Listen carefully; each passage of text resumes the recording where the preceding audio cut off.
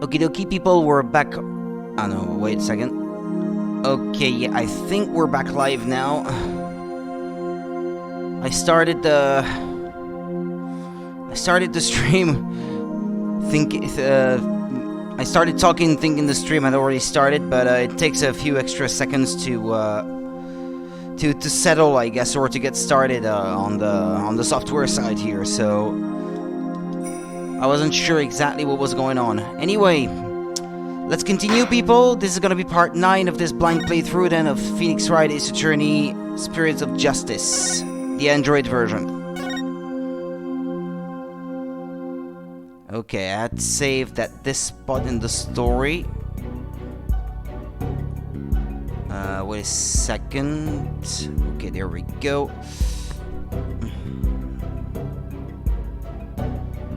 I bumped my elbow earlier. It's not the worst one, though. Anyway, let's continue then. Let me see.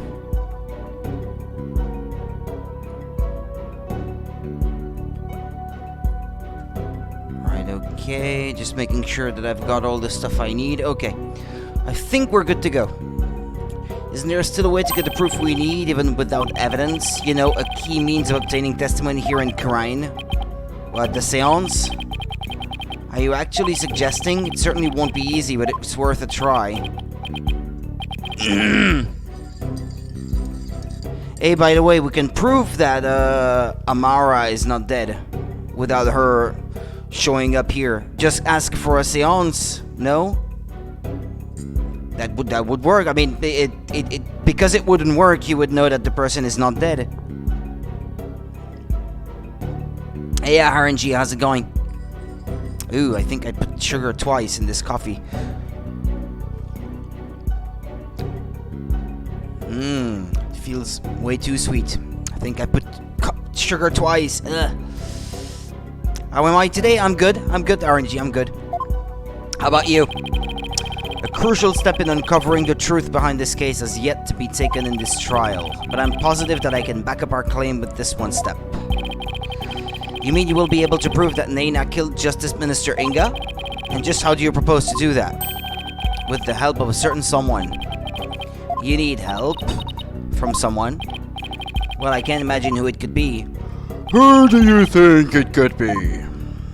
Well, I'm at work with lots to do. Well, that sucks.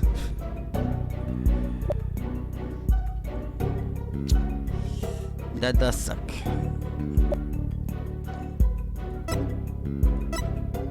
Well, it's hard to believe that they could be not be mother and daughter, though.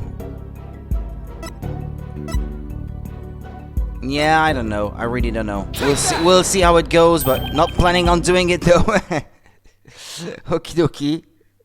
You do you. But that is me.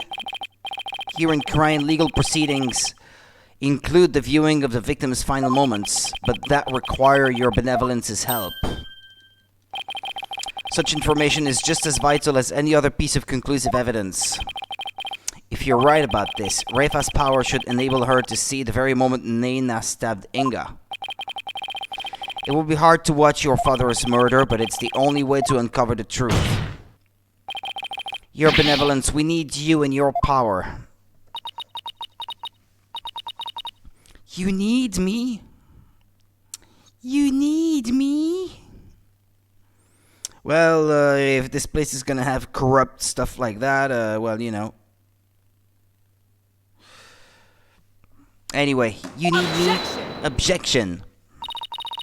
Wretched simpleton, did you not see what ensued in the previous attempt? You would only succeed in wasting more time, or is it your goal to make her collapse again? Objection.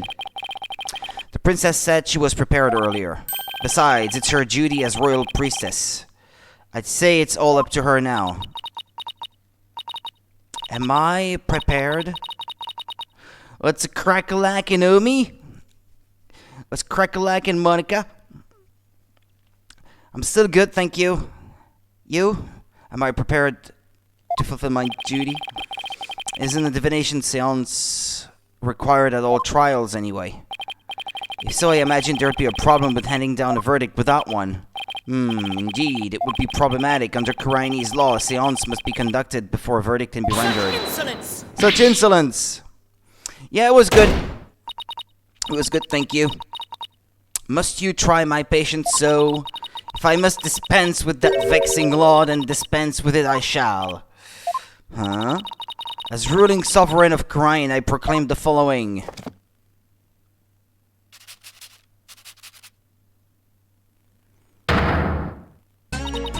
Henceforth, the divination seance shall be optional. But that doesn't mean that we can't have it then. She has the power to do that. She just rewrote the law with a flourish of her hand.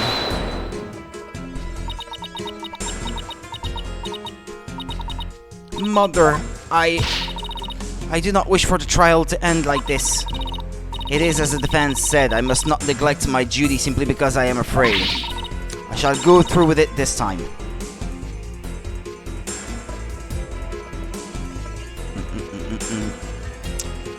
I will conduct the seance once more. Such insolence!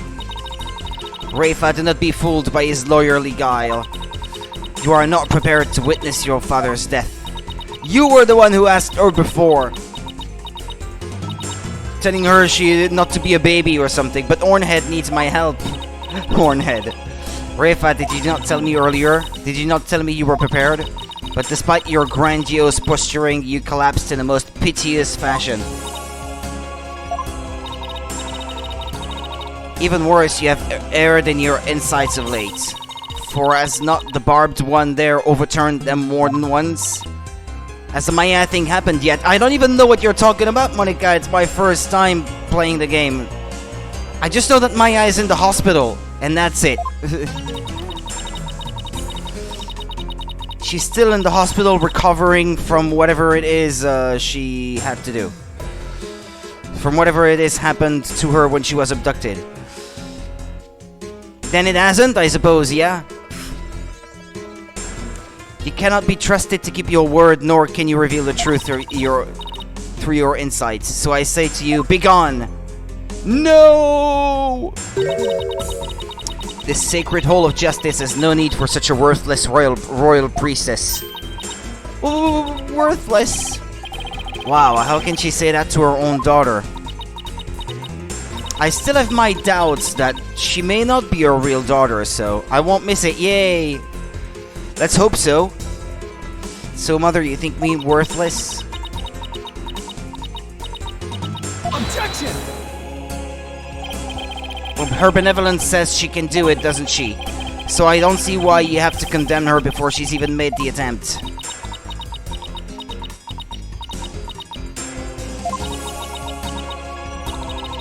Very well, horned devil. If you really are so bent on having a seance, I shall give my consent. Really. However, should Rafa fail once more, you two and the accused shall all be executed on the spot. Come again? This is proving to be far more entertaining than I had anticipated. Well, lawyer, what say you? Would you wager your life and call on Rafa to perform a divination seance? Let her go home and rest. No, I'm gonna call on her. I don't think you're worthless, your benevolence. Far from it, in fact. If you say you can do it, then I believe in you. Hornhead, I do not understand. If I fail, you will be put to death. Then don't fail.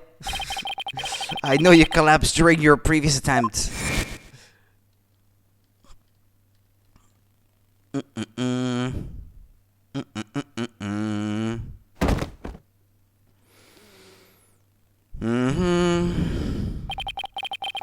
I can't even imagine how terrible it must have been for you.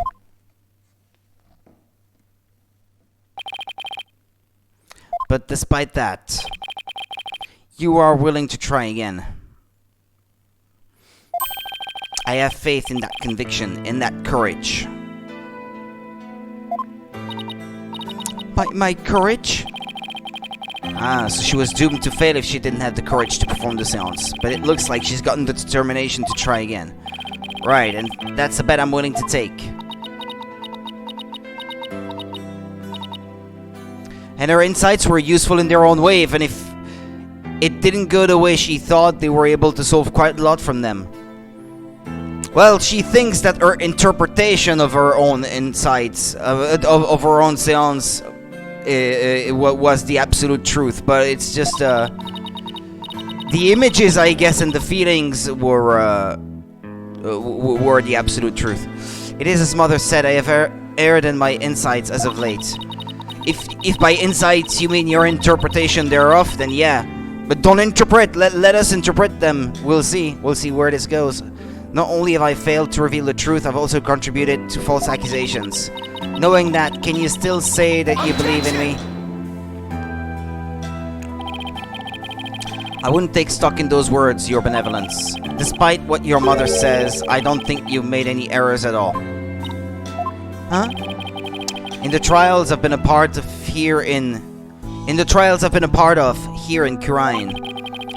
I would have never proven my client's innocence without your seances. Because even though they didn't always reflect the absolute truth, the insight they provided served as vital leads to finding the truth. Yeah, well, if you can look at it like that too, yeah. Vital leads? So please, your benevolence, try to perform the divination seance one more time. Objection! Rafa, stop this madness. It is for your own good. You are ill-prepared to face your father's death. Go, leave the sacred hall at once.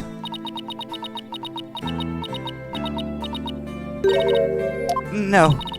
What did you say? I said no, Mother, for I am the royal priestess of Kurine. I have no need for you now. Even if you do not need me, Mother. Hornhead and this Hall of Justice do. Hornhead. She's not gonna say his name, is she? He proved that to me by risking his own life. It is because of him that I now understand. The divination seance is my sacred duty. I must fulfill it no matter the risk. Your benevolence. Does she even know his name? I'm not convinced. Maybe she doesn't, after all. Mother taught me that the divination seance was a mirror reflecting naught but the truth. But I began to have my doubts after Barbed Head disproved the insights it offered. Yeah, same thing for Phoenix. She doesn't appear to know the name. And now, I don't even know who or what to trust anymore. Father, Mother, even Nena, I had believed in them above all others. But I finally know now. I know in what I can trust. Do we know the full name of Nena yet? Because that might give insight into her real identity, I guess.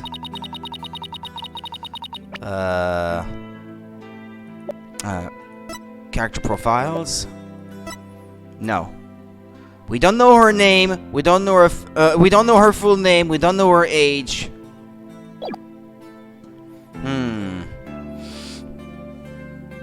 The royal priestess must debate each seance with the presiding lawyer and prosecutor. Objection.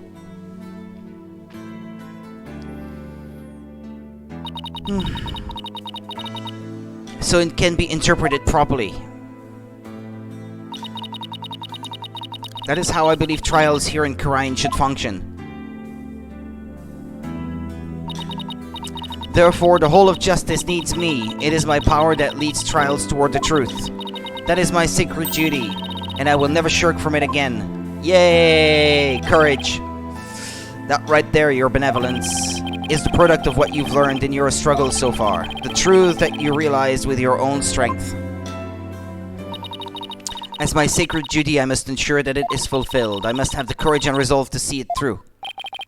Your Eminence, the Royal Priestess says she will conduct the divination seance. I see no grounds for you to forbid it, unless of course you are worried that it might reveal something you find inconvenient.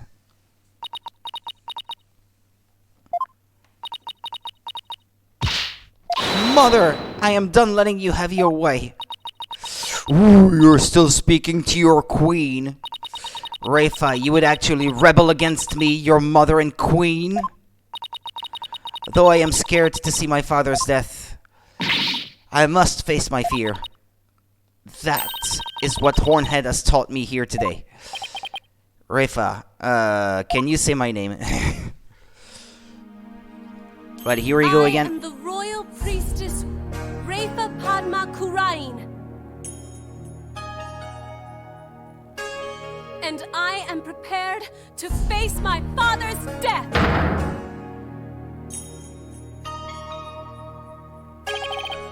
Your Eminence. It seems the princess is more grown up than you thought. Rafa. Bang. Well then, let us proceed with the divination seance. The victim's final moments. This should be interesting. I wonder what Inga's memories are going to show us.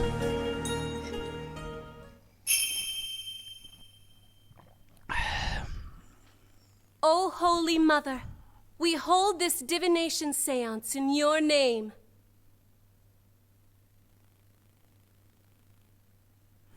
Yeah. Let the eyes Forgive of me. everyone here be clear, and our ears be unstopped.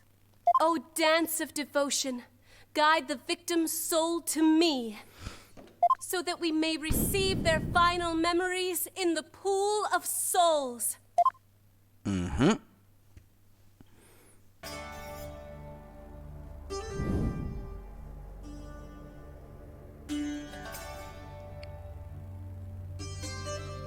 Shall we dance? Da da da da.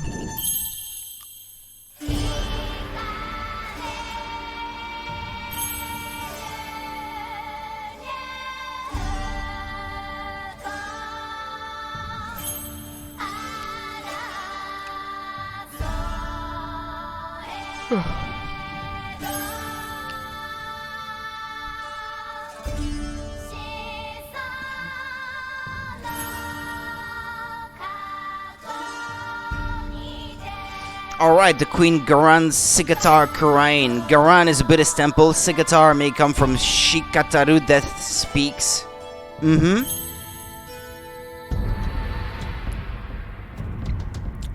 Sigatar.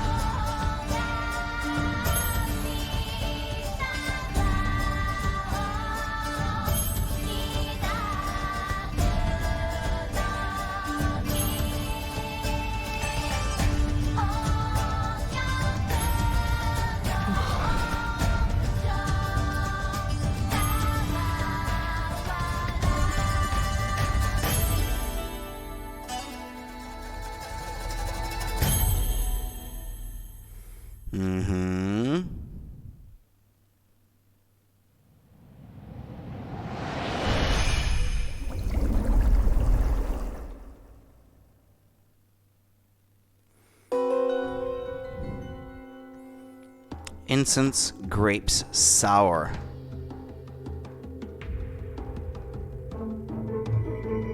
Okay, so this is...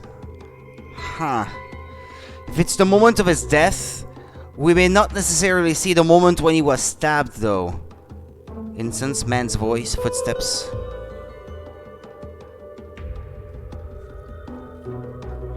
Pain.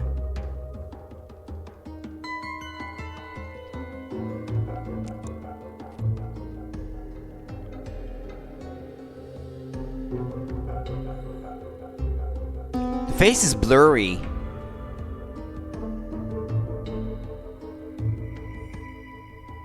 Explosion, pain, laughter.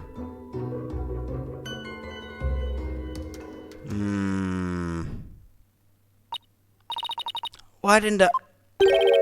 A faceless being. Yeah, but judging from the clothes... what the heck is face? It's just like... that picture of the founder.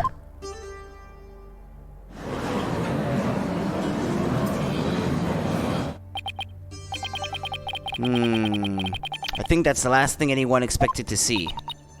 Oh, Father, what was it? What was it you saw? Are we to understand that this was the last thing the victim saw? Yes, there can be no mistake. That was my father himself witnessed.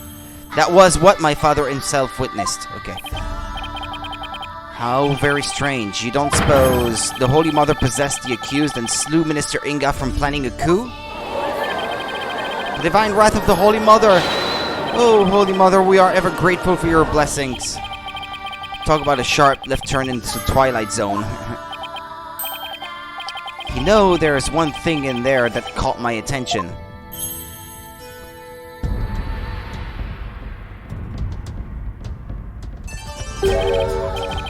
That laugh. Who does it belong to and why are they laughing? Who knows, though I suppose it could be Dirk after he slew my husband. But that figure didn't even have a mouth. Ho ho ho, I think we're done here, lawyer. How so? You claimed that Minister Inga was stabbed in his private quarters, and feeling no pain went to the tomb where he eventually fell dead. That might have been the pain coming back from the painkillers not having any effect anymore. The seance vision proves he was stabbed in the tomb and felt great pain, no less. It's not saying back pain. That might be a different kind of pain. Is there any hint to that in the evidence? That he might have been hit somewhere else? Not really, I guess.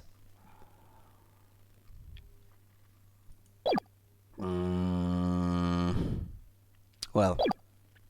Oh, that. Therefore, as I asserted all along, it was the accused who stabbed the minister in the tomb. Everything just backfired, big time. Wow, Garan has the devil's own luck, doesn't she?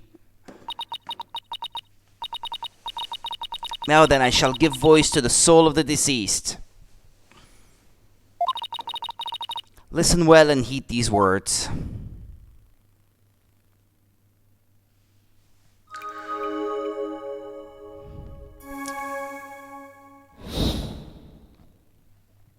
Rayfaz in sight.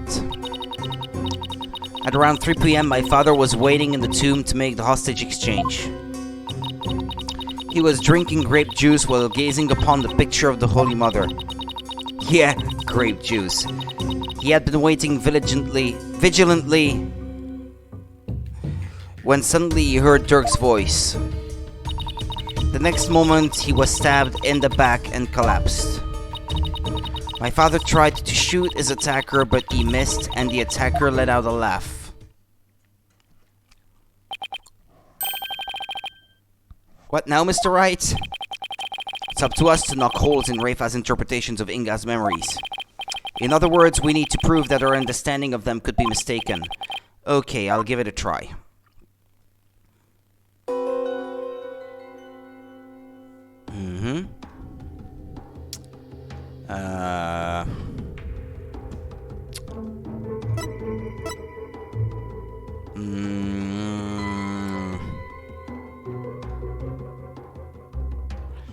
You heard Dirk's voice. Man's voice, it says. Yeah. It's a man's voice. How do you know it's Dirk's? Sound? Wait. Objection!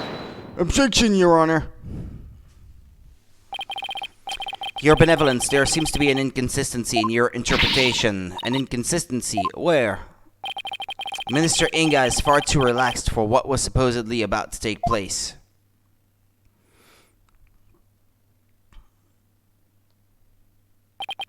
When he heard the voice you claim is Dirk's, he didn't seem the least bit alarmed. He just kept looking at the picture of the founder. Okay, well, he's not exactly pointing out the thing I thought he would. That's strange, right? He was waiting for Dirk to arrive with the Founder's orb. But when he heard that voice, he didn't even turn to look. Don't you think he would have been worried about being attacked from behind? Could it have been him talking to himself? I wonder. I don't know. Then whose voice was it? It was likely someone whose presence wouldn't have alarmed him. Well, his own presence, yeah, that would work, I guess. Someone like a friend. Objection! Objection. But there was no third party at the scene of the crime. Therefore, the voice can only have belonged to Dirk. The voice of a third party who wasn't there in the tomb. Apollo, don't we have something that could reveal the owner of the mystery voice? You know, I think we do. Something that Inga had while he was waiting for Dirk. With it, we just might be able to figure out whose voice it was.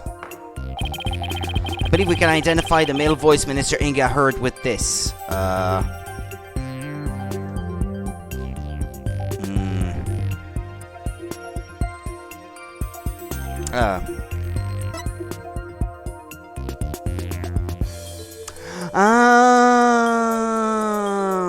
Take that! The phone in the picture. The phone by the dead body. He was on the phone. That's my father's. I know this must be hard for you, but could you please look at this photo? There's something here that can point us toward the identity of the voice. I forgot about the phone. Take that! A cell phone? Right, I believe that the voice the minister heard was of a call on the cell phone. I see, well that certainly makes sense. Did we look into the calls he received or passed on his phone, by the way? The phone records, do we have them? That's something that the police should have checked, don't you think? What is your eminence's view on the matter? We don't care about our view. We care about the facts. I concede the possibility. Then it seems I must refine my vision.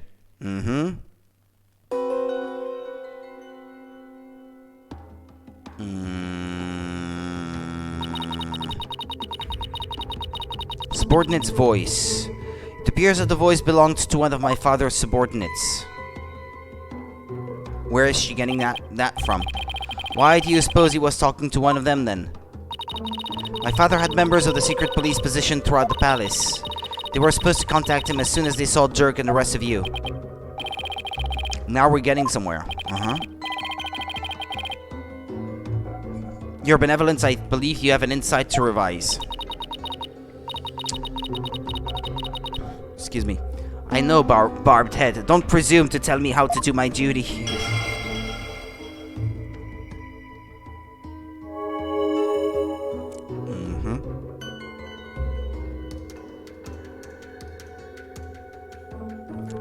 My father then took a call from a subordinate at the palace. My father tried to shoot his attacker, but he missed, and the attacker let out a laugh.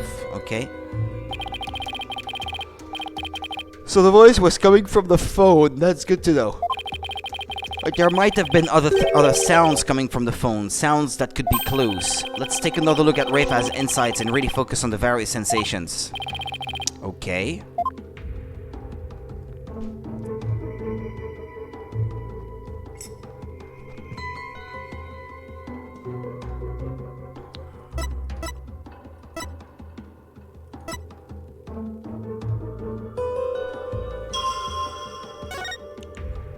Footsteps. Incense. Subordinate's voice. Lion's roar. That bird at the market.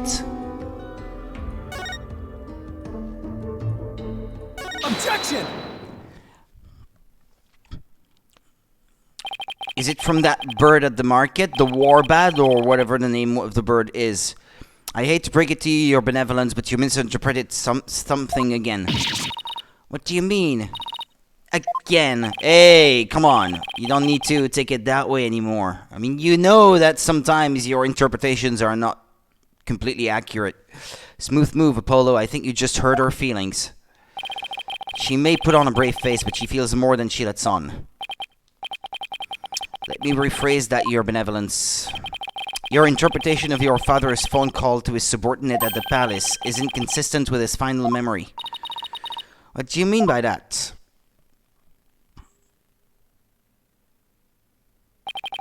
A lion's roar could be heard over the phone. Don't you find that strange? You claimed the call was with someone at the palace. But let me ask you. Yeah, she's only 14. How insensitive. Let me ask you, do you keep lions there? No, the only animals at the palace are little birdies and my pet frog.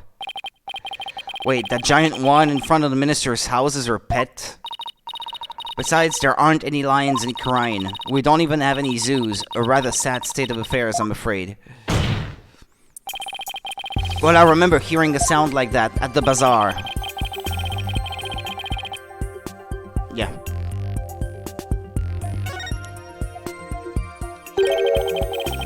Isn't that the cry of the warbad over in the bazaar? Ah. Your benevolence, do you think you can clarify the voice for me? Very well. I will now attempt to further refine my vision.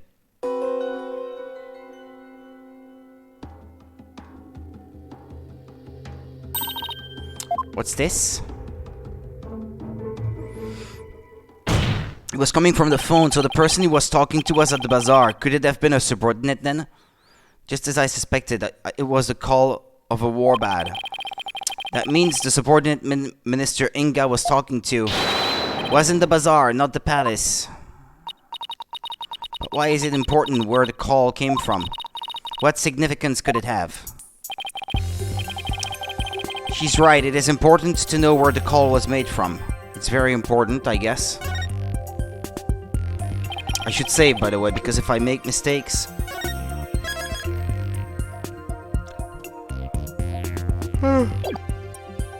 It's actually very important. Knowing that the person on the other end was at the bazaar means that the loud explosion might not have been the sound of a gunshot. Ah, yeah. What that's a rebel throws to make sound. I can think of no other item that makes such a noise in the area. Go ahead, Apollo. Tell her. Tell Rafa the real source of that sound. Well, Orenhead, I'm waiting. Which piece of evidence do I have to prove this, though? Notepad, no. Not the photo. At 2 p.m., Shadow was surprised by a firecracker, ran into the courtyard, and stole Naina's hat. Take that! Yeah, the firecrackers. What is that? It's Albi Urguide's statement. In it, he claims that that's a rebel threw a firecracker at him while he was at the bazaar. Then, yes, the sound heard over the phone was a firecracker exploding. Objection! And yet, a bullet was found at the scene of the crime. A bullet fired from Minister Inga's gun. How do you explain that?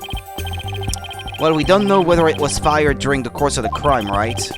Or do you have evidence that proves when the pistol was discharged? No, I have none. Wait a second, if that loud bang was a firecracker, then could that laugh at the end have been... No, it can't be. That's a rebel's laughter? Oh, it can and it is. The laugh came from none other than... the Joker who got a kick out of startling Albi and with his dragon snot snaps. That happy-go-lucky that's a rebel.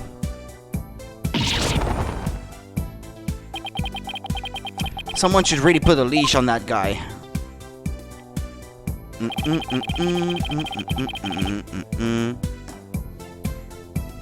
I shudder to think how one man can be the cause of so much trouble. Har har har har har har. Hey there, AJ, PW, y'all can thank me later. He's in the gallery. No one asks for your commentary, Mr. Rebel. Your benevolence, do you need to revise your insight? It would appear so. At around 3 p.m., etc., etc., etc., my father then took a call from a subordinate at the bazaar.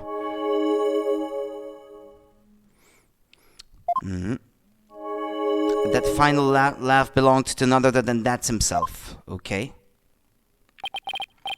Well, this changes everything. Let's go over the details of Rafa's inside again. Okay. I think I've got this down now. Time to find another inconsistency.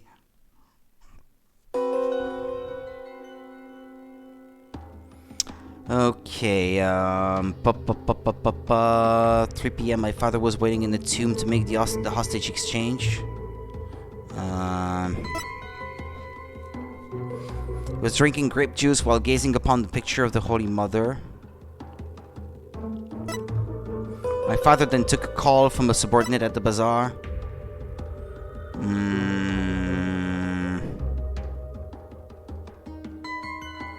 Wait a second.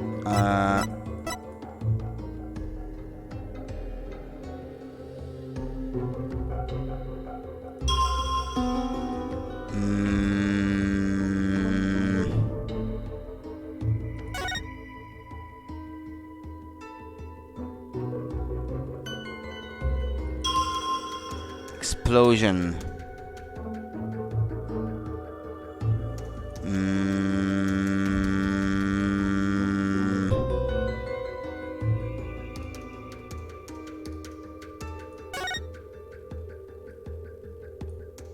Explosion. Explosion. Objection! Explosion. Your benevolence, there is a glaring problem with this insight. I mean, hostage exchange.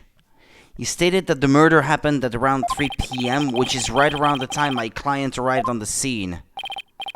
However, now that we know what the source of the loud bang is, your insight conflicts with a certain piece of evidence. I suppose I have to ask the obvious here.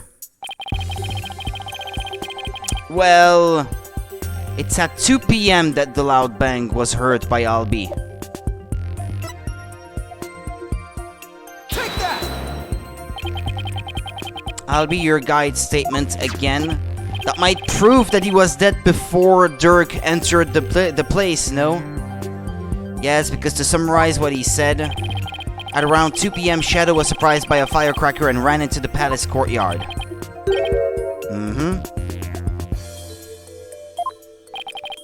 That's right, 2 p.m. Not 3 p.m. Are you suggesting? I think you know where I'm going with this. That's his laugh, the cry of the warbad, and the bang of the firecracker were all heard right before Minister Inga's death. Thanks to Albie's statement, we can put a definitive timestamp on all of these sounds. Therefore, what this vision shows is that it's extremely likely that the deceased's final moments were at 2 rather than 3, as we had originally thought. Dare I ask? But she saw her father running out of the place at 2:30, though. A full hour before Dirk entered the tomb. But then it's her own testimony from before that's inconsistent, though. Volkunka! How can this be? Are you saying that I, the very personification of the law, have been mistaken? She broke her nails. Hey, now you see why justice will always prevail. Yeah, justice with a capital J.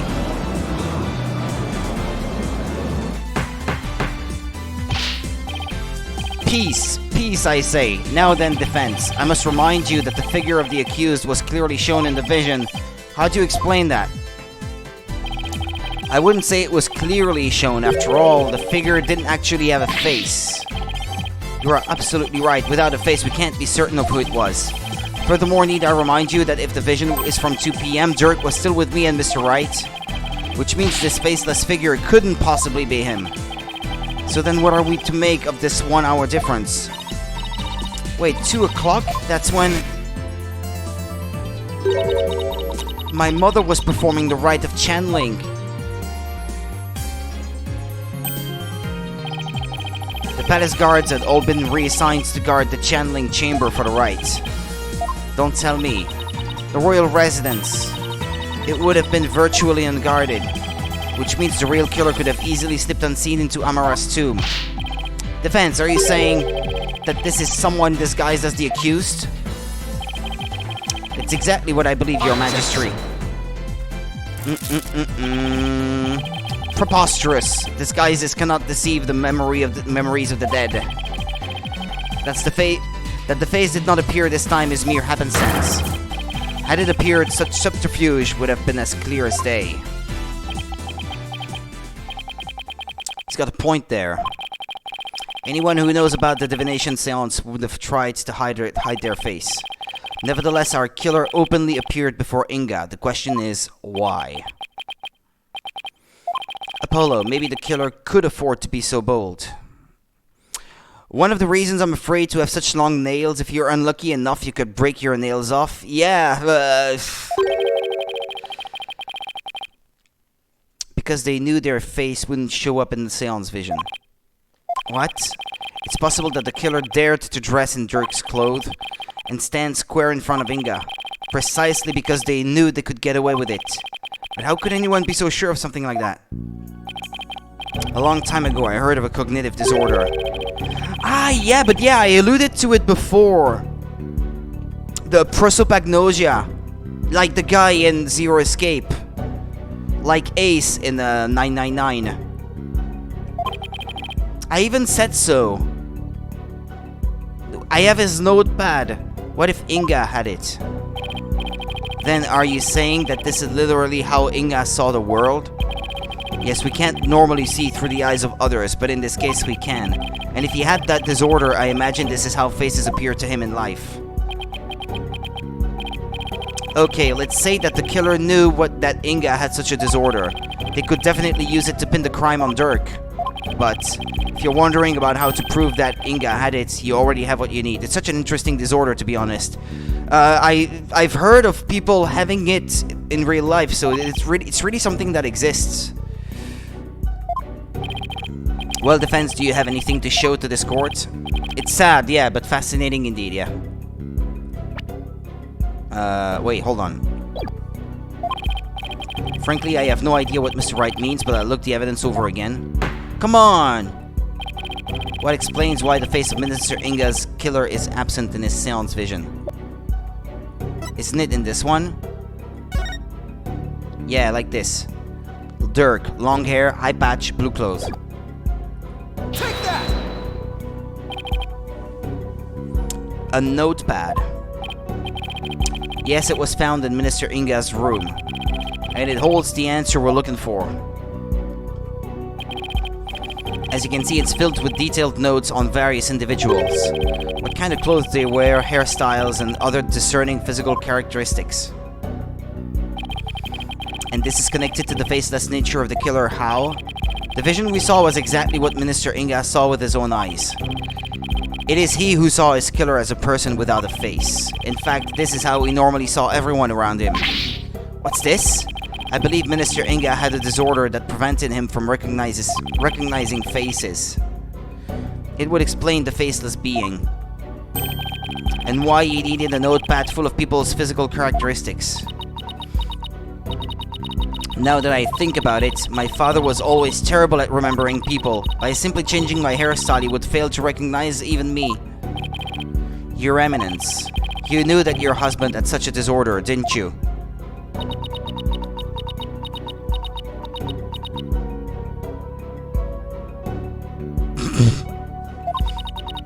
He never wished for it to become public knowledge. But I suppose there is no use in keeping quiet about it now. It is as you say. My late husband had a special disorder that hindered his ability to recognize faces. The medical term for it is prosopagnosia. So Mr. Wright was right. The memories of those afflicted with such disorders in life do appear strange at times. There is precedent for this. So the killer likely knew about the disorder and used it to their advantage. Right, so there's someone who is both knowledgeable about the divination seance and aware of Inga's affliction. Your Eminence, who knew about your husband's condition? A small number of servants who tended to his needs. And me. Surely you are not about to insinuate that I committed this crime? But Nena could have. Oh no, Your Eminence. Still, could she have done it? Garen has an alibi, remember? Oh, right. She was conducting the rite of channeling at 2 p.m. In that case... Your Eminence, does Nena know about Minister Inga's disorder? Of course she does. She is our head servant. So as head servant, she knew about Minister Inga's condition. And as the princess's personal attendant, she is familiar with the divination seance. If these two facts together don't make her a possible suspect, I don't know what would.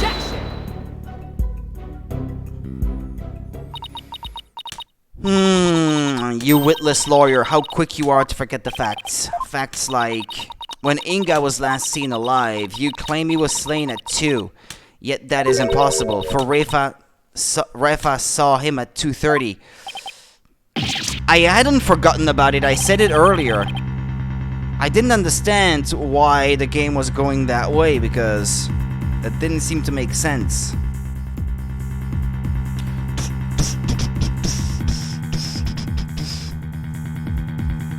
We did completely forget about that.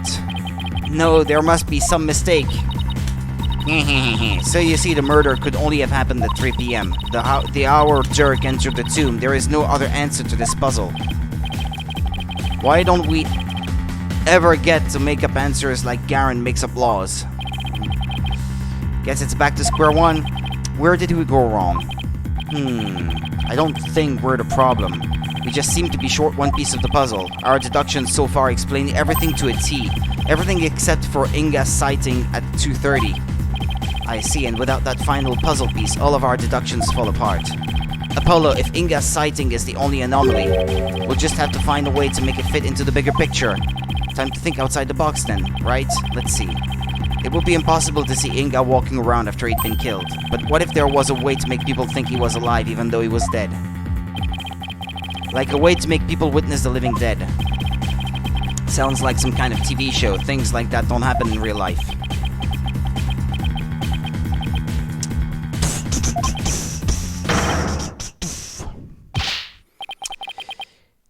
I think I can sense what is coming.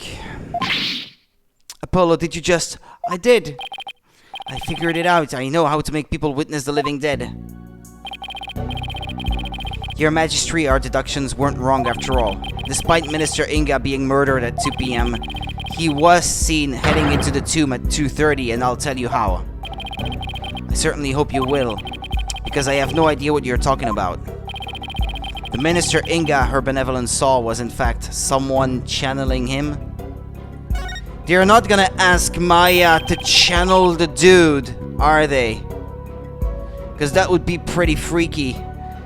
It was the deceased being channeled. It's the only way a man who was already dead could have been seen by her benevolence.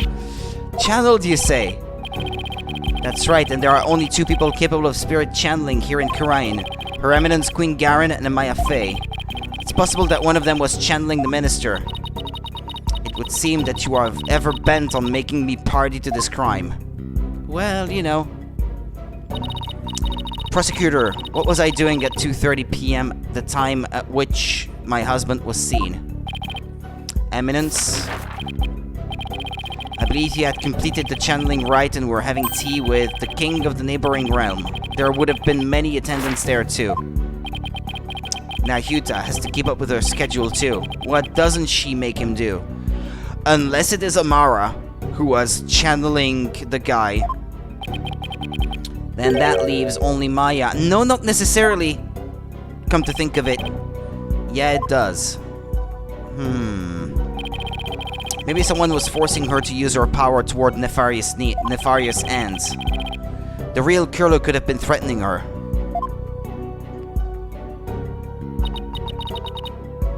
That cannot be! So then Inga's scream. That was probably from when he woke up from being called back to this world. After all, that's when the flow of time would have picked back up for him after he died. So Minister Inga probably leapt to his feet thinking he just had nightmare. Then realizing it was almost time for the hostage exchange, he raced off to Amara's tomb, not even realizing he was already dead. Then her benevolence really did see a dead man running.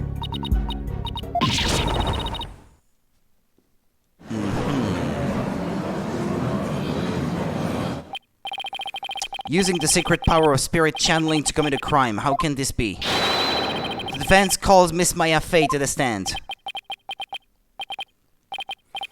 Well, Your Eminence, will you allow a new witness? It matters not. Either way, this lawyer shall soon know the truth. He will know just how much of an imbecile he is in the face of my infallible arguments. Insult me all you want, witch, but you'll be eating those words when I expose the truth. Very well, let us adjourn until the next witness is ready.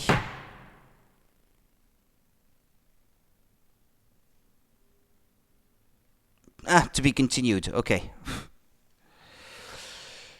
Next chapter.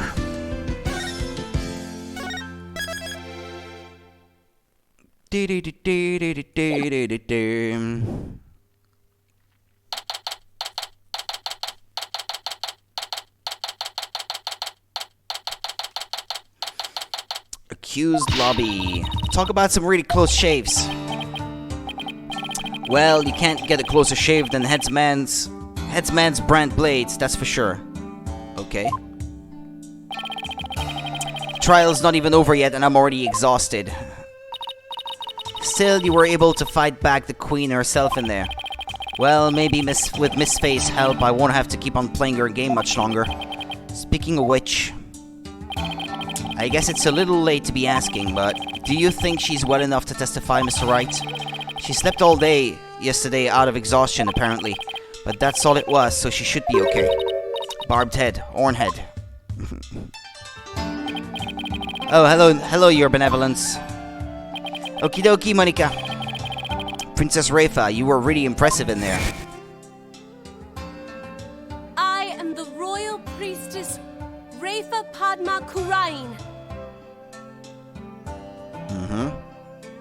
And I am prepared to face my father's death.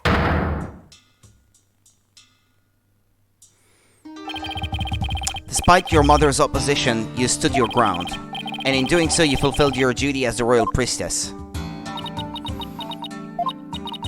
It was all thanks to you and your friends. Your belief in me gave me the courage to follow my path. So, you have my gratitude. Oh, don't mention it. I know, I shall thank you with a gift. What would you like? A cow? A horse? Or perhaps I shall reward your efforts with a royal shoulder massage. Oh, that's okay, your benevolence. Your gratitude is more than enough, thanks. But I thought you Americans liked massages. My technique was highly praised by my father, I'll have you know. Hey, you lawyers, where's the accused? Huh? Dirk? How should I know? That's a good question. What have you done? I blew it big time, AJ. That's... Shut up, you. What's going on? This scoundrel tried to escape with the accused. What? We were able to nab him, but the accused is nowhere to be found. Where are you hiding him, you miscreant? I keep telling you, I got no idea where he went. I mean, yeah, wait, hold on, I skipped a line. I mean, yeah, we booked it together. But I lost track of him after that. So Dirk's on the lam now? Probably, but who knows? He vanished in the blink of an eye. Vanished. You want to know something, AJ? Dirk said to me, I can't put Amara in danger. I have to set her free before it's too late. What? Don't tell me he's gone to rescue her. But that's what I am telling you. It's why I helped him escape in the first place. Do you realize what you've done? Well, what's done is done. Still, why did he choose to go rescue her now? Maybe he didn't want to die with any regrets or something. He wanted to be reunited with his love. I mean, who wouldn't want that? You know, just in case he ended up on the chopping block. Why, Dirk? I thought you believed in me. Oh, don't be like that, AJ. He'll be back as soon as he frees Amara, you'll see. It's not the point, that's... Listen, lawyer, you let us know immediately if the accused contacts you. The trial will now resume. See that you are ready. Wait, the trial's still on, even without the defendant? Those were Her Eminence's orders, so you will return to the courtroom at once. Let's go, Apollo. All we can do is see where the next testimony leads.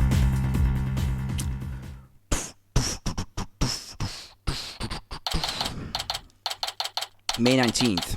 High Court of Kurain.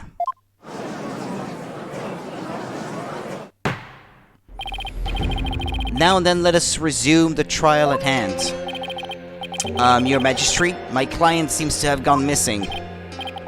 What do you think, Your Eminence? Should we proceed without the accused? I suppose so.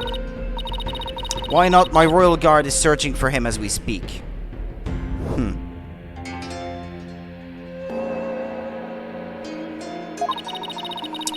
They shall find him soon enough, for they would not dare to keep me waiting. Yes, but what about the law governing court proceedings? Then I shall simply revise it.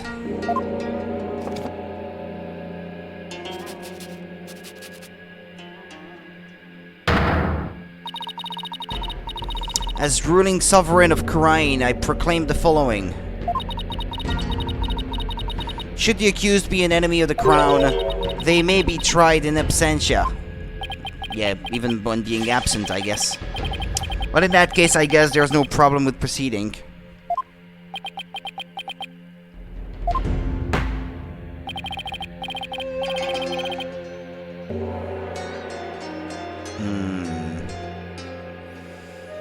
Will the witness, Miss Maya Fey, please approach the stand?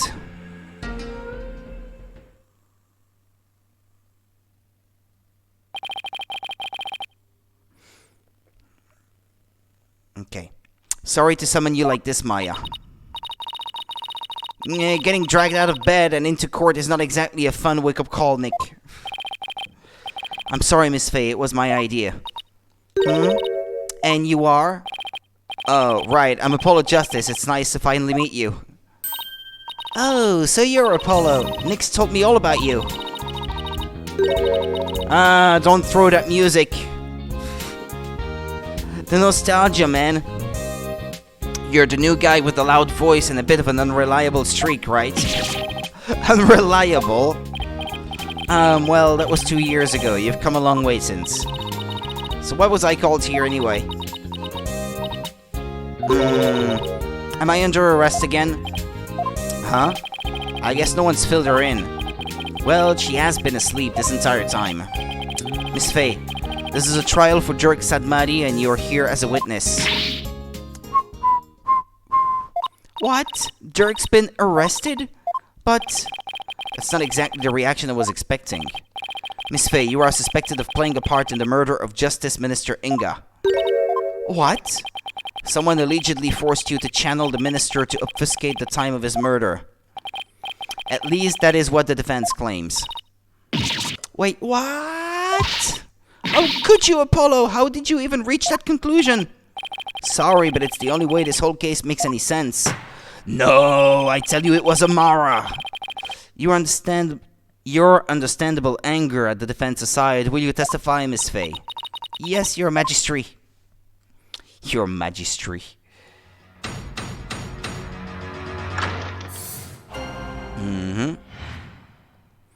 Channeling the minister. I'll get some coffee. I'll be right back.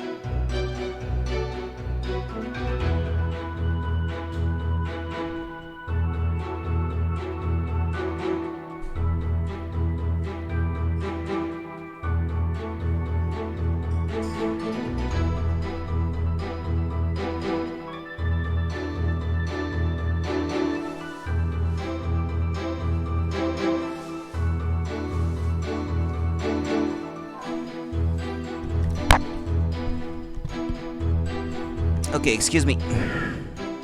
I don't have any idea what's going on, but I know I didn't channel Minister Inga. I didn't even have the chance to do something like that. Besides, I'd never go quietly along with some colonel's plan. Though I guess there are some things I'd go quietly along with. What's that supposed to mean? It seems the witness doesn't believe she has ever channeled Justice Minister Inga. And if her words prove to be true defense, your entire argument becomes moot. You do understand that, don't you? Yes, of course. It doesn't seem like Miss Faye is lying. Apollo, Maya was being awfully secretive about something just now. Then I guess I'd better dig a bit and try to get her to open up to me first.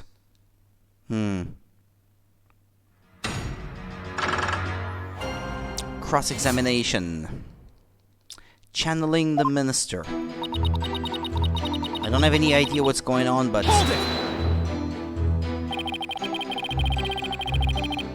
You've been asleep ever since you were rescued from the tomb, correct? I was exhausted after being held captive for so long. That must have been terrible. Maya, Minister Inga didn't do anything to you, did he? Oh no, it wasn't like that. On the contrary, I asked him for all sorts of things. Like what? Like, I'm really craving burgers, and I'll die if I miss an episode of The Plumed Punisher. Acting like a brat netted me a TV and even a few burgers from someplace.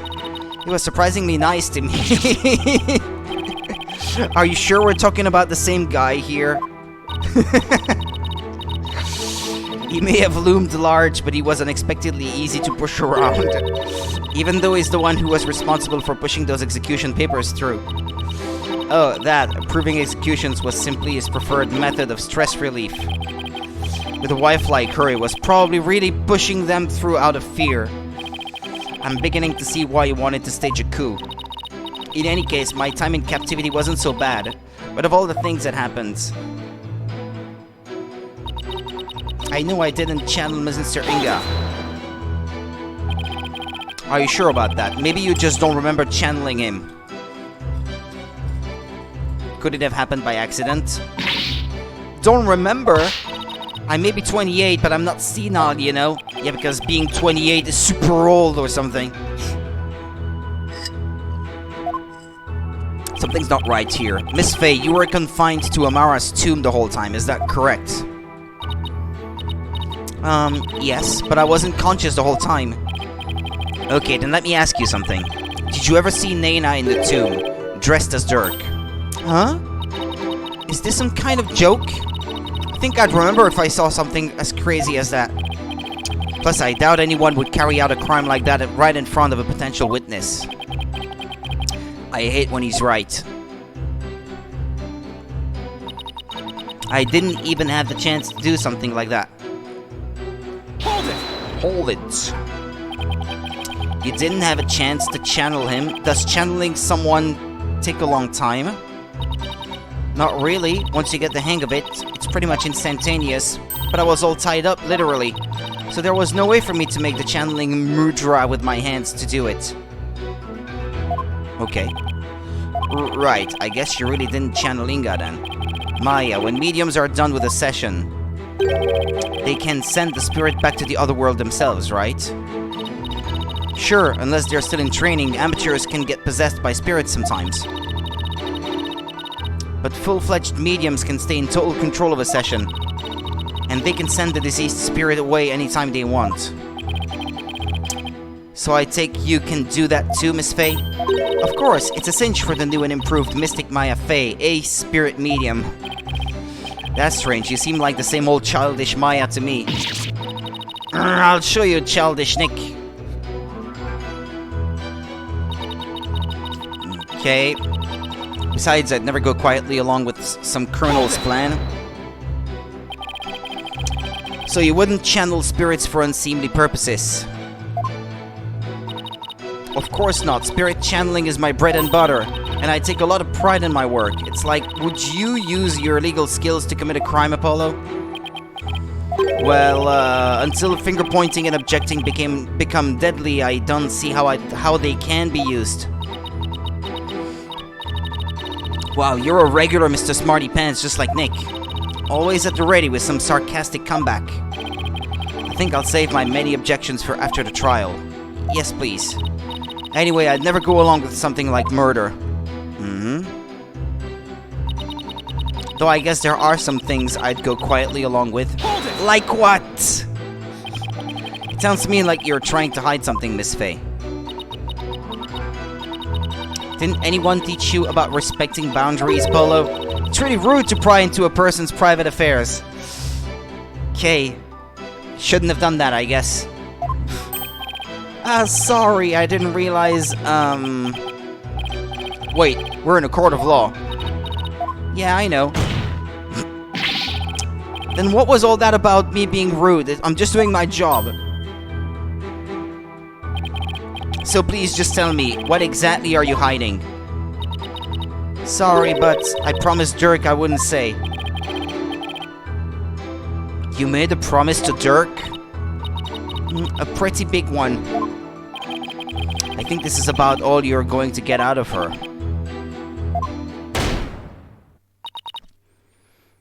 Enough! The witness is denying that she channeled any spirits. Further questioning is pointless.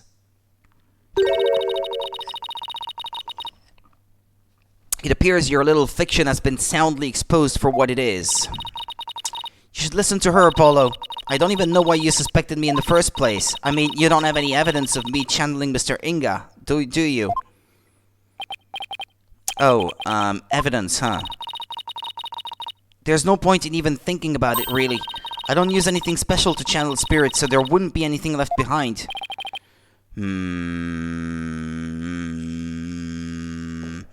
That's true. Just like when she channeled the High Priest, all Maya needs is her own body. If the defense has no evidence to offer, I will have to end this cross-examination. What now? Even if she doesn't use any special items to do the channeling with itself... You'd think there would be something to complete the deception. Is there any proof that Justice Minister Inga was channeled?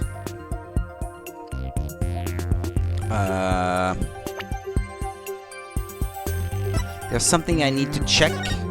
You can't see it on this picture. But this, yeah. Caked in suit. You bet there is. You bet there is. Really? Well now. You're bluffing, I take it. I'll be fine. If we're right, then there must be some sort of proof to back us up. Time to do some serious thinking, Apollo Justice. Okay, we know that when Rafa saw her father, he wasn't dressed like Miss Faye, right? Right, because if he was, Rafa would have immediately known he was being channeled. So that means... he was dressed in his usual suit when Rafa saw him. Aha, good thinking, Apollo. This might be the perfect angle to attack from. Alright, let's have an answer from the defense. What proof do you have that Miss Maya Faye channeled Justice Minister Inga? It might not have been her, though. Just that he has been channeled. Take that! That he was, sorry. Is that a gemstone? We found this among the ashes of one of the tomb's incense burners. Does this gemstone ring any bells, Your Eminence? What? What was that doing in the tomb? Ah, so you do recognize it, but then, as his wife, how could you not recognize this gemstone button from your husband's jacket? I don't get where you're going with this. Channeling Minister Inga alone wouldn't be enough to fool someone like Princess Rafa, especially if he were wearing your clothes. So you would have had to change into the minister's clothes before channeling him. Ah. Miss Faye, you used the minister's clothes as cover while going from his room to the tomb, where you burned them once you no longer needed them. What? Uh-oh. She seems genuinely surprised by that, Apollo. It wasn't her, it was Nena, I tell you. You'll see.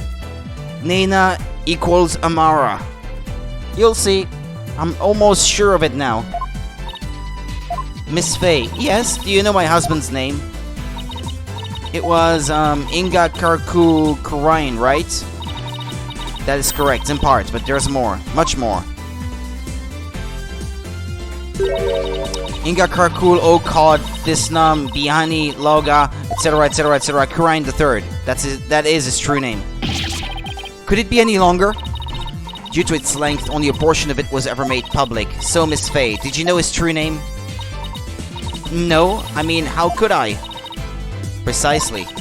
Yet a medium must know both the face and true name of the one she seeks to channel.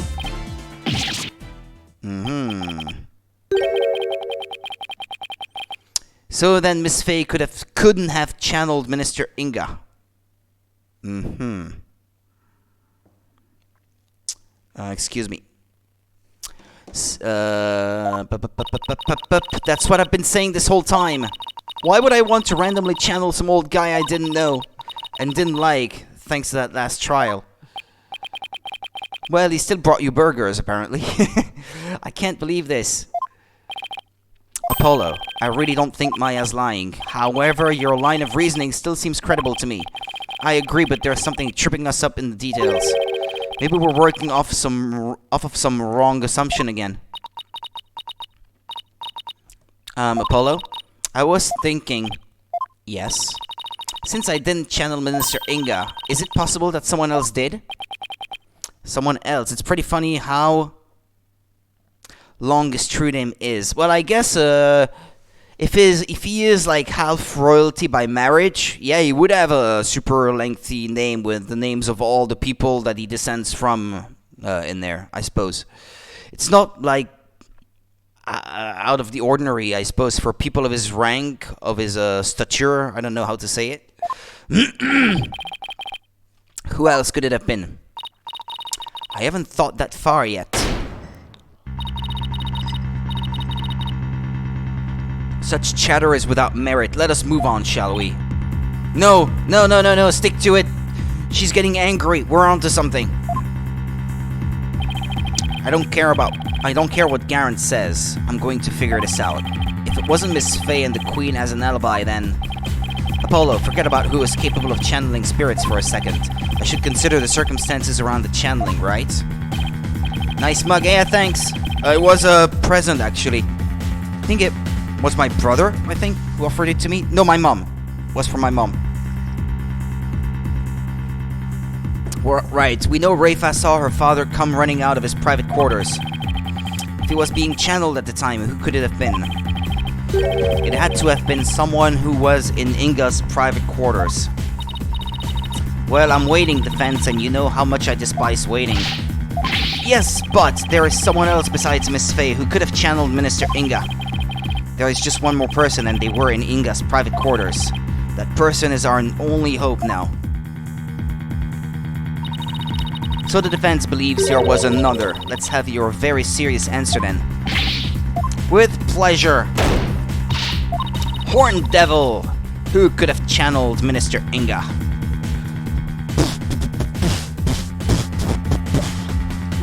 I tell you, this is Amara. Take that! I've suspected it for such a long time, and there's been nothing so far to disprove it, so I think it must be right.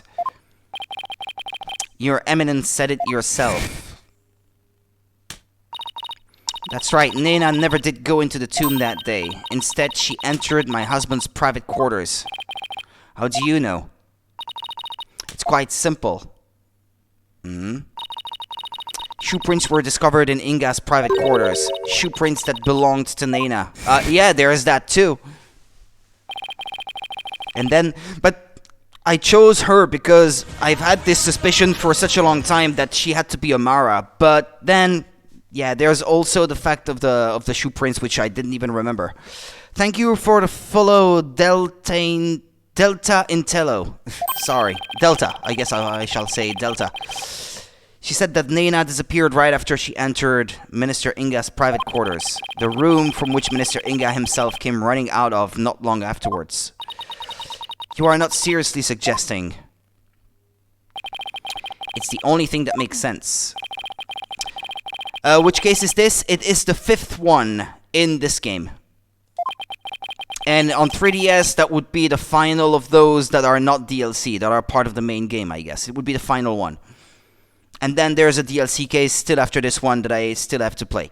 That's why no one has seen her since. And why only the minister's shoe prints were found outside his residence. Ha! No way! That's got to be it. Nena must have somehow channeled the minister.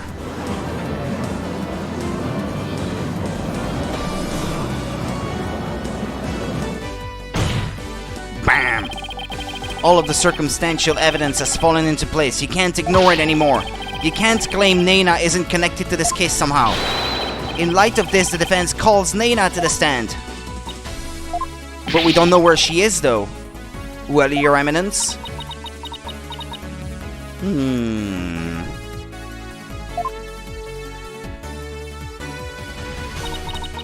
Very well, then. Let us call Nena to testify. Yes, now we can finally crack this case wide open. Let's adjourn while the witness is summoned. There is no need. Nena is in the waiting lobby. What? Nena is here? I thought she'd gone missing. It seems she was feeling unwell and simply wished to rest undisturbed. Yeah, sure. But her concern for Rafa brought her here today. She took time off without Rafa's knowledge or consent. I'm betting there's more to her than to her I am betting there is more to her disappearing act than meets the eye, Apollo. Okay. Oops.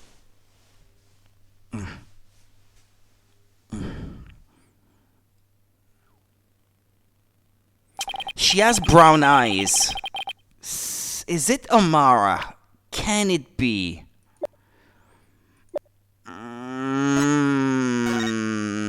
She has green eyes. She's got the same hair color and the same eyebrows, I guess. But, Miss Nena, do you understand why you have been summoned here today? She has the same tattoo on her forehead. I don't know, man. I think she might be someone younger posing as an old lady. Yes, of course, Her Eminence has informed me that this man here suspects I have committed a crime. So this is Nena, that's quite the hairdo. Though I will say... I suppose I'm not as old as I had thought. If this horn-headed nincompoop would take me for a criminal... Nincompoop? Isn't that Rafa's favorite insult? I guess Nena rubbed off on her with all the time they spent together. She has inherited old granny insults, I guess. You there, young hornhead. Yes.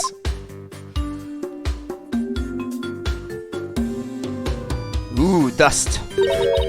You're accusing me of slaying Minister Inga and channeling a spirit. Yes, I always thought that Nena's head looks like a bean.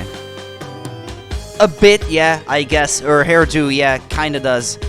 I like the ribbons, though. A lot of the characters from Kurain have that mark on their forehead. Yeah. Indeed, that by itself is not enough, I guess. She has a Magatama like the other spirit channelers, I guess. Spirit mediums. You're accusing me of slaying Minister Inga and channeling a spirit, yes? What an active imagination you have. Young folk are so wonderfully open-minded. Ha ha ha, thanks. Just take the compliment, Justice. Now then, will the witness please proceed with her testimony? I guess he has a No, is that a Mitama? Not a Magatama? Around his neck? No. This court wishes to know if you did or did not channel Minister Inga in his private quarters.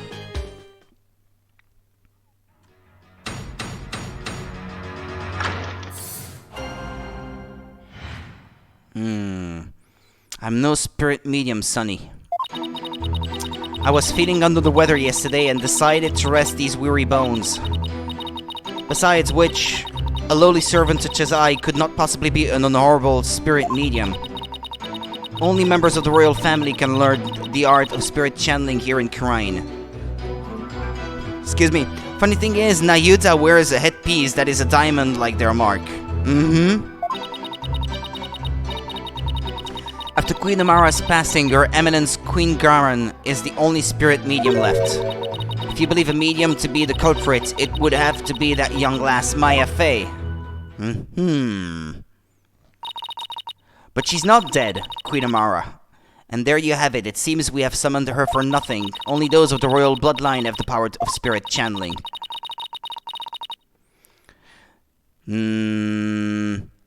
That a servant such as Nena could channel spirits in the most unamusing jest. On the surface, anyway.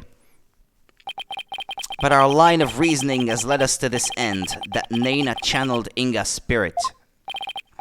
Alright, the defense may now question the witness. You're Amara, aren't you? You are her. Why the difference in eye color? I don't know. But... yes it is, yeah. But I think I'm right. And I was right hours ago in already determining that she must be Amara. I suppose she must be. I was feeling under the weather yesterday and decided to rest these weary bones. Oh yeah, okay, excuse me. Besides which, a lowly servant such as I could not possibly be an honorable spirit medium. Only members of the royal family can learn the art of spirit channeling. On that statement, yeah. After Queen Amara's passing, Your Eminence, Queen Garen is the only spirit medium left. Yeah, where she says that she died. I need to present the evidence that says that she hasn't died. That she didn't die. Objection! Right, okay. And I also believe, although I'm not quite as sure about that, that she must be Rayfa's real mother. But I'm not 100% sure about that. But then, that would pose the question, was then the minister her real father? If so, then I guess she is Nayuta's stepsister only. But, well, they're like brother and sister, I guess. There were hints to it before, so I'm not exactly sure if I'm right there. But it was hinted at, I think. So I presented what makes sense in terms of a direct contradiction, except I don't know how to make it make sense in the larger context of this case. Come on. It's not that much of a stretch. Well, is the defense going to follow up its loud objection with a sound explanation? Oh, sorry. How do I put this? I believe there's a problem with Nena's testimony. Go on. She asserted that she could not possibly be a spirit medium because, in Kurain, only members of the royal family can learn how to channel spirits. I fail to see the problem in that statement, defense. Hold on, I'm getting to it, Your Majesty. Nena stated an absolute falsehood. Since we know that Amara is still alive. At the same time, circumstantial evidence points to Nena channeling Inga. She's not so wrinkled for someone who is supposed to be very old. I guess she could be in her 40s like the Queen. Easily. After all, just after she entered this private quarters. Inga came running out screaming despite having been killed at 2 p.m. Actually, how old was the minister? If anything, he looks older than his wife. He has a face that says, I've been alive for a lot longer or something. He's 46. And the Queen is 43. She's well preserved, I'd say. But anyway. That would mean that Nena channeled Inga. Even though supposedly only those of the royal family are capable of doing so. Come on, she even has the same hair color. Wait. Is it too late to ask for a refund on my trip down the rabbit hole? Mr. Wright, you may think I've lost my mind with this bluff, but if I can at least establish the possibility, I think it'll give us the break we need. Wait a sec. Are you going to propose what I think you are? Yes, it's a huge risk, but I think there's a chance I can prove it. Well preserved. What a way to say it. How else am I supposed to say it? That's... She looks younger than she really is. I guess that might be a more elegant way to say it. This photo's very existence, to say nothing of the person in it, contradicts the witness's claim that Queen Garen is the only remaining spirit medium in Khura'in. Horned devil, you mustn't! Oh yeah? Watch me. Oh, but I must, under these circumstances, the outcome of this trial depends on it. But you already knew that, didn't you, Your Eminence?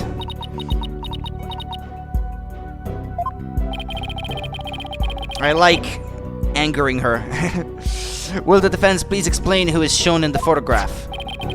The person in the photo is the previous Queen Amara Sigatar Khura'in. Contrary to popular belief, she was never assassinated. In fact, she's very much alive.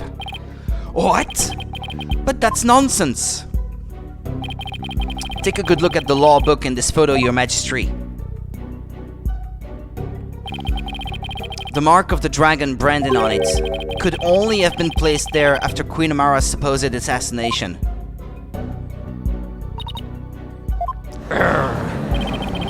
Queen Amara is still alive? Has the lawyer gone mad? Also, it must not be very comfortable for her to be bent forward like that. That can't be very good for your back. I feel bad for her, actually, because of that. While I personally find it hard to believe, I will allow the defense to continue. You may proceed, defense. Queen Amara's death was staged to keep her safe from her would-be killer. Yet according to Dirk, she is actually being held captive somewhere.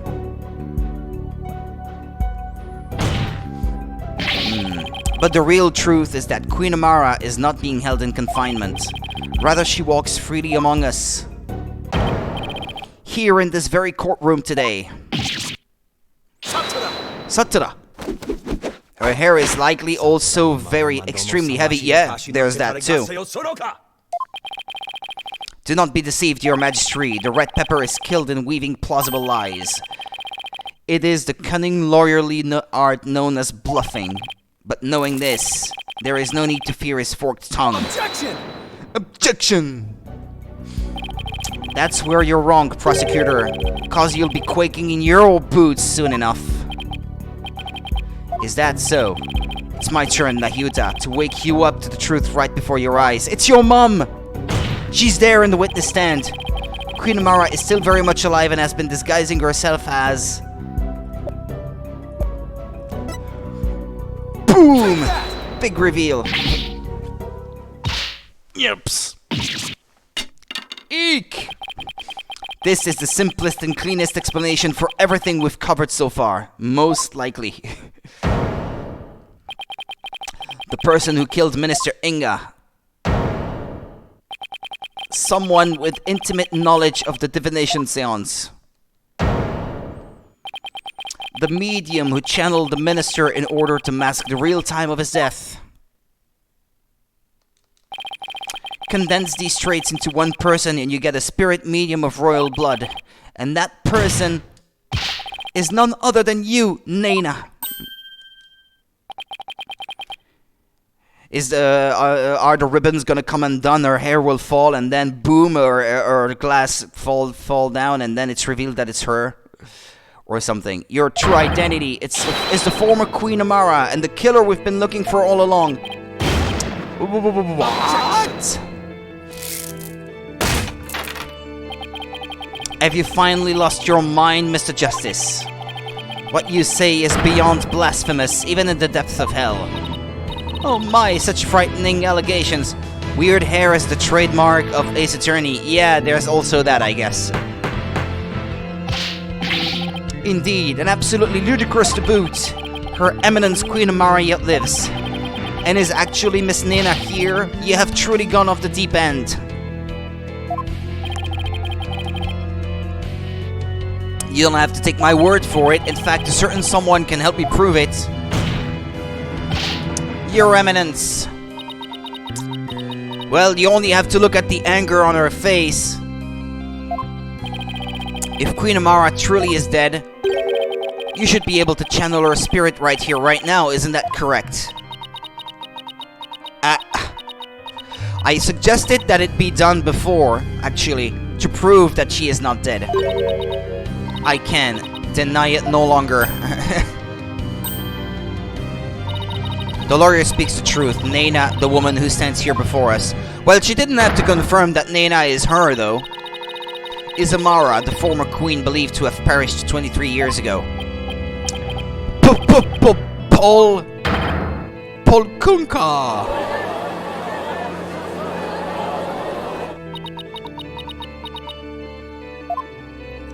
That face, though. Finally. We finally got Inga's real killer on the stand. Amara Sigatar Kurain. Please drop the act and tell us what really happened.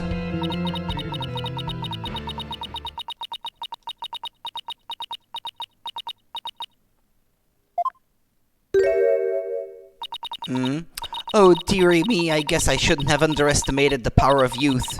Well done, young hornhead. She calls him hornhead, too. Come on, do it. Transformation! Henshin!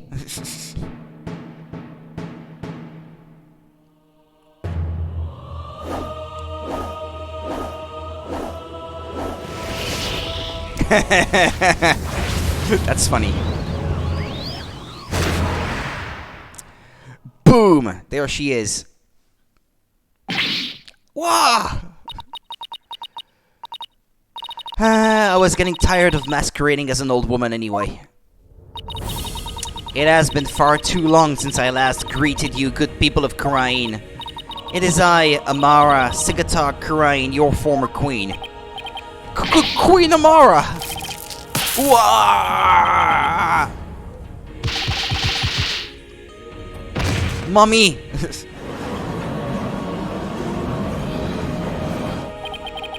And I thought Garan's makeover was extreme. Can it really be true? You are alive and well? It is true. I feel as if I have been called back from the Twilight Realm. I fear I have caused all of you a great deal of distress. Ho ho ho ho ho. Amara, I'm sorry I wasn't able to keep your secret any longer. I hope you can forgive me. It is quite alright, Garen. I am safe now. For Dirk, that blackguard who threatened my life will be recaptured soon enough. You can't possibly believe that. There's something I want to confirm. 44 years old, okay, so she's not that much older then. I need not conceal my identity any longer. Queen Amara, what does this all mean? Were you not killed in that fire 23 years ago? I barely escaped that blaze with my life. But though I survived, I knew that scoundrel would make further attempts on my life. The former queen and current queen really knows how to do impressive makeovers, yeah. Both of them do.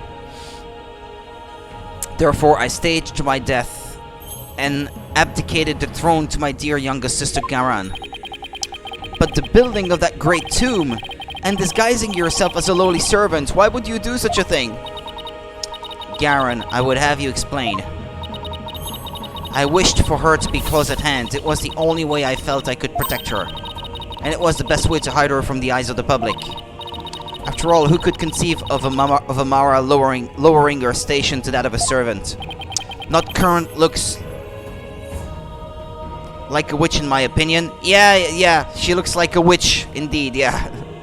That's still an extreme makeover though. The makeover itself is impressive in and of itself. Even if she does not look like a nice person. She's got that right. Even Dirk thought Amara was being held captive in some far-off place. He even guessed she was living as a servant, right in plain sight. I must say a life dedicated to the servitude of others is not the least bit disagreeable. It is a quiet, humble existence far removed from the tedium of regal duties. Ah, but those days of peace have ended. And it's all because of you, Hornhead. You should consider yourself lucky if that's all this ends with. If there is something you wish to say, then say it. It doesn't matter who you are, you won't escape the crime you committed. The defense moves to indict you as Justice Minister Inga's real killer.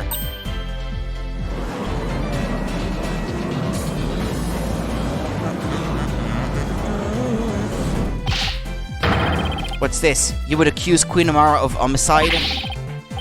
A Grand Priestess of Kuranism. You can't do that. She's virtually a goddess in the eyes of her people. Oh yeah? Watch me. I don't care. If you commit the crime, you'd better be ready to do the time. Be you a priest, saint, queen, or god. I've never met such an egalitarian person. Nothing wrong with that. Queen Amara. I need sleep, lol. See ya. Okie dokie, Delta. If such is the case, then have a good one. And thank you for joining us. Amara Sigatar Karain. Amara is a number, 10 to the power of 23, and Buddhist term Sigatar may come from Shikataru, Death Speaks. So says the court records. In your years disguised as Nena, you would have learned about Minister Inga's disorder, so you knew you could dress in Dirk's clothes to forge a convincing seance vision. Isn't that right? Oh ho ho ho ho ho ho. What a curious character you are. You would label me a murderer? Me, the one who the people regarded as the reincarnation of the Holy Mother herself? You may be a grand figure in Kuranism, but as a foreigner, you're just another suspect to me. It would appear your words are not in jest. Am I to suffer the sullying of my good name with accusations of murder most foul?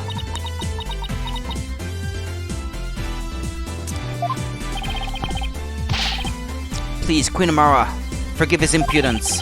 The lawyer knows not what he speaks. Fear not, good Majesty, for this is the sacred hall of justice. Though I am a grand priestess on the stand, I am but a witness like any other. I shall face his accusations with grace and benevolence. Your compassion overflowed, your mercifulness. Oh, young lawyer.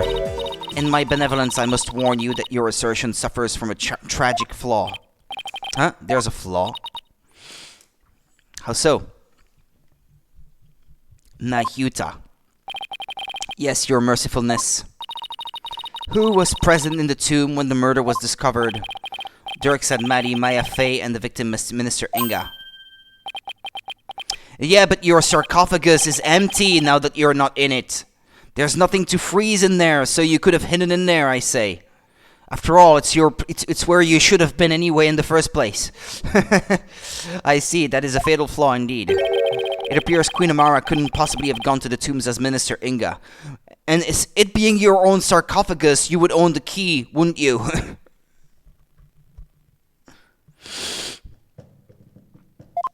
Okay. What? Why not? Do not keep the defense waiting, Nahyuta.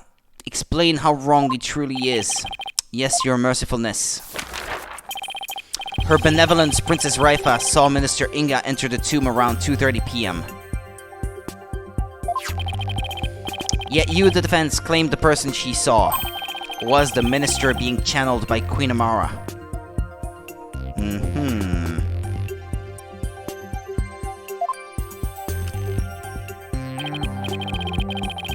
However, in her mercifulness, if her mercifulness had channeled him and moved to the tomb, then once she was done channeling, Queen Amara would have re-emerged and been left stuck in the tomb. Oh yeah, had she tried to exit before you all arrived? Princess Raifa, who had been looking down upon the courtyard, would have seen her. However, her benevolence saw nothing of the sort. In conclusion, Queen Amara could not have left the tomb without being observed. And yet, was she there in the tomb when the murder was discovered, defense? No. No, she wasn't. Yes, she was! Don't give up! Now do you see, your flimsy claim has been uprooted like a sapling in a flood. Well, that was entertaining. Prosecutor said Maddie.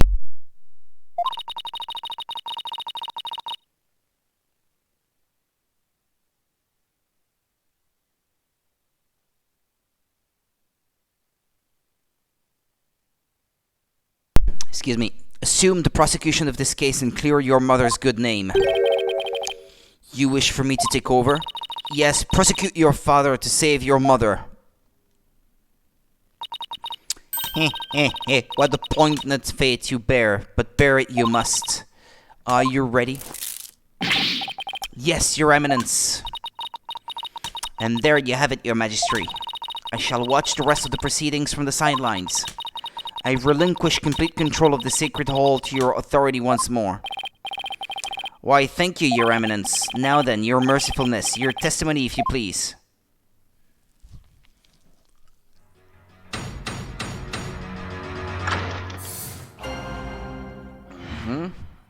The lawyer's theory is absurd. Now I shall destroy your utterly absurd and barbarous theory. I was not anywhere near the tomb following the murder. Were your theory correct, I would have been in the tomb once I had stopped channeling. My husband Dirk is the killer, but he has fled from the sacred hall. May the Holy Mother rain judgment upon the traitor Dirk Sanmadi for his crimes.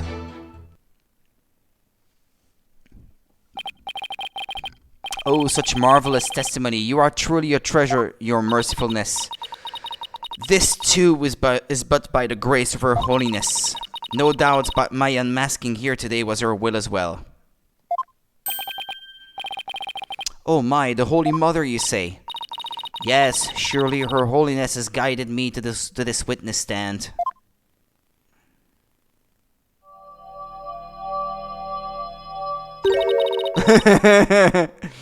And to the purity of truth, okay. A tiger with a derpy face. Oh, how magnificent. Queen Amara, the Holy Mother's messenger here on earth. Praise be for Queen Amara. Blessings, blessings upon her mercifulness. Where did those animals even come from? Now then, Disney Princess Amara, yeah. That's exactly what it is. Now then, the defense may question the witness. But remember, she is a Grand Priestess, so disrespect will not be tolerated. That means no pointing out conflicts, inconsistencies, or any other flaws in her testimony. That tiger's face, though. It reminds me a little bit of Raja in Disney's Aladdin, actually. A little bit with the face. The lawyer's theory is absurd. Now I shall destroy your utterly absurd and barbarous theory. Hold it! My theory is utterly absurd and barbarous, and high-handed, if I may say so. Nayuta was right to call you putrid-minded. Surely even the monkeys of Mount Pony's Holy Waterfalls could devise a better theory.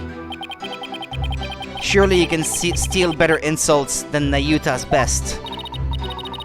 Now then, to all of you gathered in the sacred hall, need I remind you? I was not anywhere near the tomb following the murder. Well, maybe you were hiding inside the sarcophagus. After all, it does technically belong to you. Thank you! That's what I was saying in the first place, yeah.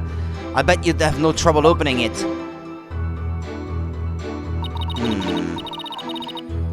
If I had been in there, I could not be here today. For the tomb has been under constant surveillance since the murder. I would have never been able to leave. I guess not. If I might ask, what's in that sarcophagus anyway? You're still alive, so... There is despair, sadness, hatred, and malice. That's not an answer. Only one brave enough to see the truth hidden deep within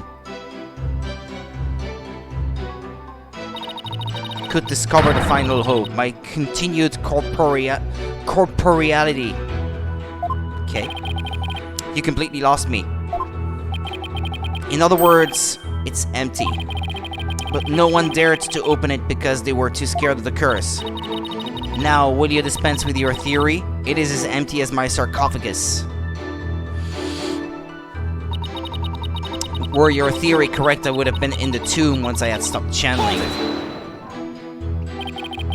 I'll admit you weren't in the tomb after the murder.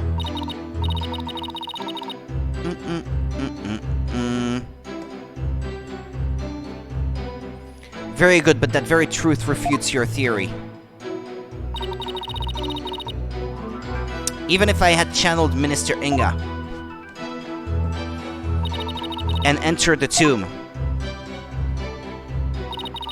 the moment I ceased channeling him, I would have re-emerged at the crime scene.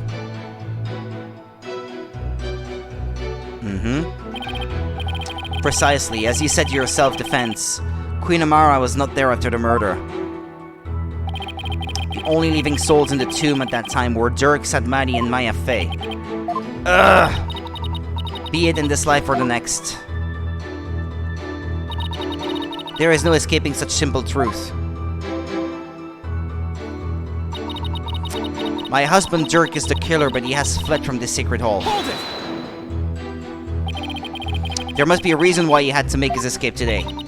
A reason? Perhaps. Perhaps what? Perhaps to conceal himself and lie in wait for another chance to claim my life. What's this? But you escaped with him and lived together even after the supposedly attempted murder. Is she lying to protect something as well? Like, was there a threat made or something? No, it's definitely not like that, your mercifulness. First of all, you don't really believe he's trying to kill you, do you? After all, you two ran off together after he rescued you all those years ago. That was only because he had the audacity to claim, "It wasn't me, you must believe me. It was my duty as a wife to her husband." Yeah, I'm sure. To bend an ear to him, was it not? Communication after disagreement is the secret to a long and happy marriage. Yeah, I suppose so, but sure, I guess. What do you think, Mr. Wright? Don't ask me. That is why I listened to Dirk. However, he didn't have a shred of evidence to support his claim. It grieves me to admit it, but my husband truly did try to murder me. That's quite enough. It's abundantly clear that Queen Amara's testimony is flawless. I wouldn't be so sure. Ho ho ho, do you understand now, lawyer? This is bad. The judge isn't going to let me cross-examine her much longer. Amara should have been in the tomb after the minister's murder, but she wasn't. I don't get it. I've already said before, I think because the tomb was built on the ruins of the former place where she lived and which burned down, there may still be an escape route through the basement of the place and through the sarcophagus. I think. It's possible. It's not too far-fetched. It shouldn't be possible for normal people to. For normal people. Maybe... Maybe what? Your Majesty, I think I can explain why Queen Amara wasn't there in the tomb after the murder. Very well, Defense. Do explain. I believe it was accomplished through a method only she is capable of. And by using this special method, it would be possible for her to literally disappear. Well, don't keep us waiting. Let's hear it. How did Queen Amara disappear from the tomb? She channeled someone. She clung to the ceiling. That seems like the least likely of the three.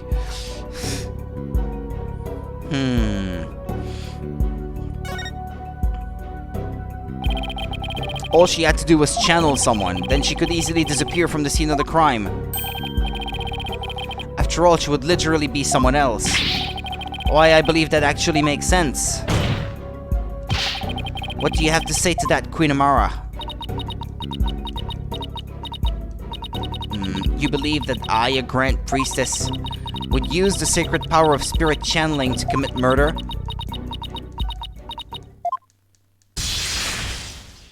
Whoa, that was scary. What the? Eek, mercy, your mercifulness. Well, if she's merciful, you have nothing to fear.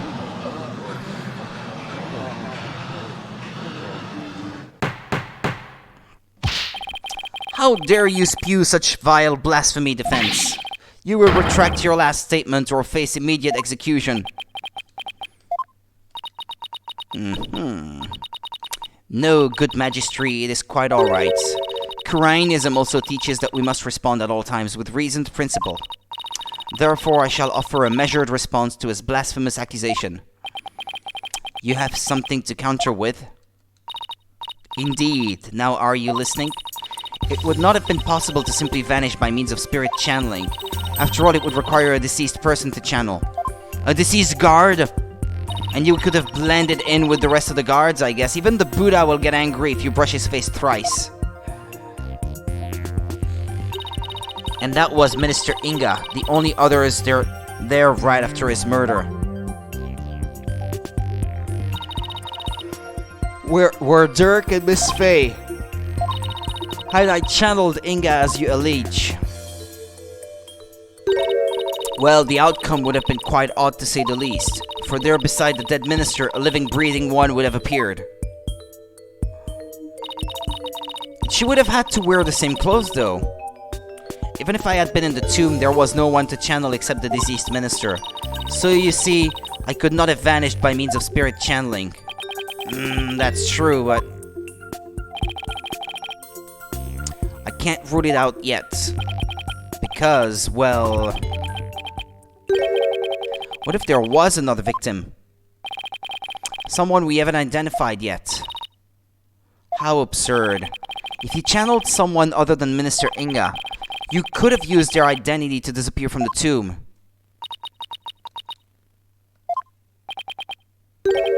Another victim.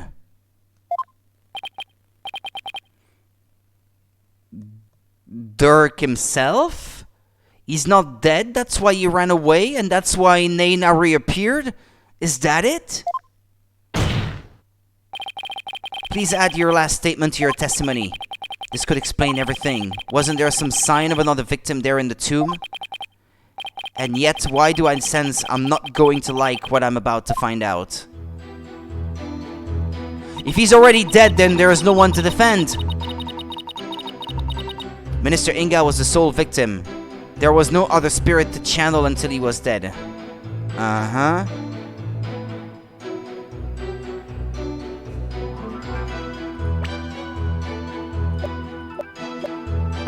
But I can't present, Oh, wait a second. But it's his blood! His blood was there! Objection! It was already tested for DNA. I can't believe I'm presenting this. But it proves that there was another victim. Still, the only ones there at the scene of the crime were...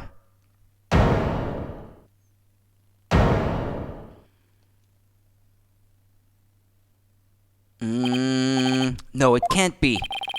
Would the defense care to share something with us?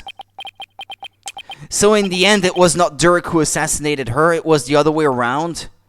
Is she really a bad person? I didn't think all along that she would turn out to be a bad person, but I guess she is.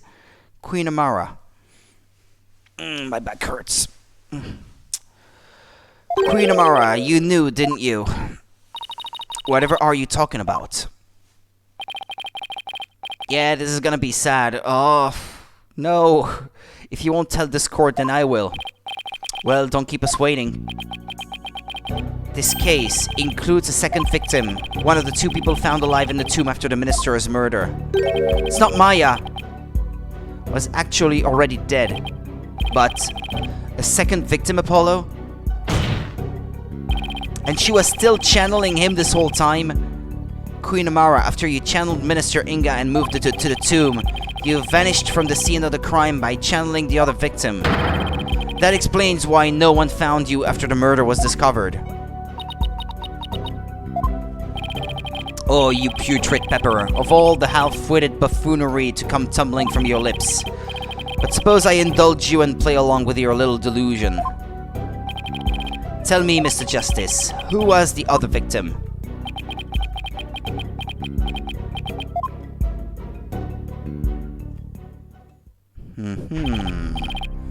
There is no way this can't be true. But it's the only thing that makes sense.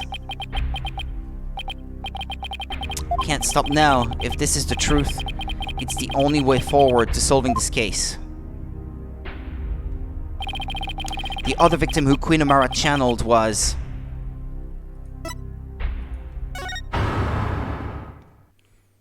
And that would explain why he saw her without a face. I mean, why he identified that person as being Dirk, I guess, when in the seance. Listen, son, even if you manage to prove me innocent tomorrow, I don't have long to live. There is no escaping death now that it has its sights set on me. That's what he meant? I didn't understand it like that at the time. Dirk knew everything, but he couldn't bring himself to tell me. Yeah, because if she was channeling him, she was not posing as him. It was really him, though. I did not understand it like that immediately, but it's the truth. He was already dead then. I'm afraid I can't tell you what it is. I'd be betraying a certain someone if I did. Ah. He couldn't accuse the love of his life. Who murdered him? The sad truth is, the other victim channeled by Amara was... Take that! What? You can't. That's not possible! The defendant, Dirk Sadmadi, is the one Queen Amara channeled. He's the other victim. Are you willing to bet the body was left at the scene, like in the sarcophagus or something? This is insanity. Pulkunka! Apollo, what are you...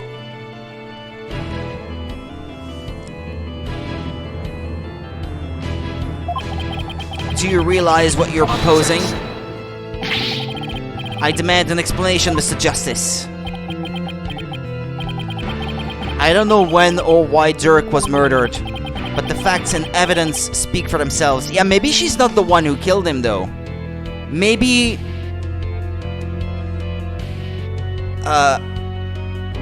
maybe Inga murdered Dirk, and then Amara murdered Inga? How does that work? How does the rest fit together? The facts and evidence speak for themselves. And this is where they've led me. I see, after Inga's murder, Dirk and Maya were the only ones in the tomb. No. No. If Inga was already dead, then he can't have killed Dirk. Because he went in there around 3 p.m. And if he died before that, then yeah. What I proposed was not possible.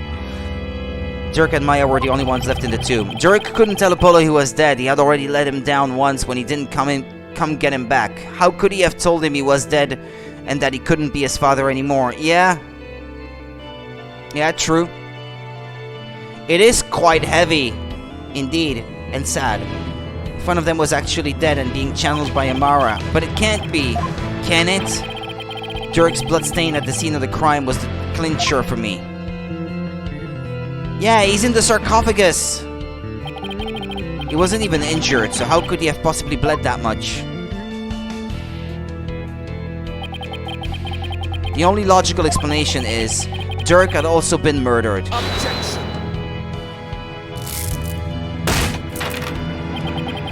That's enough. Your explanation cannot be the truth, and you would not dare to claim to have proof to support your assertion.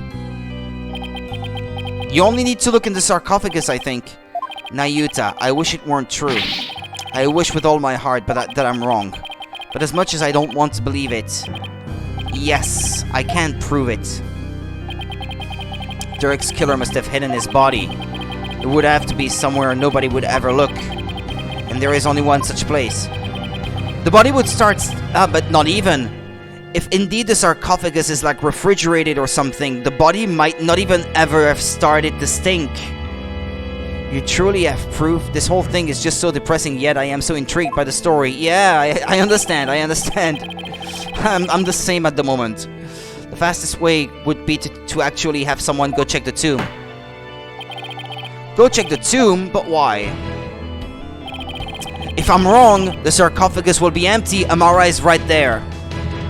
Because I believe Dirk's killer hid his body here. Take that! You would suggest Queen Amara's sarcophagus, the only place in the tomb that no one would dare to look. Plus, a killer would soon become trapped by hiding in there. But a body, well, that's a horse of a different color. Which means...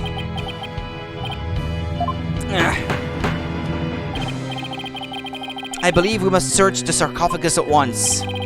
Your Eminence, being that Queen Amara yet lives, I trust we may now open it. It should be empty! If we must. Your Majesty, I believe Detective Sky is still there at the tomb. Let us contact her at once and have her conduct a full investigation into the matter.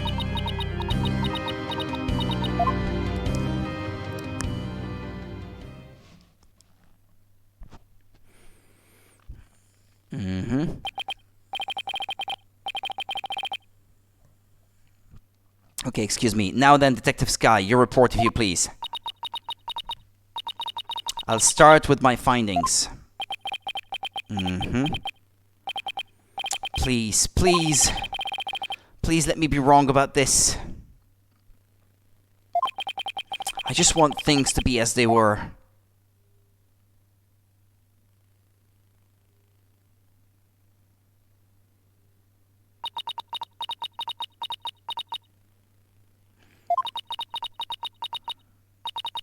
A search of the sarcophagus, poor Apollo, revealed a body that appears to be several days old.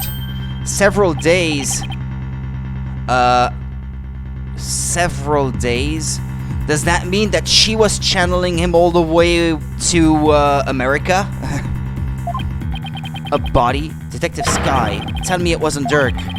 Tell me my whole theory was completely off base.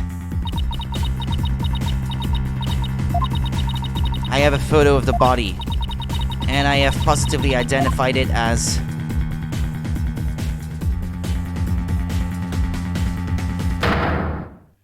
Hey, wait a minute. Dirk Sadmati. Wait a minute. This one is pink. So yeah, this is not actually Dirk's. I guess this is Amara's. And he was the owner of the blue one, I guess. Dirk Sanmati, yeah, well.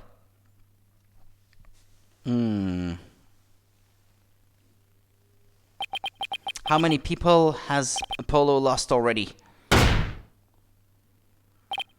No!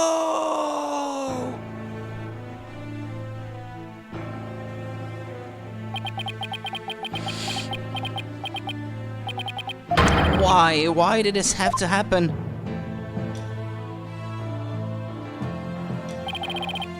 Damn it, Dirk. Answer me! Channel him again.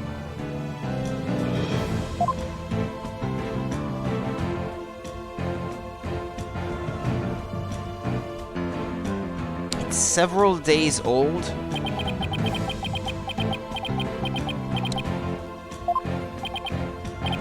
How can this be?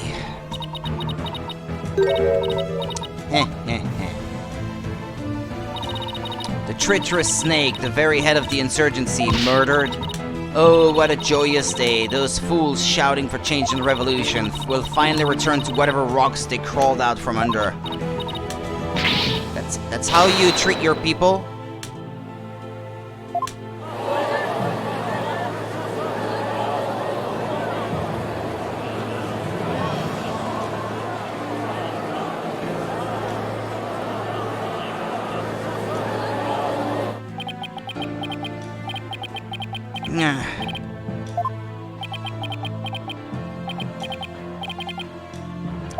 What was I even fighting for? Apollo. What am I supposed to do now?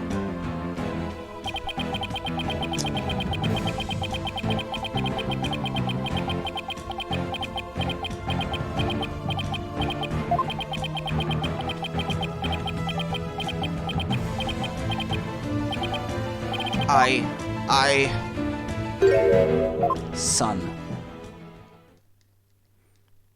Don't ever give up, my son. A lawyer should never look the way you do right now.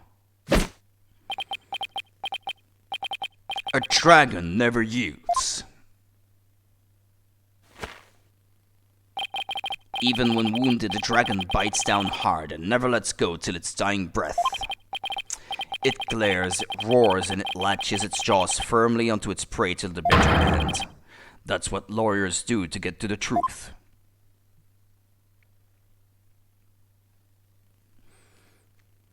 But Dirk, what if the truth is that you're dead? Apollo, in court tomorrow, you may find yourself faced with a truth that is difficult to accept. But I know you, and I know you can handle the truth, no matter what it turns out to be. I know that because I believe in you. You're my son, after all. Well, technically his mother is still alive, but he doesn't know she is his mother.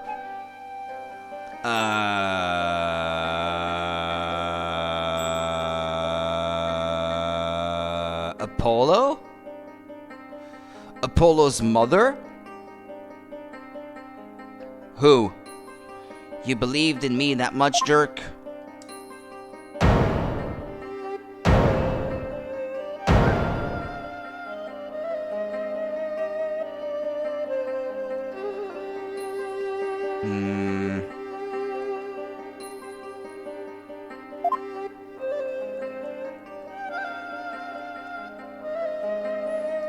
Dirk, I think I finally understand.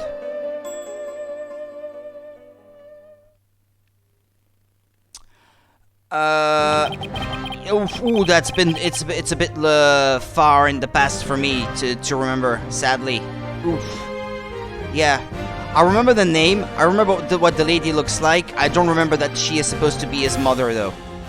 I can't yield. Not now, not ever. Not after Dirk believed in me, despite knowing what was about to happen. Besides, Dirk left me with two things I must do. Are you alright, Apollo? Sorry about that, Mr. Wright. But I'm fine now. Apollo. Detective Sky. Yes! How sure are you that the body has been in there for a few days? I'm positive. No autopsy's been performed yet, but I'd say it's been at least 3 days. Yeah, but remember that the place is also, like, refrigerated or something for the mummy that was supposed to be in there in the first place, so could it have been even longer than that? He never finds out about it, I believe, but it's heavily into that. I can't recall, honestly. No autopsy's been performed yet, but I'd say it's been at least 3 days. Fortunately, the low temperature inside the sarcophagus kept it from decaying.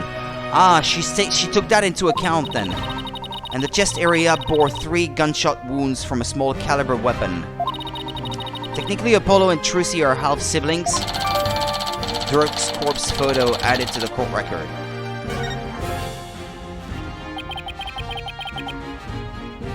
At least 3 days, huh? That means Dirk was already dead by the time he came to visit me back in the States. Then who was channeling him? I think it would have to be someone who could get into and stay in the US without arousing suspicion. Yet also had a solid cover story so they wouldn't be seen as missing. It can only be... Wait, what?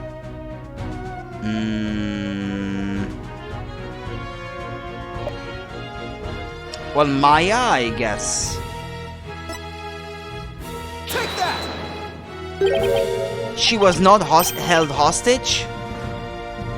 Maya, oh, I see.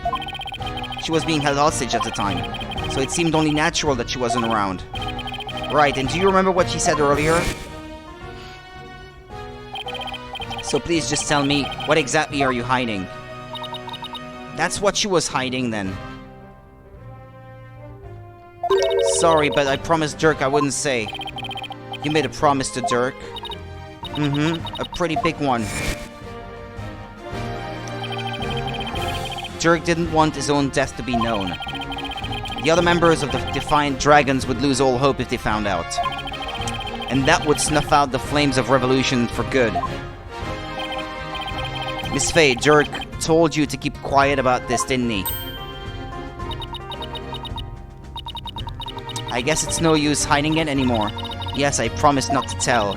Dirk made me promise before he died. So I was right then. Apollo?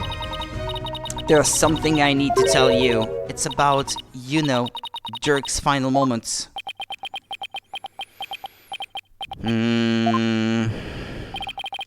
I'm listening, Miss Faye. What happened in his final moments?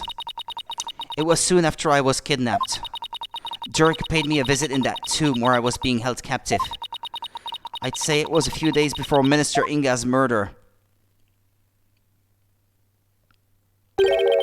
Hey, young lady, time to get you up and out of here.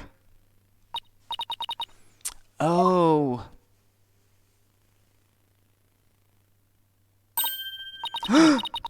It's that revolutionary guy. I'm here to rescue you. You are? Why? I figured things were a little too quiet with that stamp-sucking scumbag. So I started digging around. That's when I found out you'd been abducted. But why would a rebel help me? Let's go before it's too late. It already is for you, pal. Bang, bang, bang. No? Heh, heh, heh. Long time no see, you rebel blowhard. Inga, I know you're up to something, and I'm going to find out what. He was shot 3 times.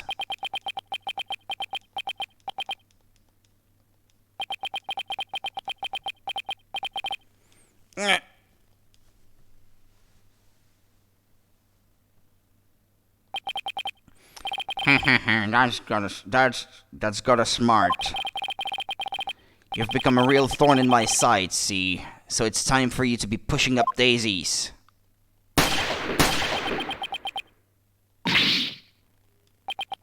Dirk!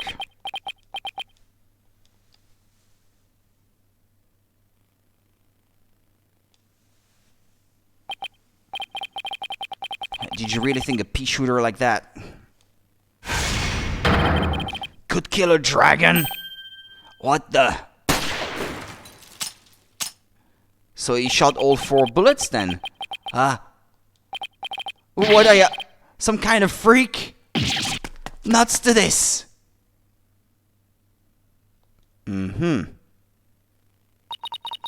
Dirk was shot several times, but he barely even flinched. He sacrificed himself for me.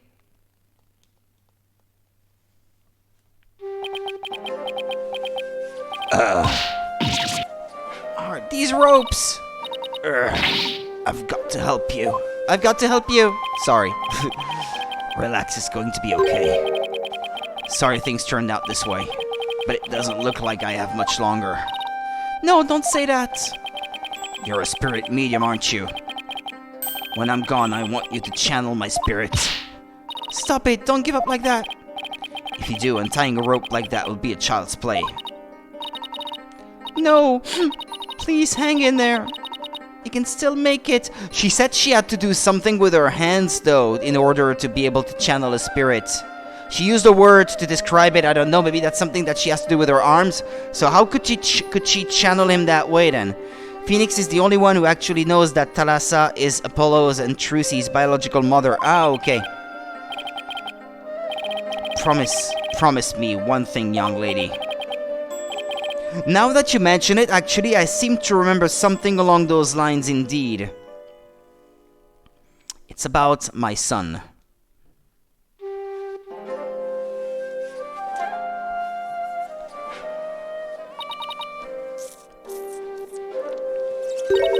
Dirk was talking about you, Apollo. He said he wanted to see you one last time.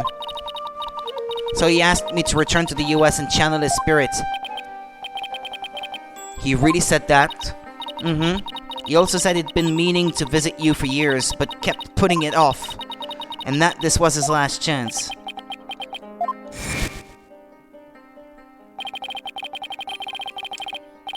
You just show up here without warning after all this time. What gives? I came all this way to see you, son. Come, rejoice. Right. Why don't you tell me the real reason you're here? Dirk, you really did come to the US because you wanted to see me. I guess this means it was Inga that hid Dirk's body in the sarcophagus after Maya left the tomb. Apollo, you can't stop now. Dirk would want you to keep pressing on. I know, Miss Faye, and I won't disappoint him. Defense, if you are ready to proceed, I would first have you answer this. Do you believe the accused's death will impact what we know about this case? Yes, and I believe I can explain everything now. Very well, your explanation, please. Dirk entered the tomb at 3 p.m. the time the hostage exchange was to take place. Or rather, Dirk, as channeled by Miss Faye, did. Now, by the time he entered the tomb at 3 p.m., Minister Inga was already dead. I say that because we know the minister was murdered at 2 p.m. But there was someone else in there. This person was already hiding in the tomb, waiting to channel Dirk in place of Miss Faye. Well, that would be, Amara. Who else? Wait. Like this? Take that! It was you, wasn't it? The fact of the matter is, Queen Amara killed Minister Inga at 2 p.m. She then went to his private quarters and channeled the spirit. The minister, thinking he was going to be late, hurried to the tomb for the hostage exchange. But once in the tomb, Queen Amara stopped channeling Minister Inga and hid herself. Then when Dirk entered at 3 p.m., she snuck up from behind and forcibly drove Dirk's spirit out of Miss Faye's body. Drove a spirit out of her body? Impossible. No, with one of those red magatamas you could. There's a name for it, but I can't remember it. Actually, there is a way to do that. With the magatama of parting, yeah, that's it. Using one, anyone could drive a spirit out of a person's body, even if it refused to leave. Are you telling me that the extra pale brown magatama in the tomb was... Ah, yes, true, we did find an extra one. That's right, Prosecutor Sadmati, and you've seen one in action before. You saw how the glowing red magatama sent the High Priest back to the Twilight Realm. And how it turned the spent pale brown afterwards.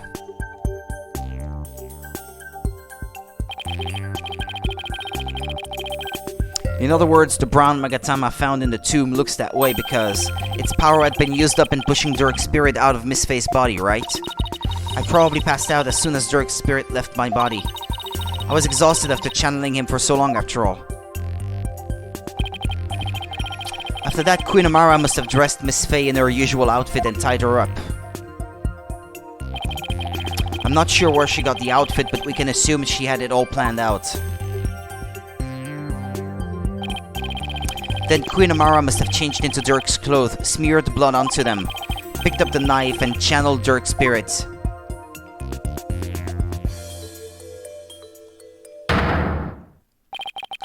That's how she made it look like Dirk had committed the crime. And that's how she escaped, right under our noses. Gah. I don't know, Apollo. The whole thing still seems a bit far-fetched. Dirk. What was going through your mind while all this was unfolding?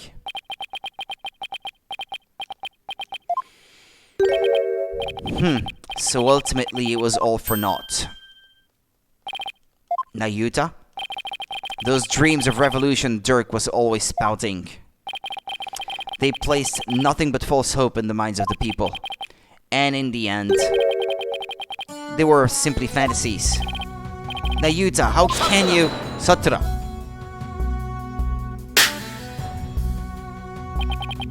Karma has spoken. The dream of revolution has withered on the vine, its fate is sealed. The other insurgents will soon wake from their shattered dreams. No, Dirk's dream can't die like this. I'm not going to sit back and let that happen. I can't and I won't. Nayuta, don't forget that Dirk's been proven innocent. His name is no longer tainted by the charge of murder. Now the rebels and their sympathizers, who have been calling for his release, can't be charged with abetting the accused. So the revolution is far from over, it's only just begun.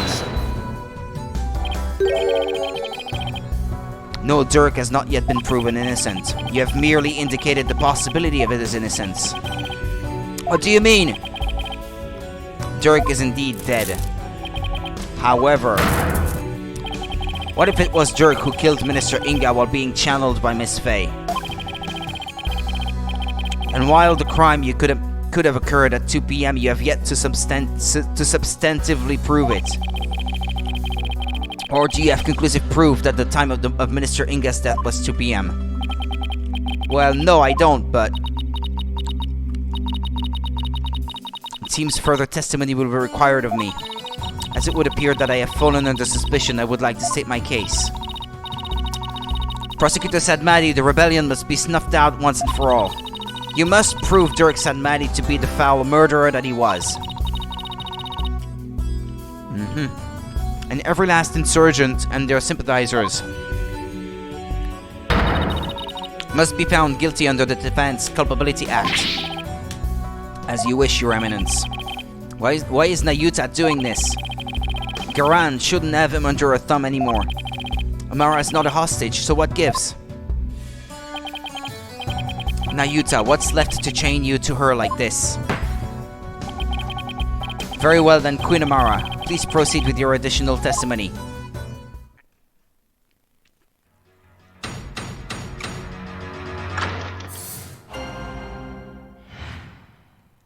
You have no proof.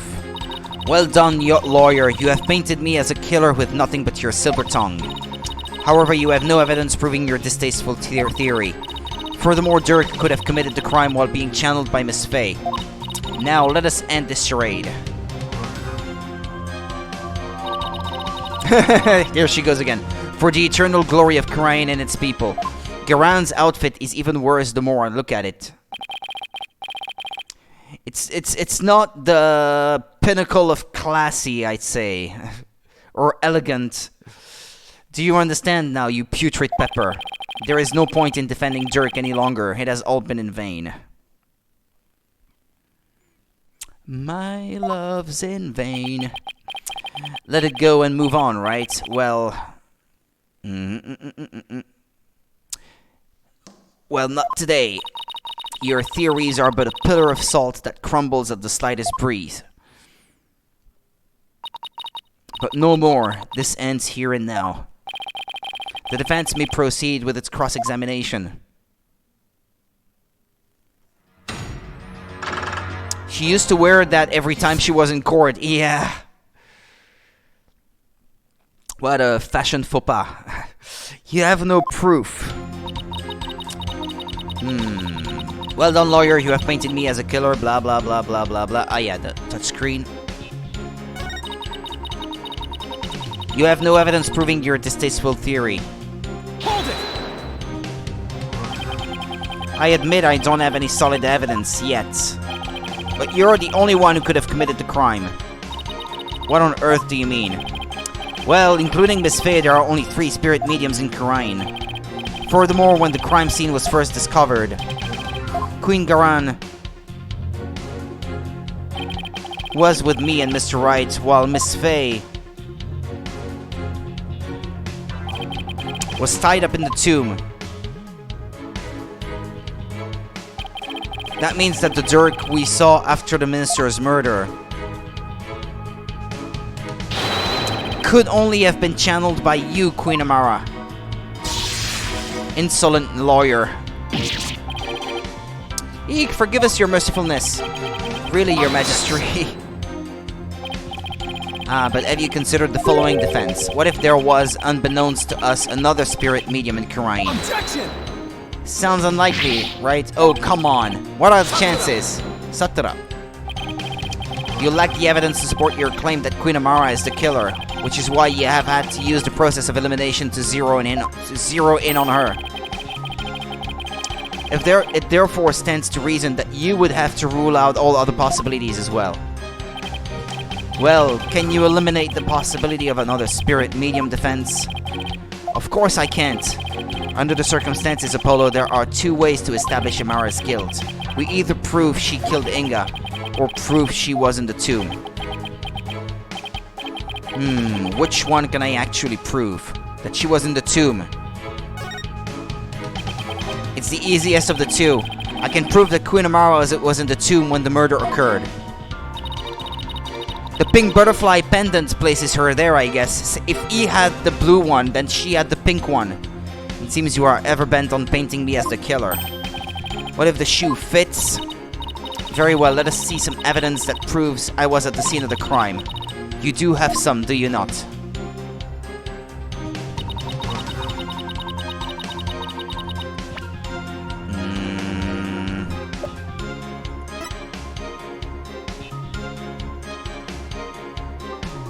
There's a fingerprint on it. If it's hers. Objection! Could we take her print? Queen Amara. Does this pendant look familiar to you?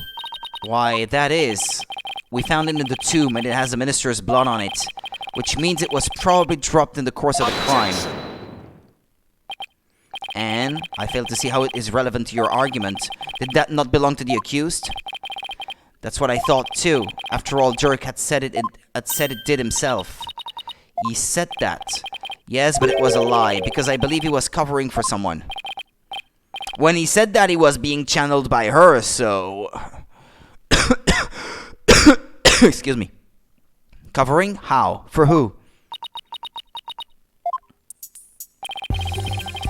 There is a certain piece of evidence that shows the pendant isn't Dirk's, because his is blue. Yeah, it's the last one. Take that! That's a photo of the accused's body, is it not? Yes, it is, and I'd like to call your attention to a certain spot in it. Well, the pendant. Take that! You will notice an object near Dirk's left arm. It's an identical pendant except it's blue. Oh, now that you mention it.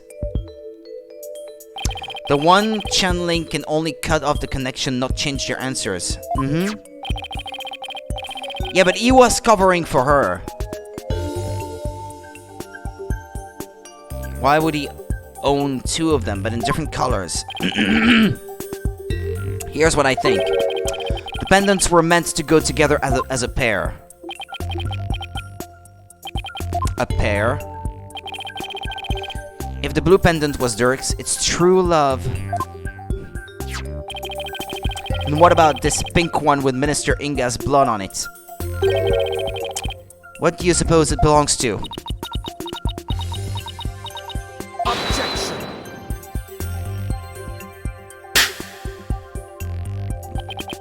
Sorry to disappoint, but no fingerprints were found on the pink pendant. Therefore, we have no way of knowing to whom it belongs. No, there is one on it. Ah, but that's where you're wrong, Prosecutor Sadmati. I'm guessing you didn't know that this pendant is actually a locket. Come again? Now, this is where it gets interesting. When we opened this locket up, we found a faint fingerprint inside, on the back of the lid to be exact. What? No. So now the question is, to whom does the fingerprint belong? We know it's not to anyone that we knew of at the time. So, not him, not Dirk. Ah, sweating bullets. Queen Amara. It belongs to you, doesn't it? Oh.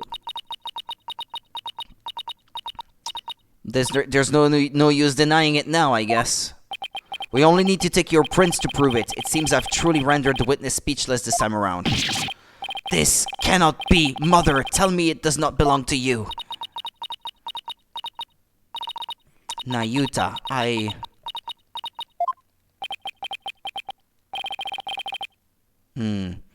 Think about it, Queen Amara. Dirk must have realized that you were channeling his spirit, and he had probably already figured out who the minister's killer was. And yet, he still claimed that the pink pendant belonged to him. But why would he do such a thing? You really don't know. He was protecting you. Because he loved you. He loved you until his very last breath. And beyond. Maybe she really did think that he tried to kill her when it was not true. I have one more big secret. I'm afraid I can't tell you what it is. I'd be betraying a certain someone if I did.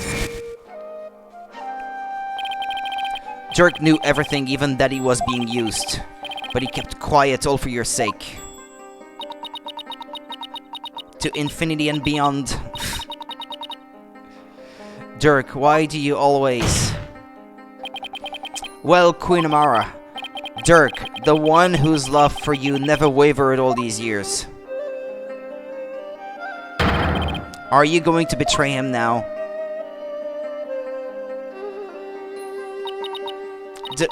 Dirk, I...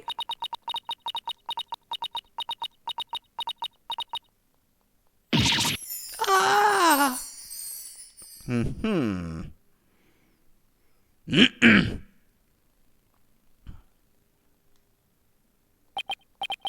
This cannot be. I refuse to accept it. Queen Amara, are you ready to confess your crime? No. Apparently not. How anime. I can deny it no longer.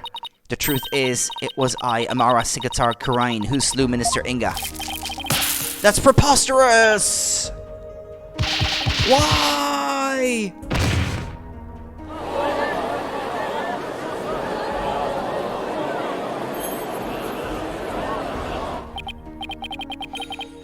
This is beyond belief. Mother, why would you? Forgive me, Nayuta, I never wished to cause you such sorrow. But I had no choice. It was the only way. The only way? So in the end, Queen Amara and Dirk Sadmadi. I suppose this means that they were unable to reconcile while he was still alive. I don't think the state of the kingdom or the incidents of the past would have allowed that.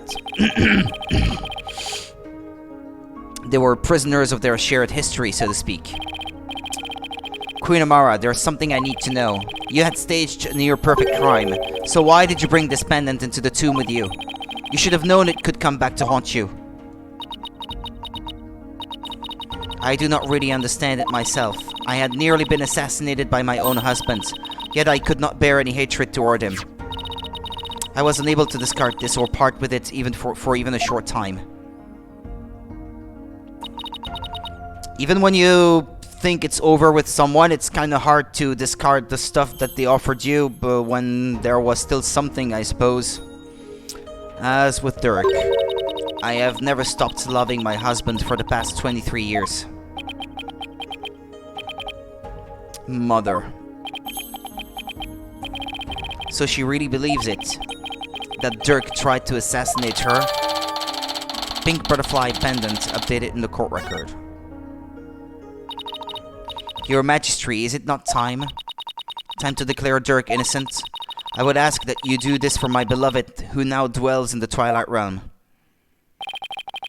Very well then, Your Eminence, Prosecutor Sadmadi, if you have no further objections. This cannot be my mother.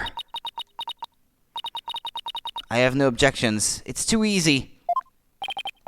Dirk, I did it. I finally did it. I proved your innocence. But something's wrong. Something's wrong. Very well then. We still need to figure out who it is that really tried to kill her all these years ago, I'd say. Being that Queen Amara yet lives, we can no longer charge the accused with an assassination that never came to fruition. As for the murder of Minister Inga, the truth has been laid bare for all to see. Therefore, I will now pass judgment upon the accused, Mr. Dirk Sadmadi. Hold it.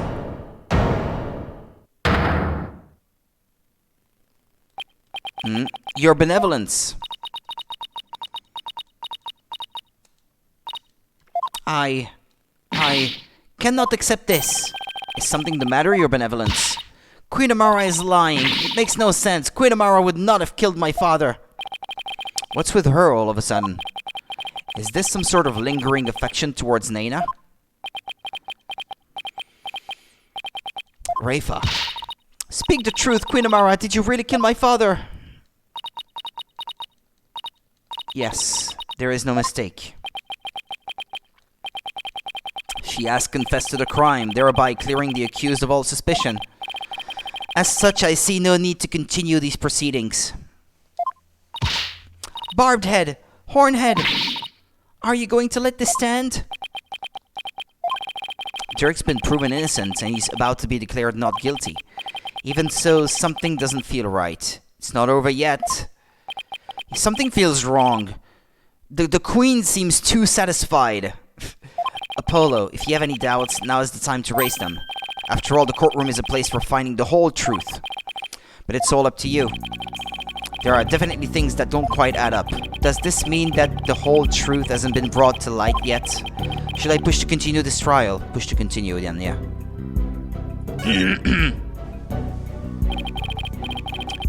Your Majesty, I have a feeling we haven't discovered the whole truth. And the only way we'll ever find it is to continue this trial. Hornhead. Very well then, will the defense please tell us this? What important fact about this case has yet to come to light?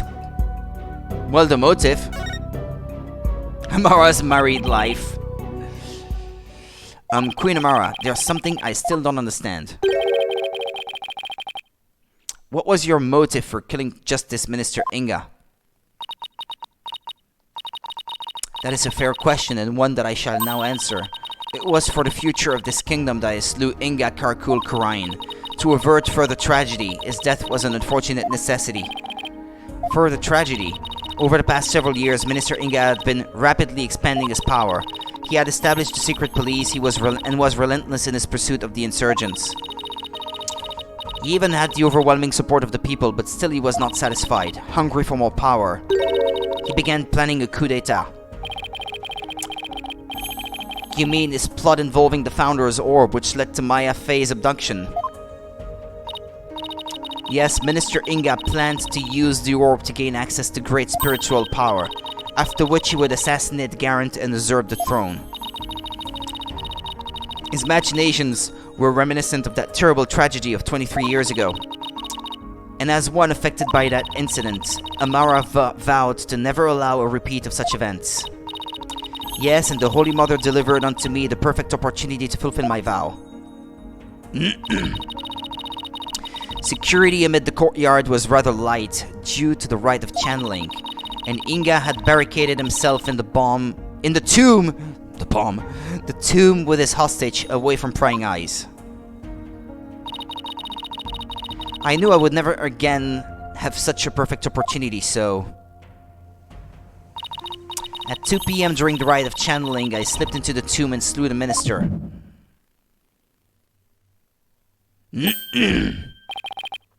My bracelet. Apollo, yep, it seems this trial is far from over. She's still hiding something. Queen Amara, I believe you're still hiding something. But if you want to keep on playing this game of hide and seek, then let's start with that last statement you made. If I must. Okay, I need to do this.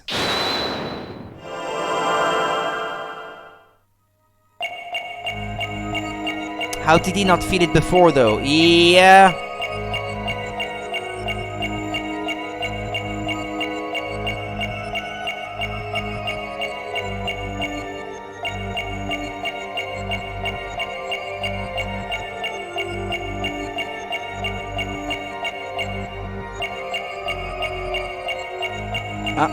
Wait. Wait a minute. It was, that thing was shining just now.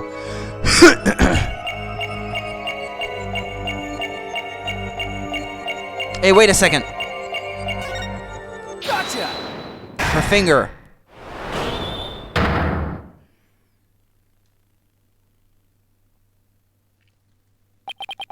Queen Amara, You're not very comfortable talking about the 2 o'clock rite of channeling, are you? I can tell because a finger on your left hand twitched almost imperceptibly when you did. Oh.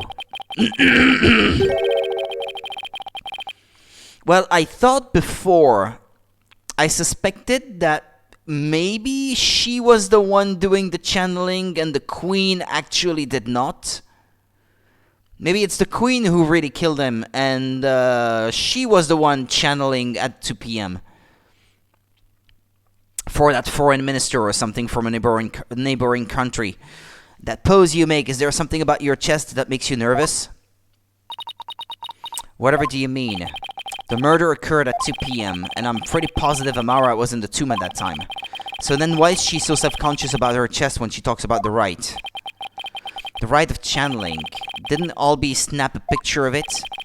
Queen Amara, I have here a picture of the rite of channeling. It was secretly taken by a certain individual. Objection!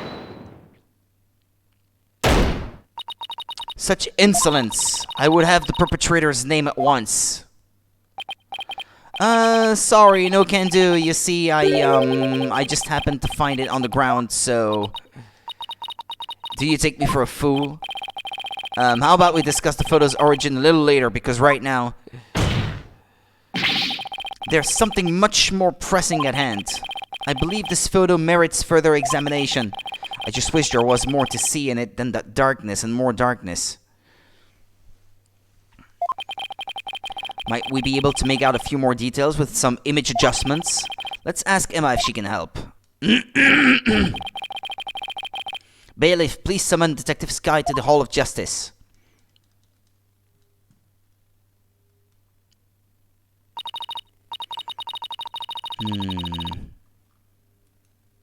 Okay, excuse me. Here you are. I was able to obtain a much clearer image by raising the brightness. Ooh, there's a stain on her skin. Hey, what's that right there? Could that be from the burn? I mean, they do have the same markings on their faces, I suppose. An injury. No, wait, I think it's a burn scar. Aha! Channeling photo updated in the court record. And that, too, is something I suspected earlier, that they might have swapped their places. I suspected at the time that the queen might not even be able to channel anyone, but maybe I got that part wrong, though. Because someone still had to be channeling Dirk at the tomb, so... She's covering for a sister? Because maybe she's threatening the child or something? Wait a second. Your Eminence.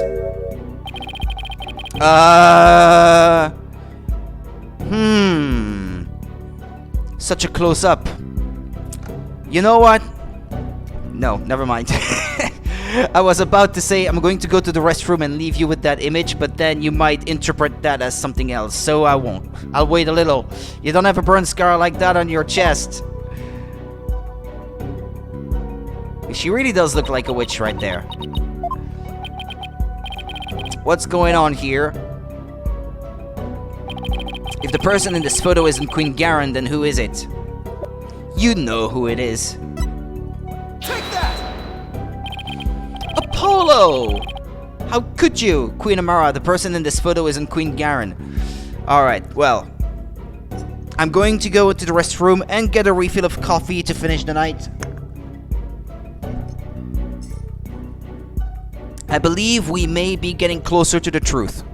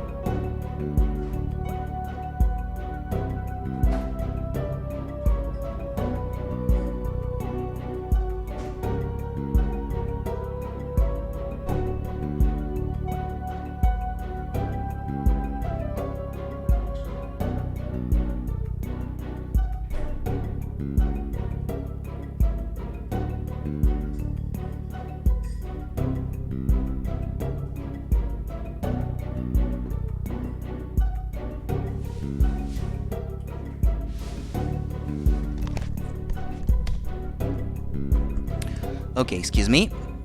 I'm here. Let's continue. Queen Amara, the person in this photo isn't Queen Garen. It's you posing as her, isn't it? It's the burn on her chest that she was twitching about earlier, I suppose. Welcome back. Yay! Thank you, Monica. Thank you. The two of you look quite similar, but that's no surprise, considering you're sisters.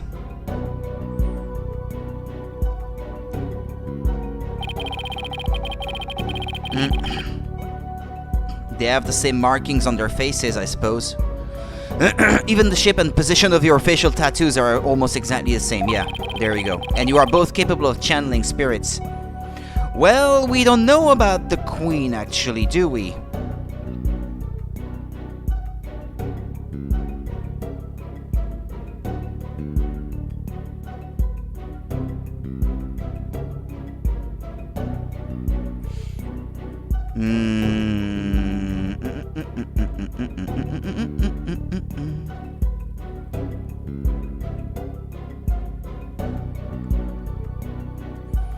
Excuse me, got a message. And you are both capable of channeling spirits. Therefore, it would have been easy for you to impersonate Queen Garen. Especially since nobody was suspecting that you were still alive, so... Queen Amara, you have a burn scar on your chest, don't you? Please remove your round mandala so we can see what's behind it for ourselves. Apollo!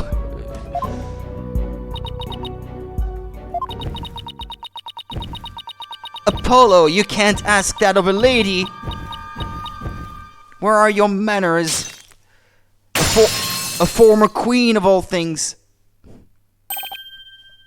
Look. It's the exact same burn scar as the one in the photo. Apollo, what? I don't understand. I knew it. So the person in this photo really is... Yes, it's Queen Amara. This is absurd. Are you suggesting they switched places? Amara's confession earlier was also false. Mother, what is the meaning of this?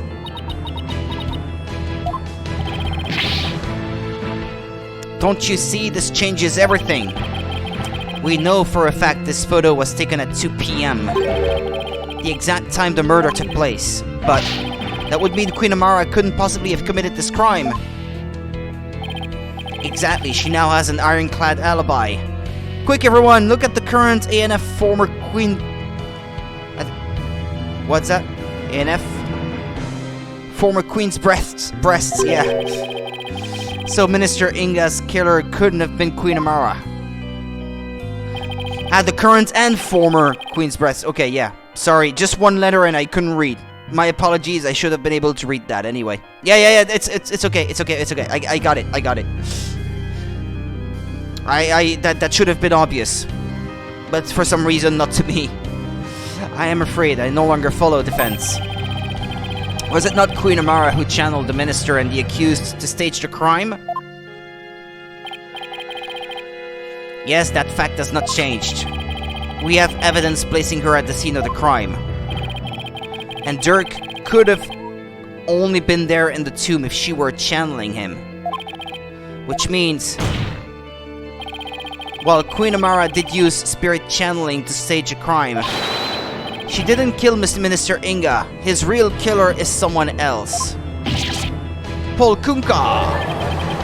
What's going on here? Was her mercifulness covering for someone?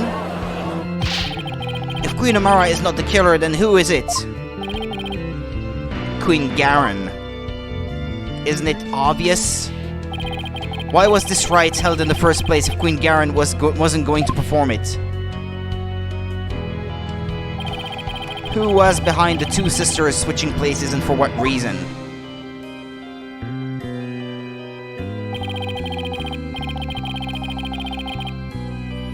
The answers to these questions, along with the establishment of Queen Amara's alibi, obliterate a certain someone else's alibi.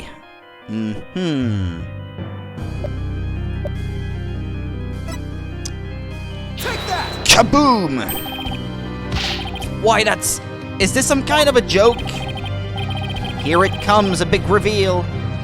No, your majesty, I could never joke about something so grave. The only one who seemed to have a perfect alibi at the time of the murder was Her Eminence, Garen Sikatar Karain. She could get away with anything, she is the law. Queen Amara, didn't your sister Queen Garen ask you to pose as her and perform the rite of channeling? And didn't she also have you drive Dirk's spirit from Miss Faye's body and then stage the crime to make it look like he was the minister's killer? And at 2 p.m., while you were performing the rite of channeling as Queen Garen, didn't she kill Minister Inga while disguised as Dirk? Well, your mercifulness... Yeah. It's no use trying to hide it any longer. You need to tell us the truth now. Mother?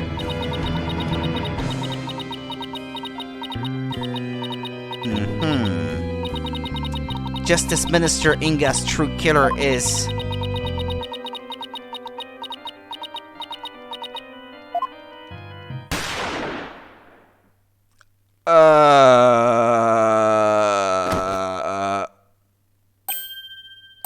What?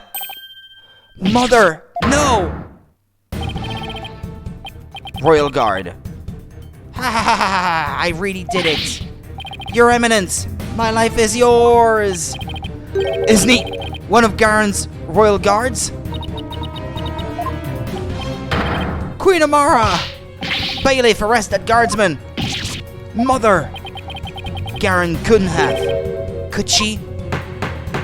We only need to channel her for her to speak, so I don't see what that does. Someone call for an ambulance, quickly now!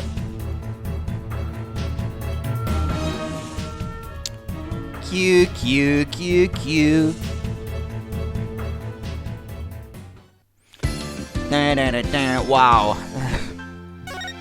That's huge.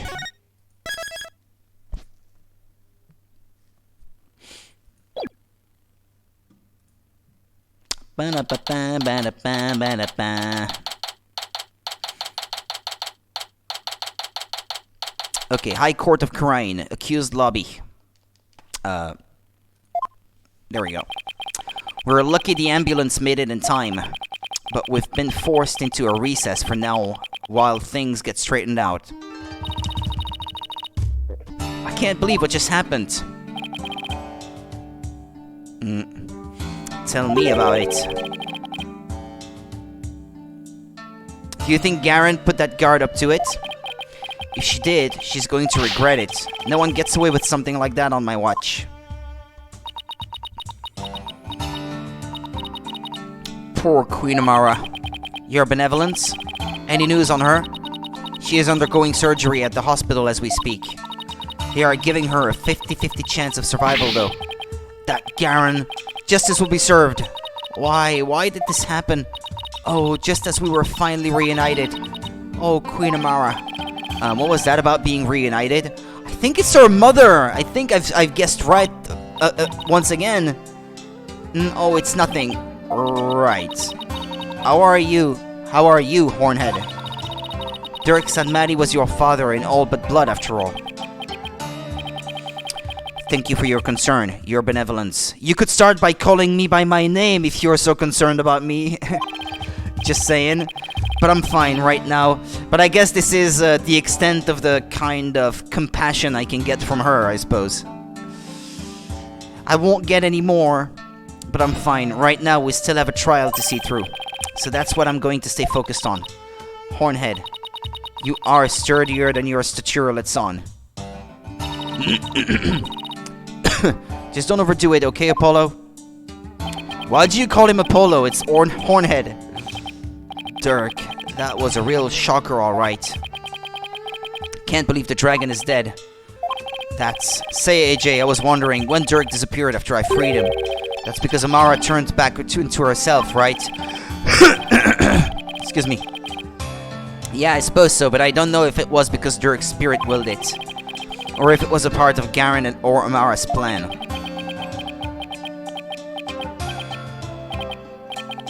Man, our dream of revolution. Now, what are we gonna do? Is this it? Don't give up yet. There is a very good chance that Garen is the real culprit in all this. And if we can prove her guilt in court... Hey, you're right. That could be just the push we need. The dream lives on. Yes, it does. You know what that means, AJ? The fate of the revolution rests squarely on your shoulders. Heh, all in a day's work. Who am I kidding? That's a ton of pressure. But this is what Dirk gave his life for, so I have to do this for him. The honorable rebel, Dirk Sanmati. I would have loved to have spoken with him while he yet lived. Excuse me. Really? Why not? I mean, he seemed like quite an interesting man.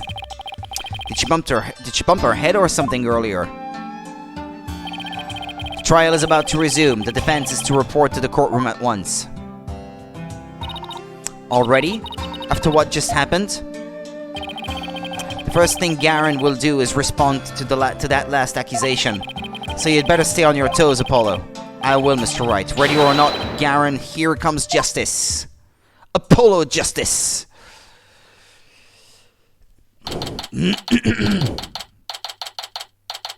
High Court of Crime.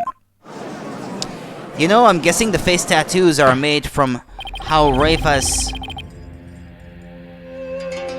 Wait, hold on. I'm guessing the face tattoos are made from how Rayfa's to what the queens have as they age. Wait, what? It's pure speculation, but I couldn't help but think that this as I looked at Rayfa's face.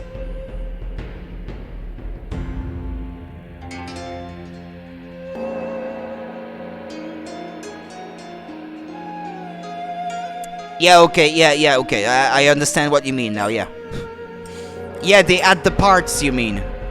As the person ages. Okay, yeah. Yeah, okay, yeah, I got it. Took me a while, but I got it, I understood. I'm tired. That must be it, Monica. Not your fault.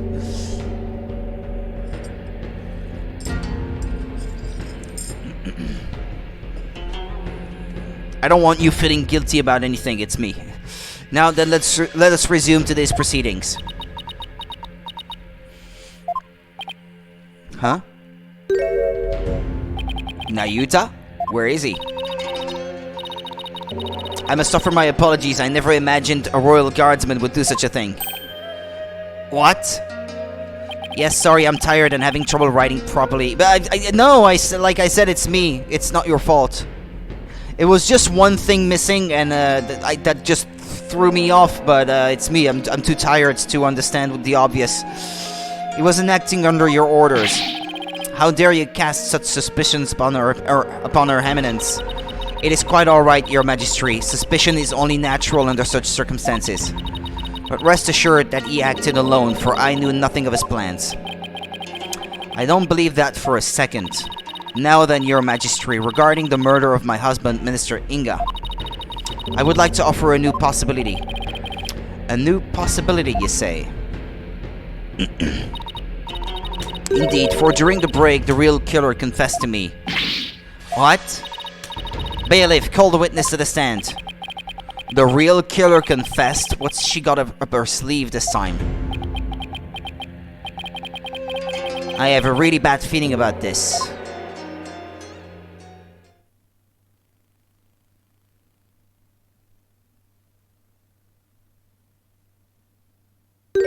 What? Are you kidding me?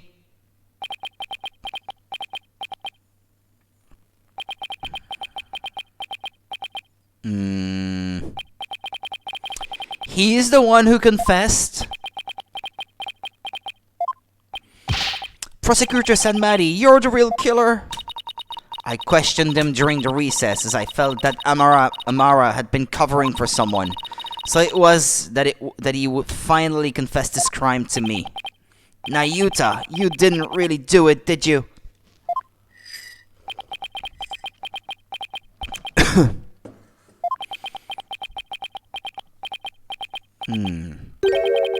Her Eminence speaks the truth. Why are you doing this? It was I who killed Justice Minister Inga. Nayuta! No! Why are you doing this?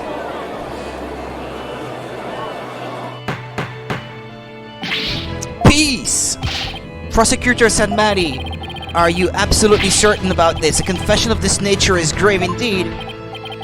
Yes, I am certain, for I killed him by my own hand. At last, the real killer has been revealed.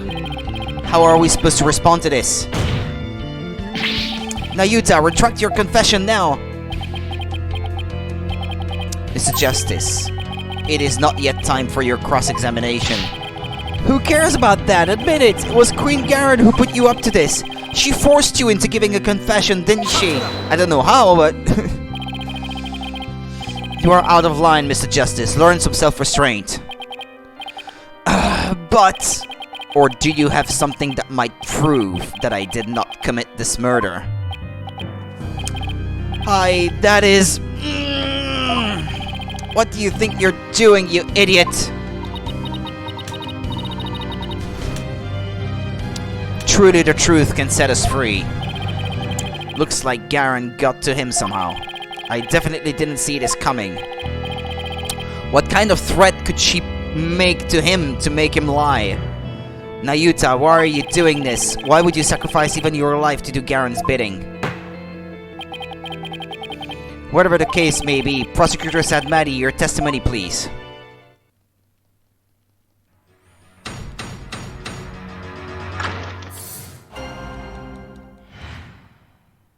Nayuta's confession. I could not remain silent while Her Eminence fell under suspicion for this crime. It is I who murdered Justice Minister Inga. He had to die for the future of Karain. I consider it divine judgment cast upon a fiend who sought to assassinate our monarch. My mother was simply covering for me. I am ashamed I let her go so far for my sake. But the problem about Amara being the one to do the spirit channeling instead of the queen still stands. But I mean, we don't know that spirit channeling was required to assassinate Inga.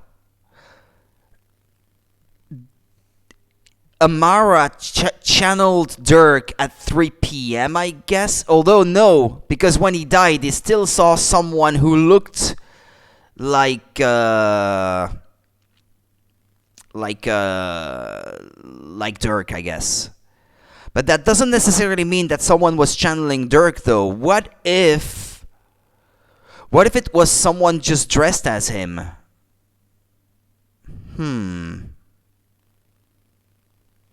I mean, yeah, the Amara was channeling someone at 2 p.m.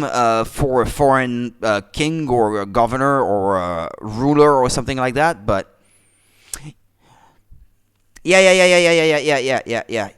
I see what you mean, yeah. You do understand what you're doing, right, Nayuta? You're sentencing yourself to death if you're found guilty.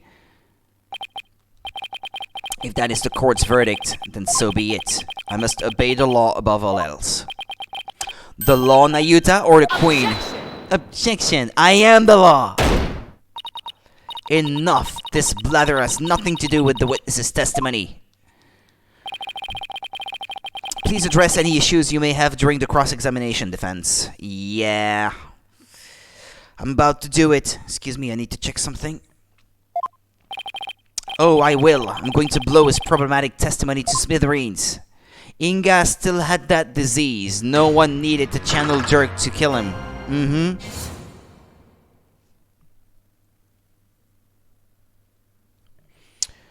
Or condition, I guess. It's not... I don't know that it's a disease, per se. Like something that you can catch.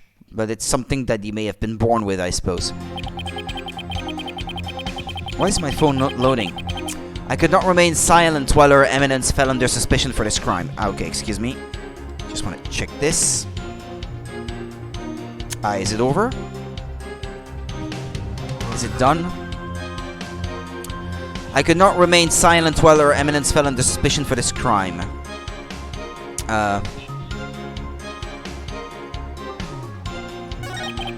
It was I who murdered Justice Minister Inga. He had to die for the future of Karain. I consider it divine judgment cast upon a fiend who sought to assassinate our monarch. My mother was simply covering for me. I am ashamed I let her go so far for my sake. Psychological condition, yeah. Or is it psychological though, or is it a defect in the brain? I don't know how that works. Hold it! Maybe it's a neuron... Maybe it is a neuron condition or something, I don't know. I'm not quite sure how that works, actually. So, if there is a biological component or to it, or if it is entirely 100% psychological. You killed Minister Inga and Queen Amara staged a crime. Hold on, because there's something here I need to check. Oh, come on, YouTube. Come on, YouTube.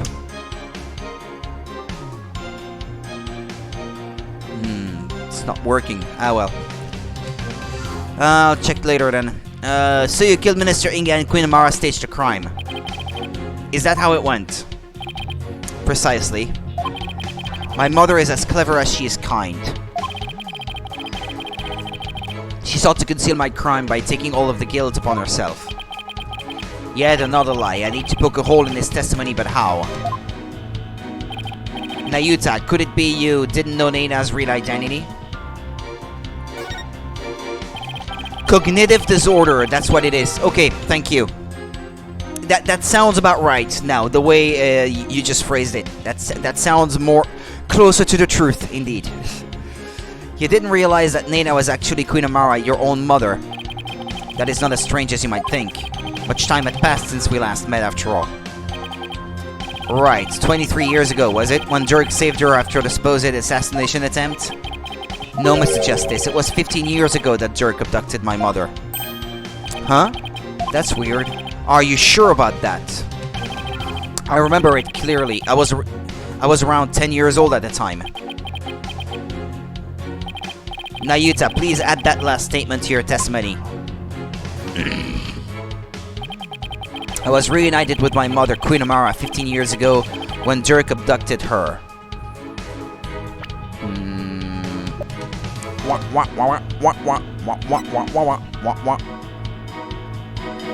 Objection! How about this? You're saying that Dirk made off with Queen Amara 15 years ago? But that's strange, because I heard something very different from Dirk. He said that they ran off together 23 years ago. That is impossible. I know for a fact it was 15 years ago. Well, I have evidence that contradicts your statement. How do you explain this photo? Dirk said it was taken 23 years ago. He said that? He did, but if we take what you just said as fact, then there's something in this photo that doesn't make any sense. Who's the baby? This isn't making any sense to me, so I suppose I should ask. What part of this photo doesn't make sense? Yeah, okay. Take that! Nayuta, this discrepancy may not be directly related to this case, but I don't think we can simply overlook it either. Dirk said the baby in the photo was you, but that doesn't make any sense if the photo is only 15 years old. Cute baby. After all, you said you were around 10 then, right?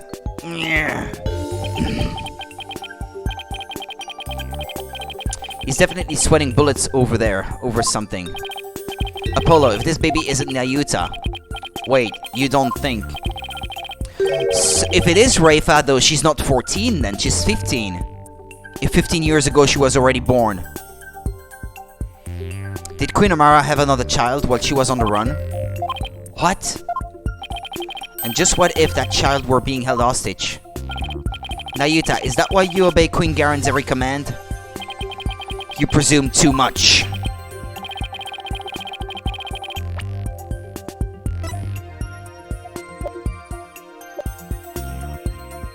Age 14. They lied about her age as well? That's why Queen Amara was trying to take the rap as well. To protect this other child. A child born 15 years ago. There would have to be someone who's around 14 or 15 years old now. This is just a guess. Or maybe he means 15, like just about 15, not exactly 15 years old and then some.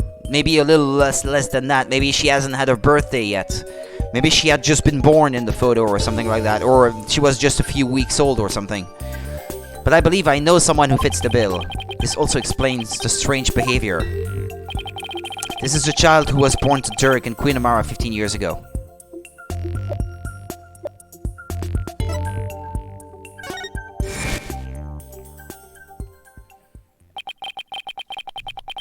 All those strange statements she kept making, now they all make sense. And I'm glad that I had that right too. Prosecutor said, Maddie, may I ask you something? Of course, Your Benevolence. I've been meaning to ask you this since yesterday.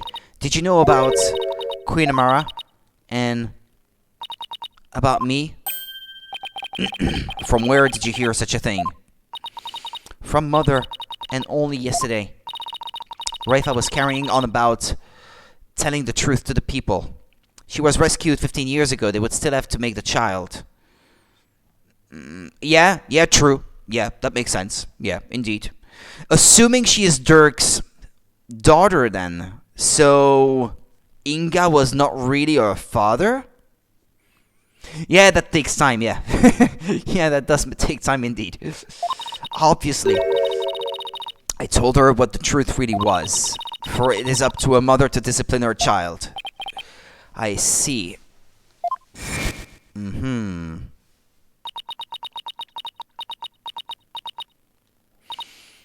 I cannot accept this.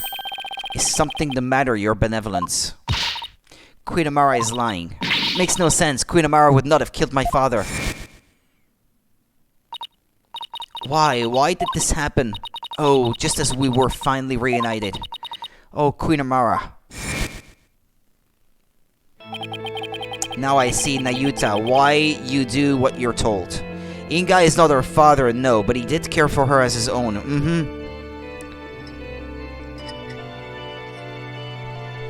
Okay. Now I see, Nayuta, why you do what you're told.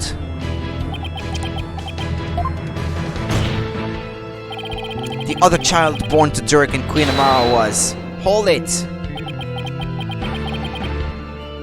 Mr. Justice, I believe I know what you are about to say, but I cannot allow you to name an innocent soul as the child of terrible sinners.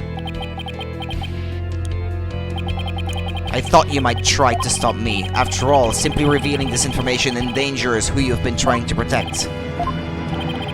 I think this should make it clear what I'm talking about. So it makes sense to why she cared for Inga, even if he was corrupt. Well, he is the one who acted as her father for so long and possibly was quite kind to her. Most of the time. Hold on.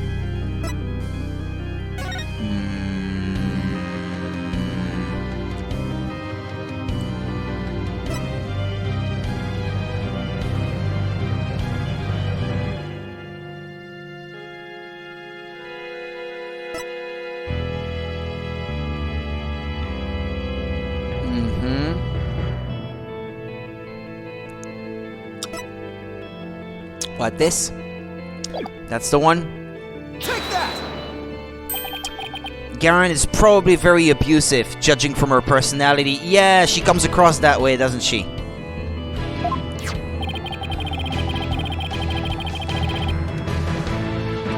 A file full of information that Dirk collected on what happened 23 years ago. Of particular note right now is what's written here. Yeah, the sins of the father are visited upon his children. This deeply held idea is why you were expelled from the royal family. Which means it wouldn't bode well for you, for your sibling either, if she were revealed to be Dirk's daughter. You became a prosecutor to bring down Queen Garen, but at some point you came to serve the very regime you despised. And that was because the Queen found this chink in your armor. That's how she came to use your sister against you.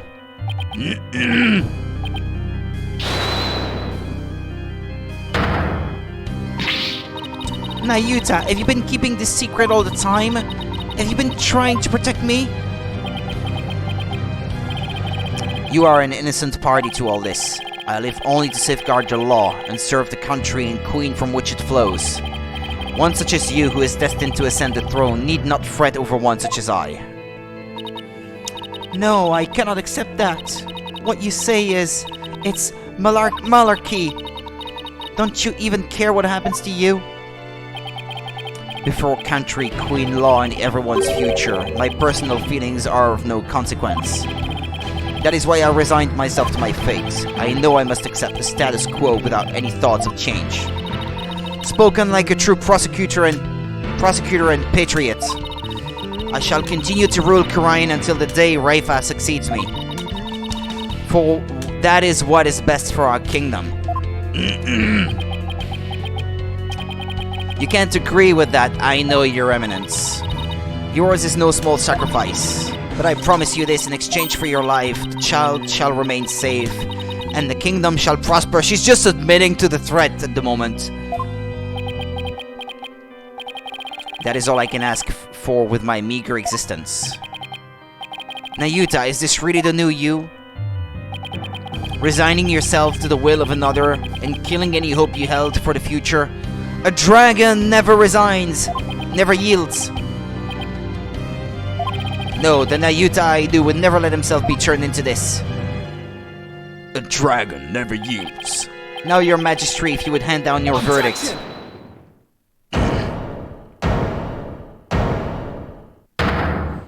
A dragon never yields, indeed. You can say you're simply accepting your fate, Nayuta. But I know that deep down there is still hope in your heart. Oh, Holy Mother, preserve me. It's the kind of hope that perseveres through the most desperate of times. And it's what binds you, me and Dirk together as a family. I know because this has demonstrated to me that you haven't lost all hope yet. When he returned the badge to his father, the Dragon Eye, Take that! When you interrogated Dirk, you confiscated all of his possessions as potential evidence. All except this. Did you take your attorney's badge too? No, I thought it strange, but... just when it looked like he was going to take it from me, he changed his mind. So tell me, Nayuta, why didn't you take his badge? You couldn't bear to take it from him, could you? And I know why. It's because this badge means something special to us.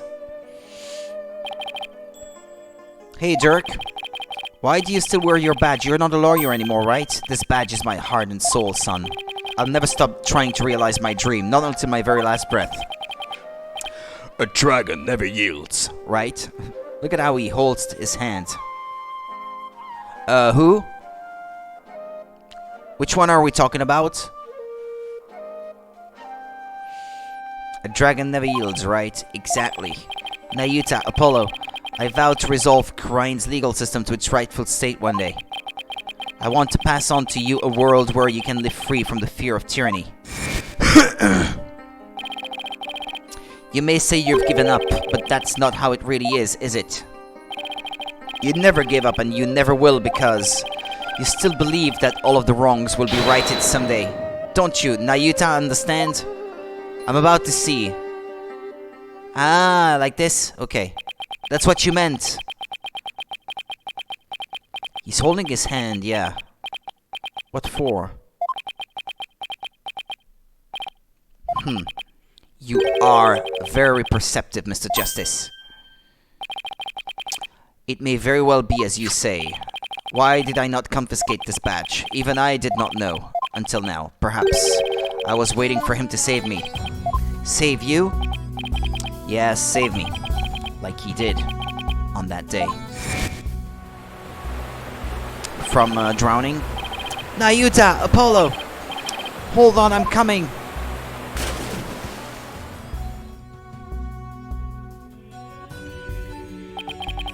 What father wouldn't risk his life to save his own children? Nayuta, Apollo, don't you ever hesitate to call when you need me. Understand? Don't ever give up, my son. Someday he would come and free our family from the chains of the past. Perhaps deep down, that is what I believed. I believed in Dirk, our father. Nayuta, I knew you. However, it was but a dream. And now that dream has died. Murdered along with Dirk.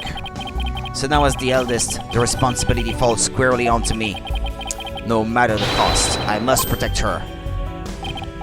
Please try to understand, Apollo. Understand why I shall bear all the sin. It is the only way. But... Hey. You have wasted more than enough of my time, lawyer.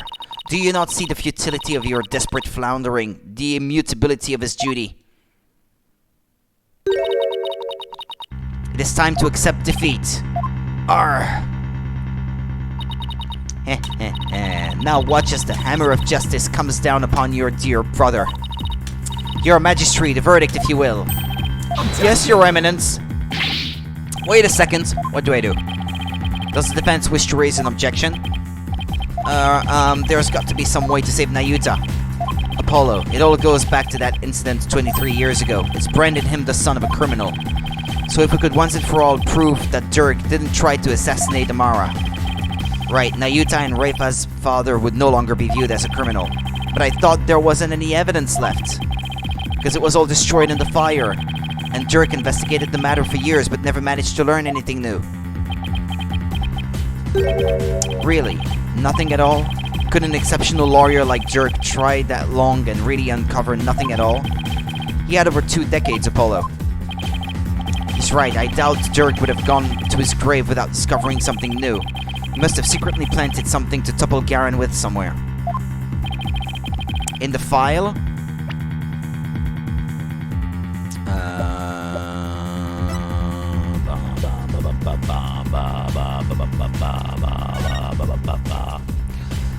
The arson incident involving Amara's private residence. Amara slipped a sleeping pill and perished in the fire. The lighter found at the scene had Dirk's fingerprints on it. Apollo's roving musician father got caught up in this incident and lost his life. Yeah, we don't know what that's got to do with anything, actually. He was struck in the head by the culprit. The culprit of the arson. The victim's passport and any pictures of him were burned up in the fire. Without knowing his real name, no divination seance could be performed.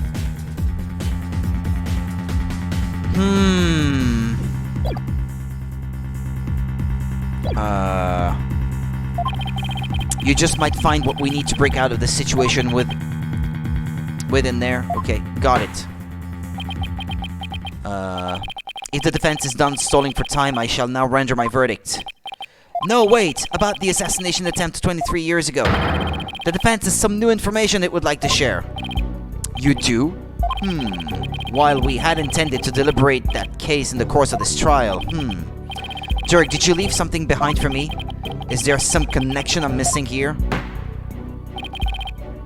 His father was connected to it, so...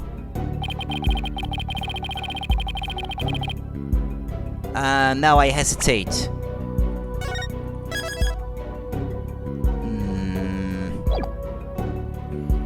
It's either the file... Take that! This is my source. Oh, and just how are we to obtain new information from it? If we take a closer look at it, I'm sure it will. That sounds like a generic thing.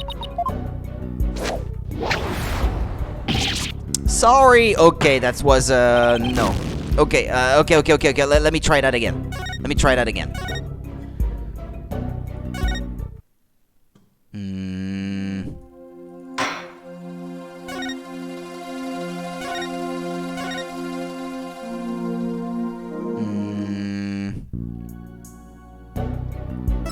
Or this.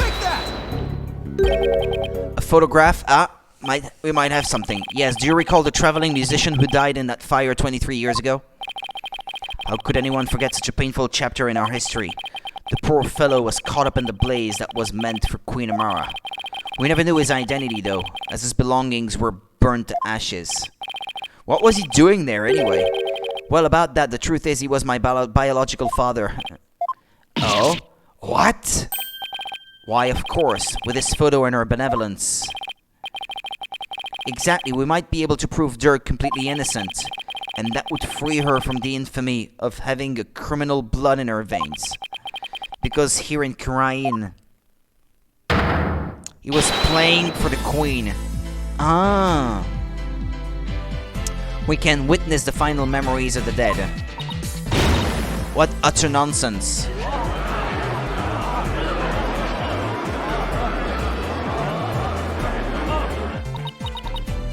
There was no evidence left in the wake of that blaze.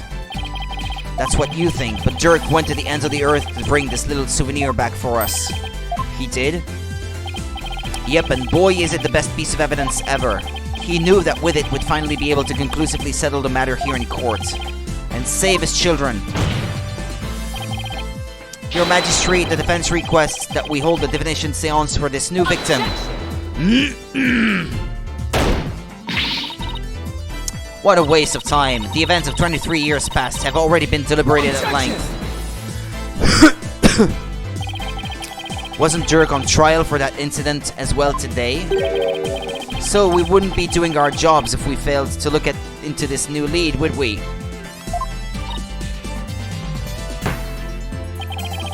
As a presiding judge, I will now share my thoughts on the matter. The attempted assassination of Queen Amara is a case we can ill afford to leave open. And I believe that the final memories of the victim will prove to be very important. Therefore, it is the opinion of this court that we should conduct another divination seance. Why you? Your benevolence. If you knew the full name of the victim seen in this photo, you'd be able to perform a divination seance, right? Of course, leave it to me. Thank you. My father's full name is Jove Justice. Alright.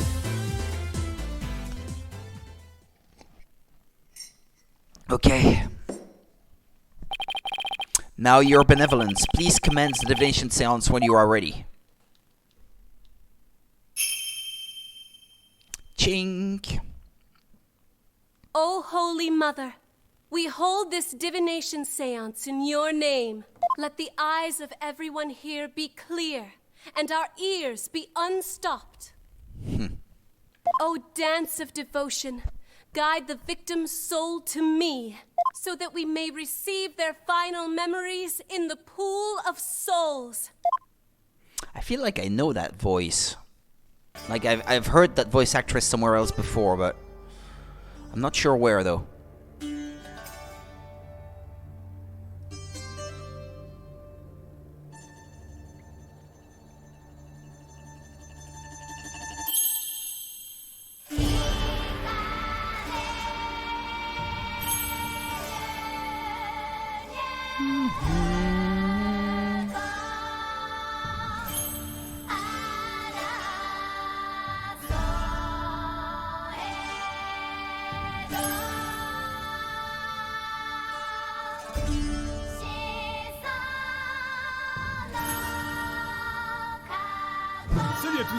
Ah, no. Shh. Hush.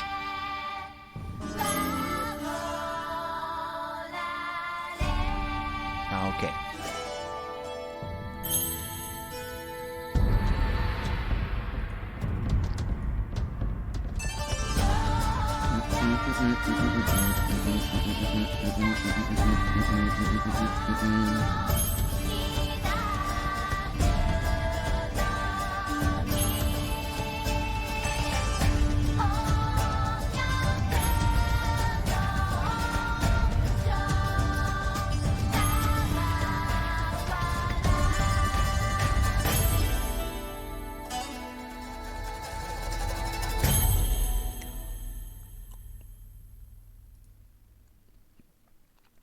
Okay.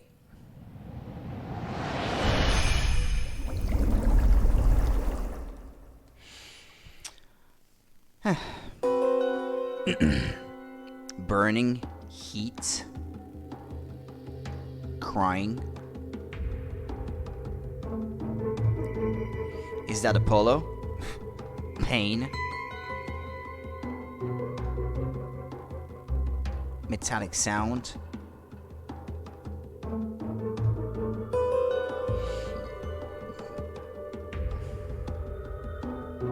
That's it?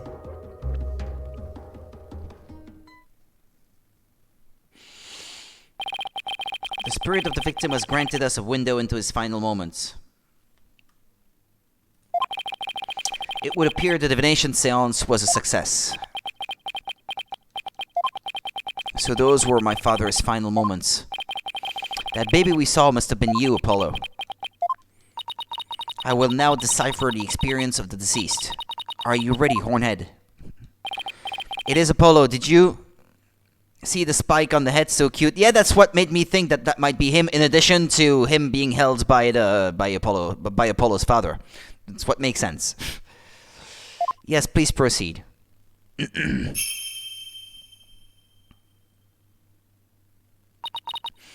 Very well. Here are my interpretations of the facts as gleaned from the seance vision.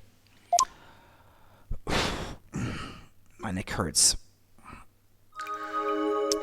Insight. Rayfa's insight. Someone attempted to assassinate Queen Amara by setting her residence ablaze. Hornhead's father happened to stop by and was knocked out by the assassin. Derek's fingerprints were discovered on the lighter found at the scene of the crime. That is how he was determined to be the assassin. Hornhead's father tried to save his son, but sadly he perished in the attempt. That is everything the deceased experienced in his final moments. My father's final memories, they're right here for everyone to see, but can any of them unlock the truth behind what happened 23 years ago?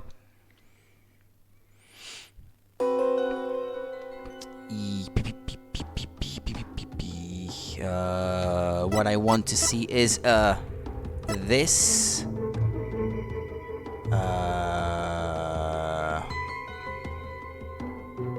Where is it? Ah! Wait a second. I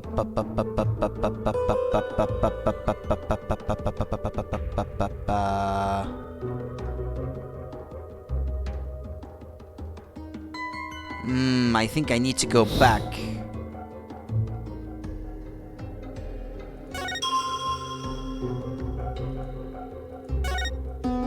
Can it be seen? Objection! The hand in the mirror. Jerk's fingerprints were discovered on the lighter that was found at the crime scene. However,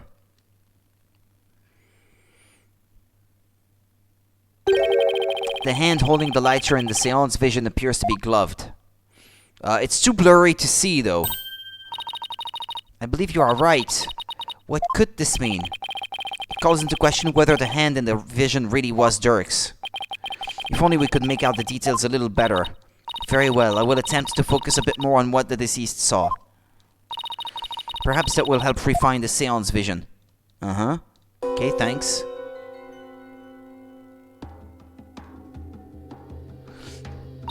I guess it is gloved. Or I thought it was Istan or something, but it's actually a glove then. It does seem that there was a glove on that hand. Still, what significance could that have? It means that Dirk's fingerprints got on the lighter at some other time. Somebody could have even put them there after the fire. Objection. All you have is pure speculation, while the fact remains that they are his fingerprints. Therefore, it stands to reason that Dirk was the one who used the lighter. Objection! It just means I have to prove that the figure in the vision is someone else, using the information in my father's final memories. Either way, it seems that I must revise my insights. Okay, that is how he was determined, blah blah blah blah, but if someone had put his print on the lighter after the fact, then we know not to whom it belongs. Okay. Okay, she's updated her insights. Time to go over them and see if there are any new inconsistencies to be found.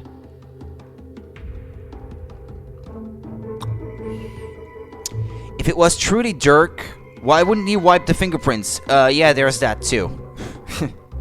Or he may have thought, well, I guess if you're gonna abandon that and you know that the whole place is gonna burn down, you wouldn't think that someone could find the lighter after the fact and that fingerprints would still be visible and identifiable on it after, I suppose. Someone attempted to assassinate Queen Amara by setting her residence ablaze. Actually, I'm even surprised that the lighter, well, survived the fire, if anything. Because it would be full of gas or like the thing that makes the lighter function anyway, the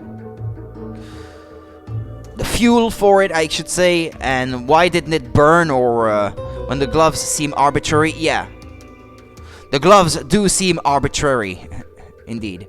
Someone attempted to assassinate Queen Amara by setting her residence ablaze. Wait a second. If someone had put his print on the lighter after the fact, then we know not to whom it belongs.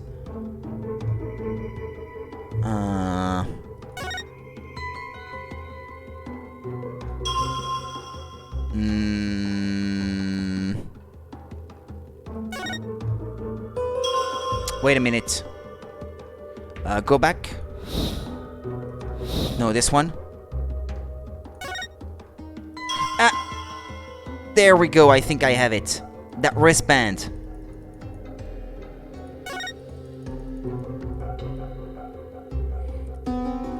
Objection!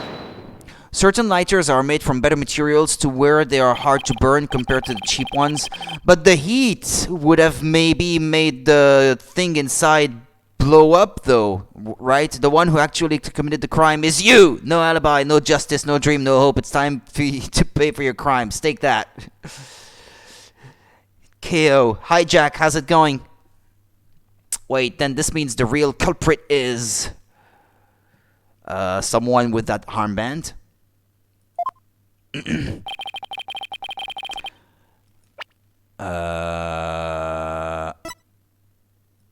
This dude? Same armband. You're doing alright? Awesome. It is his finishing move in Marvel vs. Capcom 3? 4? What's that? 3? Just 3? What, Apollo Justice is a playable character in that? Phoenix Wright, I think, yeah, but Apollo Justice, is he playable? I can't recall if he is. The figure in this vision is clearly not Dirk. Okay, excuse me. The distinctive band around their wrist gives their true identity away. Ah! That design. It can't be. This will prove just whose hand was captured in the seance vision. Take that! That photo. So you do believe the culprit to be someone dressed as him, anyway. So it could be him. Justice Minister Inga had cuffs with the exact same pattern on them. You're referring to the cuffs of justice, correct? Ah, but no! She was the Minister of Justice at the time, Garen. He wasn't. She was. Ah, yes, I hear they're a traditional part of a Chinese Justice Minister's attire. Yeah, if she wasn't queen yet, and she wasn't prosecutor anymore, it was during the time when she was the Minister of Justice. What does this tell us? It tells us that the figure in the vision is none other than Kurain's late Minister of Justice. No, you're wrong, Apollo. It's all coming together now, yeah. Not at the time. No, not my father. So he plotted the assassination of the former queen as well as the current one. Justice Minister Inga. So then Dirk's innocent of both charges? The Defiant Dragons, they've been right all along. Think, Apollo, think. Nayuta. Nayuta understands, maybe. What you've proposed is not possible, Apollo. For back then, Inga Karkul Kurain was not the Minister of Justice. Aha! So he wouldn't have been wearing the cuffs, would he? What? The Justice Minister 23 years ago was... You, Queen Garen. What? Oh right, she served as the Minister of Justice before succeeding the throne. I guess she also prosecuted the assassination attempt 23 years ago as one. So then, the figure in this vision is actually Your Eminence. It's you, isn't it? We have proof.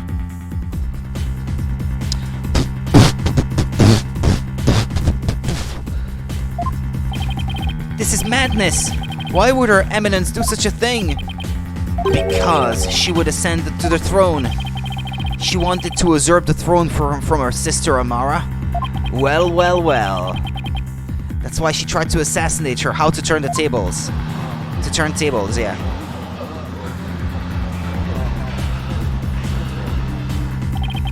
I find this all very hard to swallow. Take a swig. It'll be easier to swallow. Ah, much easier. Your Eminence, are you the one responsible for tearing my family apart? And was it you who killed my father? Well, Your Eminence, I'm asking you a question. Insolence! Such insolence! I am the Queen, and I do not need answer your questions, you peasants. Peasants! What did I say? So funny. I guessed right again. Always carrying on about things of no import. You do not deny it then. You concealed the truth and used me for your own designs. Oh, Nayuta, spare me your feeble-minded line of questioning. Even if Dirk were cleared of all charges, oh, she looks like a squid or a bug, lol. She makes me think of a Medusa, you know, with all the tentacles, the air being snakes. You know, that's what she reminds me of, if anything. It shall still be I who decides Refa's fate. You do wish for her to be queen someday, do you not? Remember, the child lives only by my good graces. Now kneel before me and fulfill your end of the bargain by offering me your head.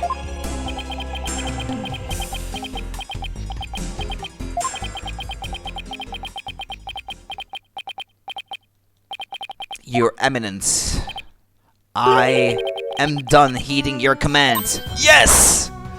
A bug, the wings and the eyes on the side of her head. I still believed you. I believed that protecting your secrets was in the best interest of this kingdom. But you have been deceiving me all the while. Nayuta. Yeah, I guess I can see it now, yeah indeed. I did not consider these things like eyes. Nayuta, you dare defy me. Your Eminence, I can turn the other cheek no more. Therefore, I hereby retract my confession in the murder of Justice Minister Inga. Retract, you say?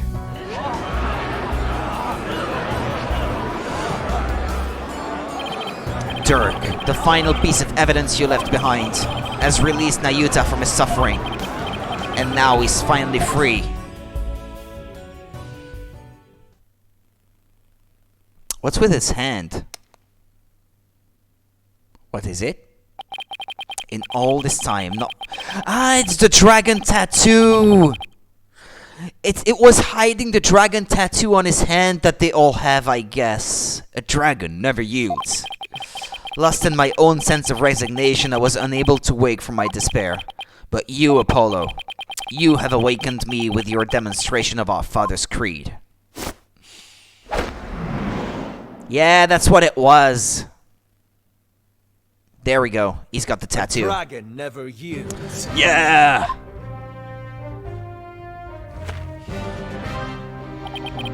I will carry on Dirk's legacy and fulfill his dream. Hear me, Garen. I will cast you down from your bloody throne. Long live the revolution! The only solution! The armed response of an entire nation! Grr, insolent fool! Now even you prattle on about revolution. Would you look at that? Yes! Well, Apollo, it seems we're finally making some headway down the road that Dirk carved out for us. Yeah. I love this! Now if we could just prove Garen's guilt, we could continue on down that road towards the revolution Dirk dreamed of. Your Eminence, you have been accused of the crime committed 23 years ago. Would you like to say anything in your defense? Not so fast, Your Majesty, for the cuffs could have been stolen and used without my knowledge. So you see, they can hardly be considered proof of anything. Why, I believe you're right. But we know she's guilty. Well, lawyer, is there any other evidence you would have me refute? Unfortunately, this photo was the last piece of evidence Dirk left for me. So as far as evidence goes, I've got nothing else regarding that case from the past. However, now that Prosecutor Sanmati has retracted his confession, we'll have to re-deliberate the current case from scratch. Time to go back to the Inga case. Yes, the defense speaks the truth. Even though it is clear who the guilty party is. Queen Garen, the defense accuses you of the murder of Justice Minister Inga Karkul Kurain. But do you have any evidence, defense? Evidence that would prove Garen was the killer. There is still one more avenue for us to explore, Mr. Justice. There is Minister Inga's final memories. In them, the minister's killer posed as Dirk. Therefore, one must ask, how did the killer dispose of their disguise? Hey, you're right. Excuse me.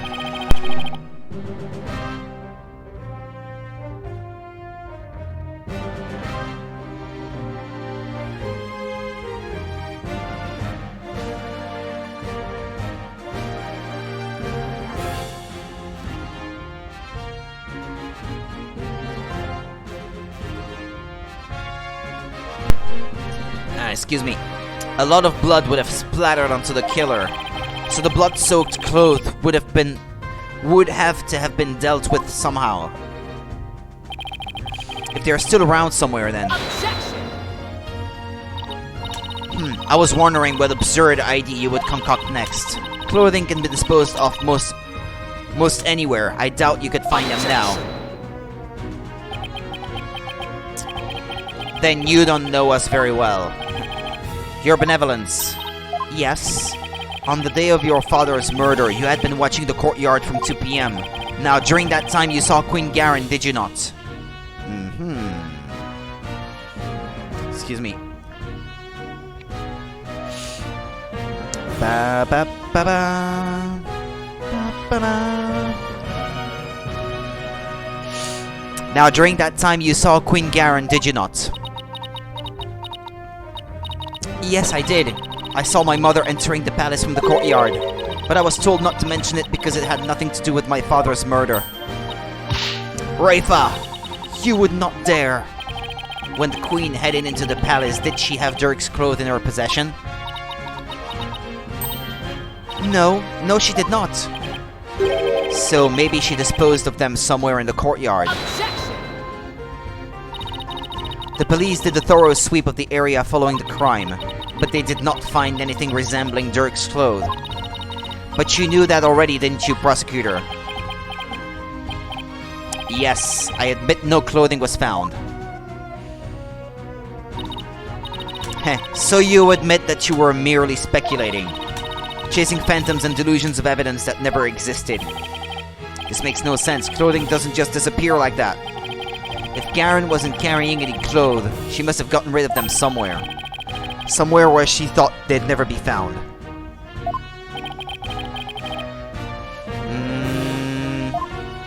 Where they'd never be found, huh? I believe Dirk's clothes were hidden here. Well, the tomb... Are they the clothes that the victim was wearing? Yeah, the tomb? You believe the clothing was hidden there? On Dirk? He stripped him of his clothes, wore them, and then put them back on him or something. Yes, it's the only place it can be. Very well. Where in the tomb do you believe the clothes were hidden? The sarcophagus? I'll save, because I'm not 100% sure about this.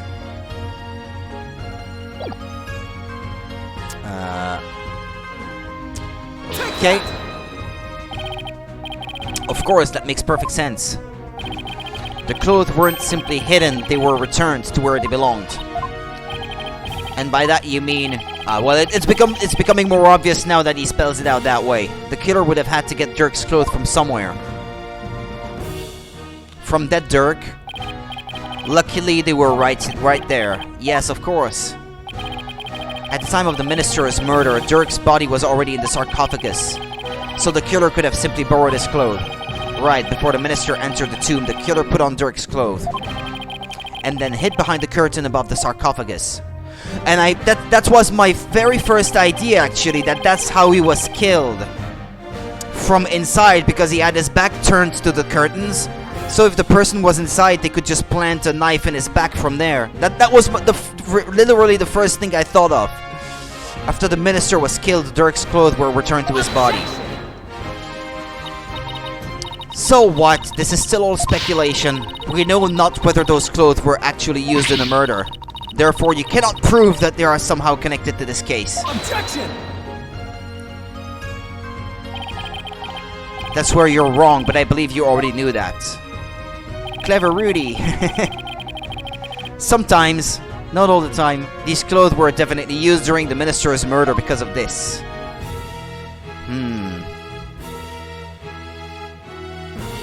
Guessing everything before it happens. In this case, perhaps more than the others, yeah. Maybe because I was more into this one. This one was more interesting than the others, perhaps.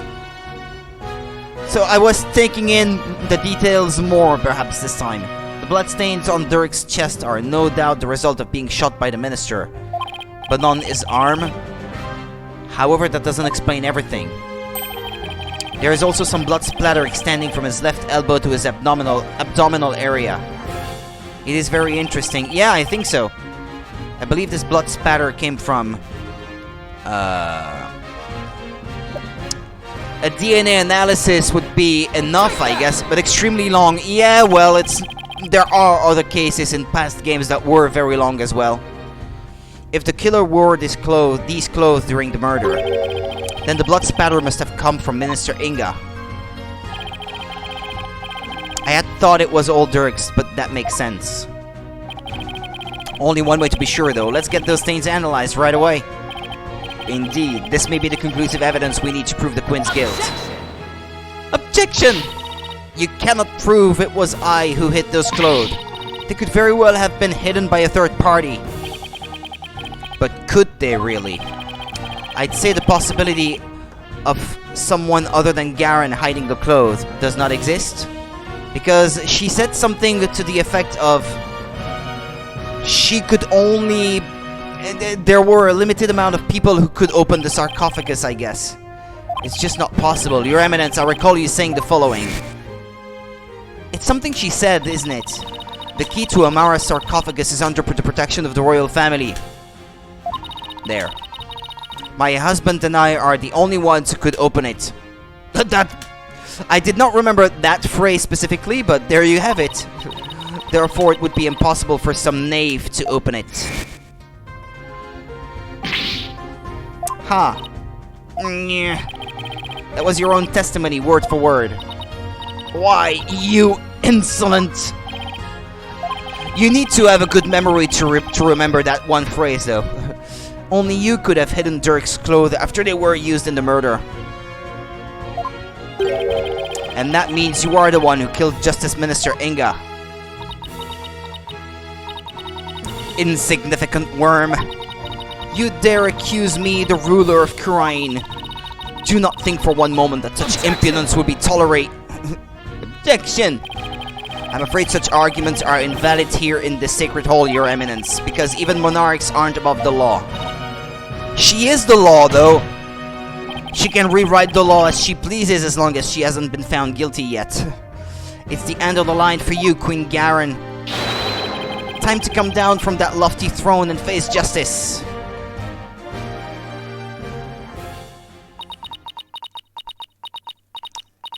You do kinda have to have a good memory when playing Ace Attorney. At least it pays off to have one. Yeah.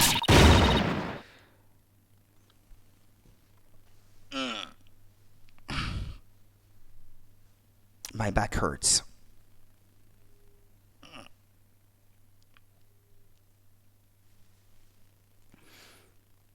Once I get a larger TV, I think I will have a different way of streaming. I think I'll be sitting in a couch instead. But I need a larger TV, though, to sit further away from it.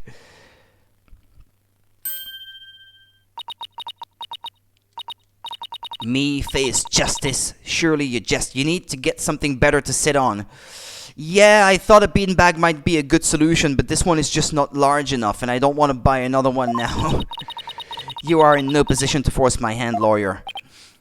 But if I sit in a couch, I will need a wireless headset. I will need something like a wireless second screen to look at the chat while I stream, and a larger TV so that I can sit further away from. But the larger TV, I've already got my eyes set on one, so...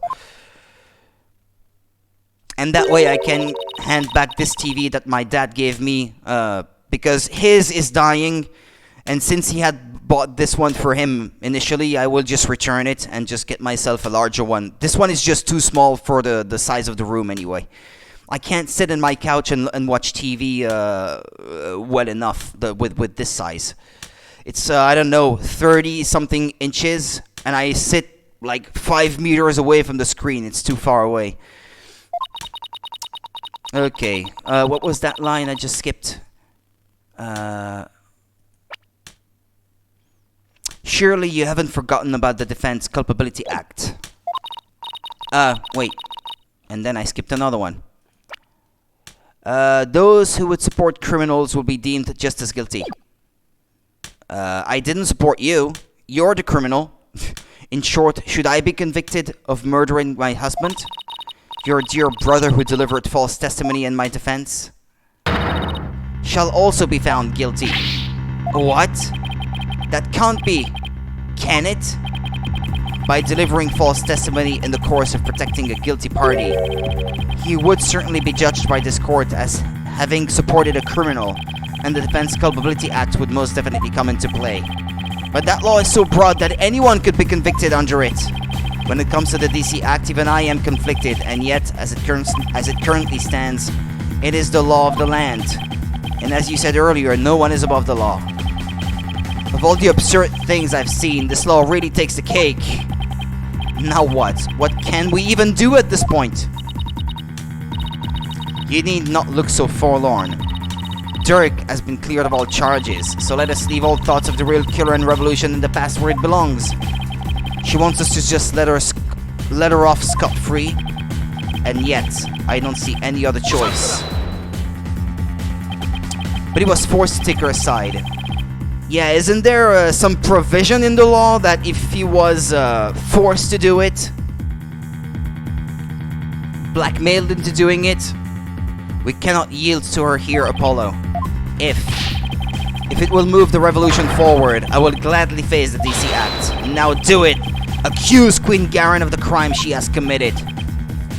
But such insolence! What you speak of is not revolution. Our kingdom will not function without its sovereign. We have Amara. If she lives, she can take your place, and Rafa cannot ascend to the throne, for she is as yet incapable of channeling spirits. Thus to accuse me is to wish destruction upon our fair kingdom, you terrorist. Terrorist? Can we have news about Queen Amara? Is she gonna live? If you would still insist on accusing me, then as ruling sovereign of Khura'in, I proclaim the following.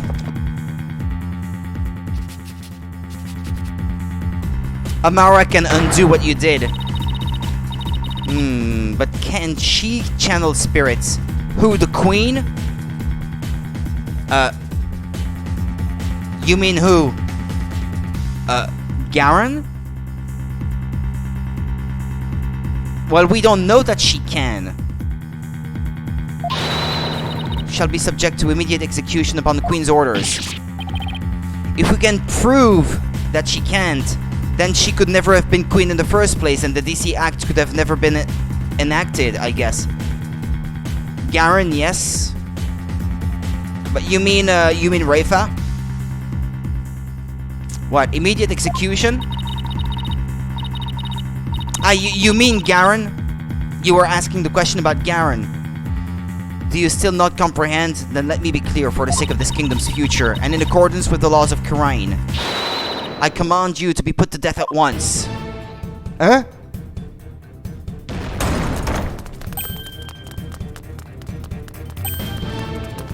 The queen must be able to channel spirits, I believe.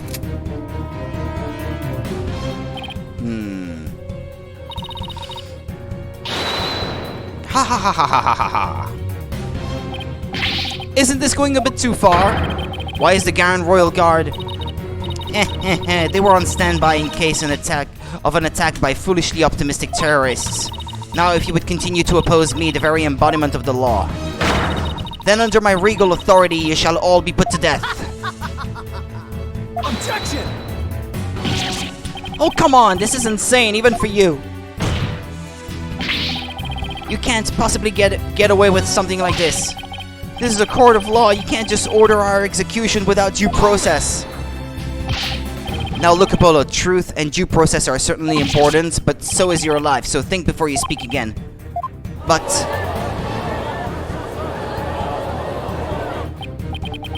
please, Apollo, do not make this any worse than it already is. I cannot lose you to the Twilight Realm too. What am I supposed to do? How do I win against an opponent that can rewrite the law as she sees fit? How can I ever bring her to justice? Is this really how it all ends? It is your life or your accusation, lawyer. You cannot hope for both. It is time to seize this insanity. The judge is actually the embodiment of the law, I believe. What do I do? Should I accuse Queen Garen? Yes! We have to. No choice.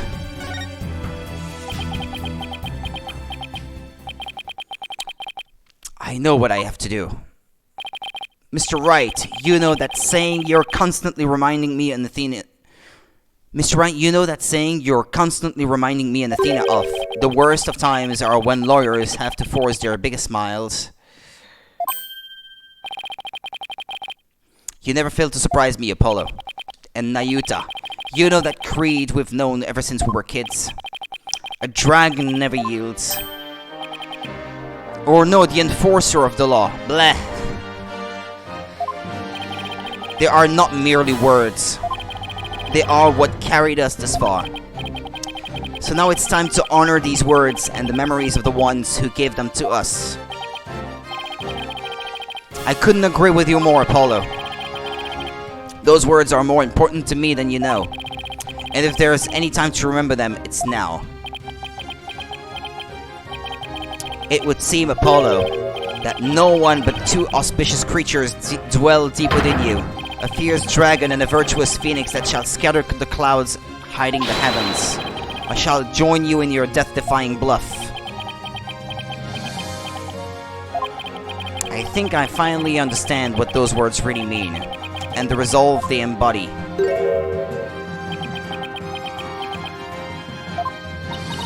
Are you smiling, even in the face of certain doom? Is there no end to your defiance?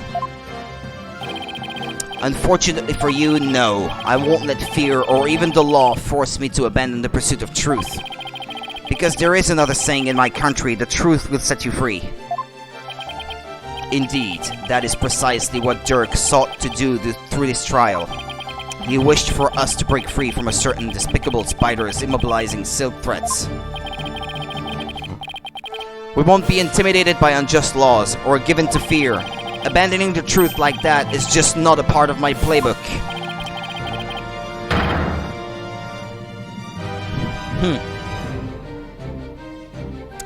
There is only one path before us. Revolution! The time to make Dirk's dream a reality is upon us.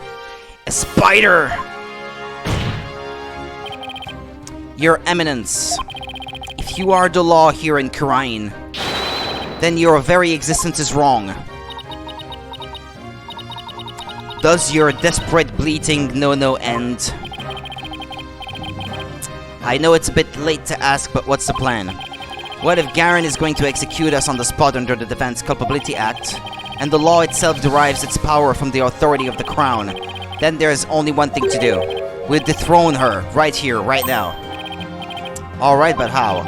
It's not like we have a lot of time to come up with a way to do it either. She's supposed to look like a spider, I guess. Yeah, that might explain a few things. I doubt she'll allow you to perform another cross-examination while we think. Don't worry, I'll come up with something. We'll be fine. We can't give up. Not now. We have to keep on fighting to the end. We can't allow these broken trials to go on. It's time to make things right.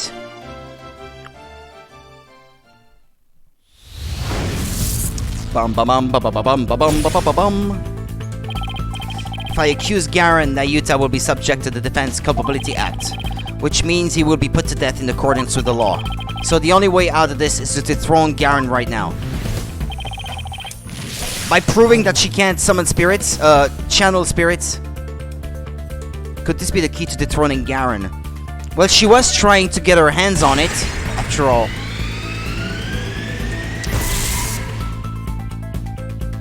Is it the key? Dirk was convinced that the orb is the key to the revolution in Kurain's future. In light of Garen's obsession with the orb, it makes a large amount of sense. She probably doesn't want anyone using it to gain spiritual powers and rights to the throne. Inga definitely tried to do just that, but that's where it starts to fall apart. Inga couldn't have channeled the Founder, even after abducting Miss Faye, after all. He didn't know the Founder's name. Yeah.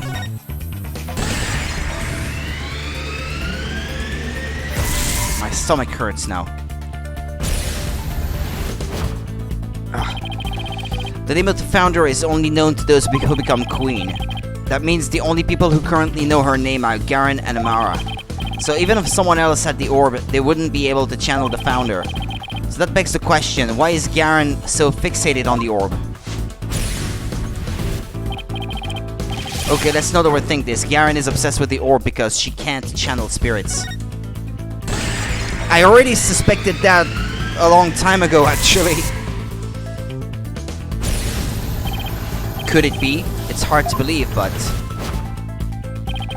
if she wants spiritual power, does that mean Garen can't channel spirits? That would explain why she had Amara perform the rite of channeling. Is that why she let Amara live, to stand in for her when the time came to channel spirits? So if Garen can't channel spirits, she'd have no claim to the throne.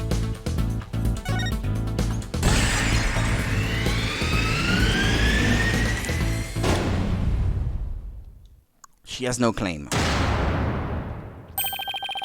Garen's Defense Culpability Act was established under the Crown's authority, but if she has no claim to the throne, then the DC Act would become null and void.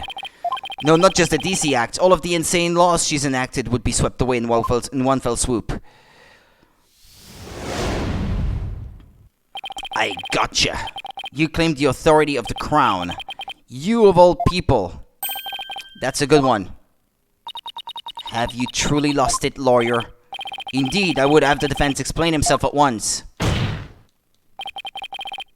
It's easy, your majesty. Why is Queen Garen so obsessed with the Founder's orb? Why did she let Queen Amara live? And why was she having her mercifulness perform the rite of channeling in her place? The answers to these three questions point to a single conclusion. A fact that will shake this kingdom to its very core. I still do not follow, Apollo. Your Eminence, I have just one question for you, and please be honest. You can't actually channel spirits, can you? Aha! What? You believe the Queen is not capable of communing with the dead? The defense will explain himself at once. In Kurain, the ability to channel spirits is an absolute requirement for a would-be queen. But, Your Eminence, if you were incapable of doing that, then you'd have no claim to the throne. Not only that, but every law you've passed would be rendered null and void. And you, the Garen Royal Guard, you seem to be rather enamored with the Queen's supposed spiritual power, but what if she had none? What if she were just an ordinary person, a pretender to the throne? That's crazy talk, impossible! Everyone knows only spirit mediums can become queen. Go ahead. Channel someone. Such blasphemy, on what grounds do you make such a defamatory claim? Queen Garen, if you think I'm just out to defame you, then prove it. Prove it using this piece of evidence you want so badly. Hold on.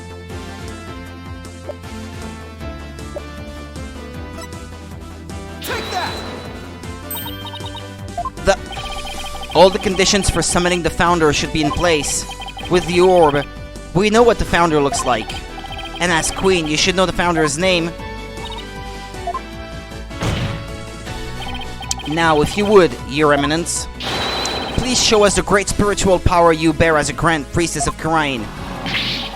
Oh, to witness Her Eminence's great power with our own eyes.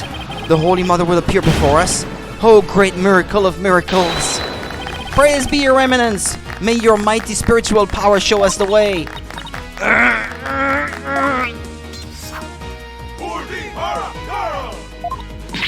Enough! Enough, I say, you mindless cretins! Your Eminence? Can it be that you cannot? No, no, I want a lawyer, someone one at once. That's funny. Aren't you forgetting something? There aren't any lawyers left in Kharain. You can thank your Defense Culpability Act for that. Arr. Your Eminence, please give us a glimpse of your magnificent spiritual power. Summon Her Holiness so she may guide us.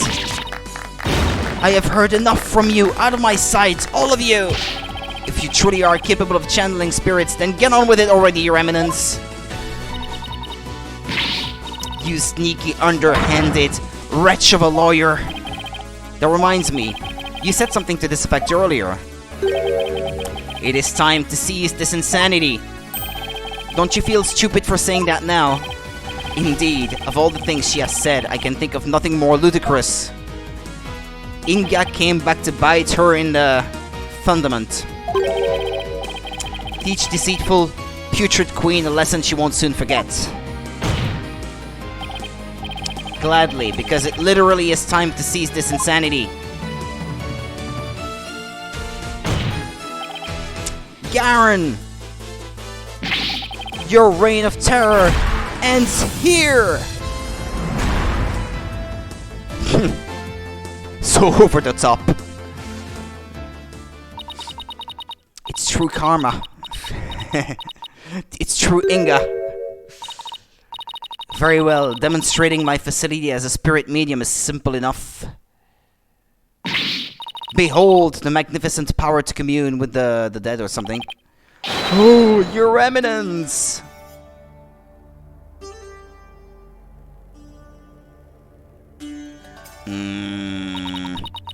Oh, great spirit of the Founder who dwells in the Twilight Realm, heed the secret covenant of the orb, and appear here before us.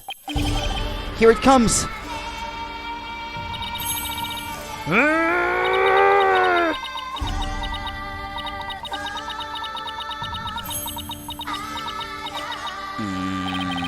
What's wrong? Are you not feeling well? Oh, Spirit of the Founder, grace us. The time is now, I beseech you. Appear before us. Heed my call. Founder, please. She has no idea how to do it.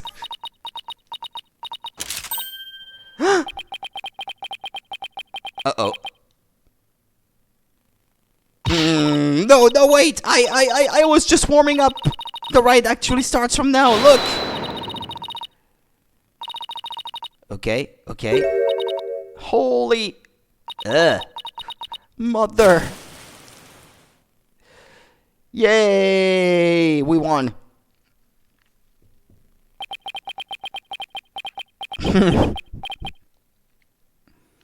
She never had any power, so she never learned how to. Yeah.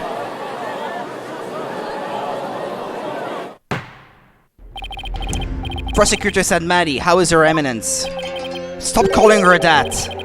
It seems she now believes that she herself is the Holy Mother.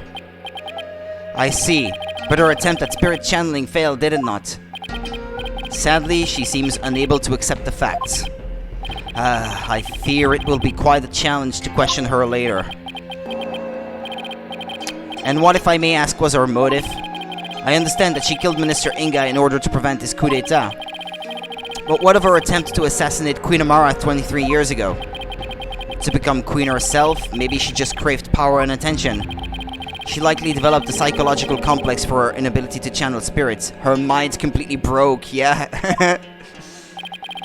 That is why she kept Queen Amara alive to perform the rite of channeling for her. In that way, it would seem as if she had great spiritual power. In short, she built a cult of personality upon fear and lies. Then again, do not all tyrants? So then, she never really intended to kill Amara, huh? What I don't understand is why Queen Amara even listened to Garen in the first place. Especially 14 years ago, before Rayfa was being held hostage. Why would she keep letting the people of Karain think she was dead?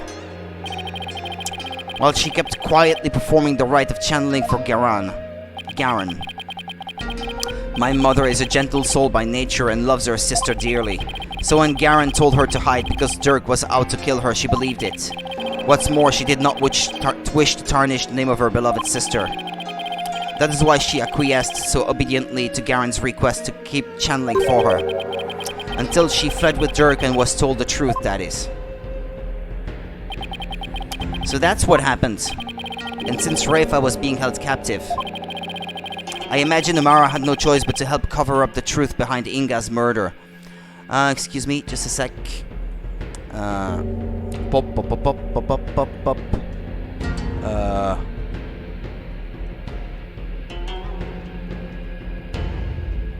Never mind. Okay.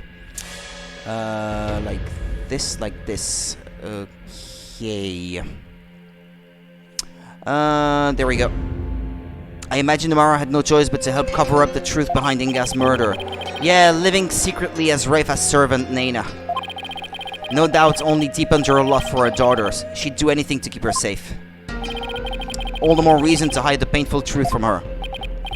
Well, that was a case for the ages. Prosecutor Sadmadi has been cleared of all suspicion in the murder of Minister Inga.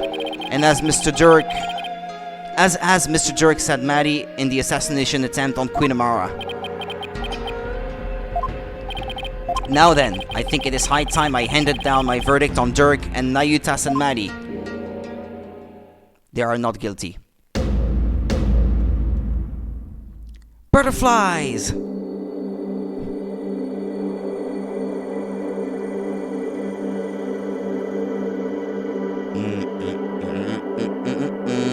Let the butterflies fly.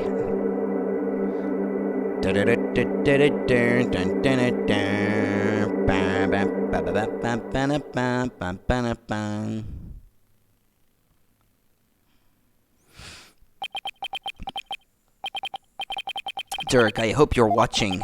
I proved your innocence. And the revolution is won. Nayuta is smiling again.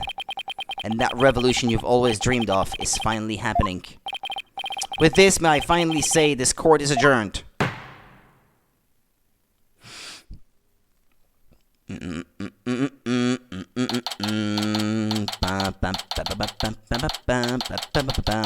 May 19. Way to go, Apollo. I was on the edge of my seat when those guards stormed the courtroom. That was a shocker, alright. Can't imagine anything like that happening back home. I know, right? I was ready to go on down there and teach them a lesson myself. Really? I was barely able to hold her back. Hold me back? You were about to go ballistic after a while there, Athena. Yeah, well, I was thinking about helping you smack a few of them down, to be honest. I'm looking forward to the look back to the other characters. Remind me to never say or do anything to deserve a Maya Athena double suplex. You did a fine job out there, Apollo. Thanks for all the great advice, Mr. Wright. Nah, it was all you. That perseverance and never say die attitude you showed was impressive. You actually learned a thing or two myself. What, for me? That's a laugh. There were any number of times where I wouldn't have blamed you for giving up, but you stuck it out to the end and came away triumphant, by sheer force of will. and inner strength forged in countless trials. You overcame the most desperate and hopeless situation I've ever seen. I don't know about all that. I mean it. You've really come a long way, Apollo. I have nothing but respect for your abilities as an attorney. Really? Aren't you exaggerating just a little bit, Mr. Wright? You did it, Apollo! You finally won his seal of approval! But what about me, Nick? My channeling's come a long way too. After all, I was deemed worthy enough to be used in 2 major crimes already. Yeah, and 2 major chances for me to become someone for you to channel next. Ha! Honestly, I couldn't have done this without the support of each and every person here. Mr. Wright, Athena, Nayuta, and of course Dirk. That was pretty cool, Polly. Trucy! Trucy, what are you doing here? Hehe, it's magic. I'm afraid she employed the old let's tow away Mr. Edgeworth's suitcase trick. What? Though it certainly explained why my suitcase was so heavy. Tell me you at least noticed it was heavier than usual. Edgeworth! Trucy, do you even have a passport? No. My magic panties are an extra-dimensional space. It's like a mini-universe in there. I could produce a passport at the drop of my hat. Right. Maybe something in this world are better left a mystery, including your magic panties. Hornhead, Barbed Head. How about using our names now? I am forever in your debt for what you've accomplished in this Hall of Justice. Without your presence, I may have never changed as I have this day. It's pathetic, I know. That's where you're wrong, your benevolence. It was you who changed yourself. Only you could choose to defy Garen. I forgot he would show up. It's been so long. And that decision was yours and yours alone. That's right. All we did was present you with an opportunity. And you made use of it with gusto. This victory is yours, your benevolence. You should be proud of yourself. I see. So I am worthy of my title after all. Ha! Ha ha ha ha ha ha! I shall work to heal our kingdom so that it may know peace and prosperity once more. She sure bounced back quick. So, your benevolence, I take it you learned the truth of your origins? That you are the daughter of Durek and Queen Amara? Yes, my mother, Her Eminence, told me. She said it was a part of my disciplining. If you can call it that. Sounds more like blackmail. Keep quiet or I'll tell everyone you're the daughter of a criminal. My mother was so insufferable, or should I say, my former mother. Sounds like there was no love lost there. But you cleared Durek's name. My true father will no longer be known as a criminal. Therefore, I have nothing more to fear. So what's next for the kingdom of Karain? You lost your queen, so... Her benevolence, Princess Rifa, will ascend to the throne. Nayuta, but she can't channel spirits yet, right? Indeed, which is why I will act as regent on her behalf. Until the day she comes into her own. Yes, your help will be greatly appreciated, Prosecutor Assad. Big Oni-chan! Nayuta-ni-chan. Wow, you're still going? I stopped to have dinner at one point, Samash. I did not do all of that in one go. Ni-chan. Is she going to say what I think she is?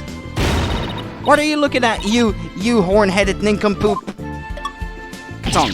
Youch! In any event, I will be assisted by Nayuta and Queen Amara for the time being. Queen Amara? Our country offers counsel to the rulers of neighboring kingdoms through channeling. It is a duty I intend to fulfill myself one day, but for now, I will have Queen Amara assist me in that capacity. Tsundere Reifa. So then, she's going to be alright. Yes, it seems the bullet went straight through her without doing any serious damage. That's a relief. You did it, AJ! Thanks to you, both Dirk and Nayuta beat the charges against them. And you got the revolution rolling to boot. The revolution, Dirk. I guess you were right to believe in me after all. Yes, sir, there's gonna be some major changes around here. The legal system's gonna return to its rightful state, like how Dirk always wanted. And the name of Apollo Justice will go down in Chinese history. Yeah, right. Oh, Nayuta, before I forget, there was something I wanted to give you before I head back home. You wish to give me something? Yes, as Dirk's birth son, I think you should have this.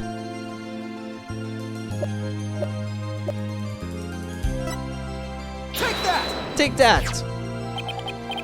This is Dirk's. I have to get back to the States. And I know you're a prosecutor and all, but as the man that's going to change Kurain, it's only right that you have it. To change Kurain. Yeah, in Dirk's place. Apollo, I'm afraid I must refuse your gift. What? Why? There is something I would like to show you. Huh? What's this all of a sudden? Mr. Wright, won't you and your friends please join us? Oh, sure. May 19th, former Sadmati law offices. So why did you bring us here, Nayuta? Apollo, I want you to stay here in Kurain. What? But why? We have lost our queen, and our kingdom stands at the crossroads. I'm eating... What's that? Jelly fried donut? I mean, onigiri? Jelly fried donut, huh? We have lost our queen and our kingdom stands at the crossroads. Most of all, we will need to rebuild our entire legal system. Naturally, that includes the reintroduction of lawyers to the court. Wait, you're not asking me to? Yes, I want you to take over this law office. With you as a lawyer and me as a prosecutor.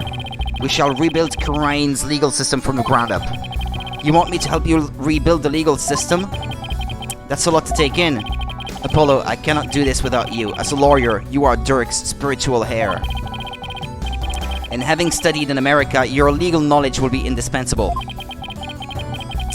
This is way out of my league. The revolution is still in its infancy. But it was Dirk's dream to restore the legal system to its rightful state.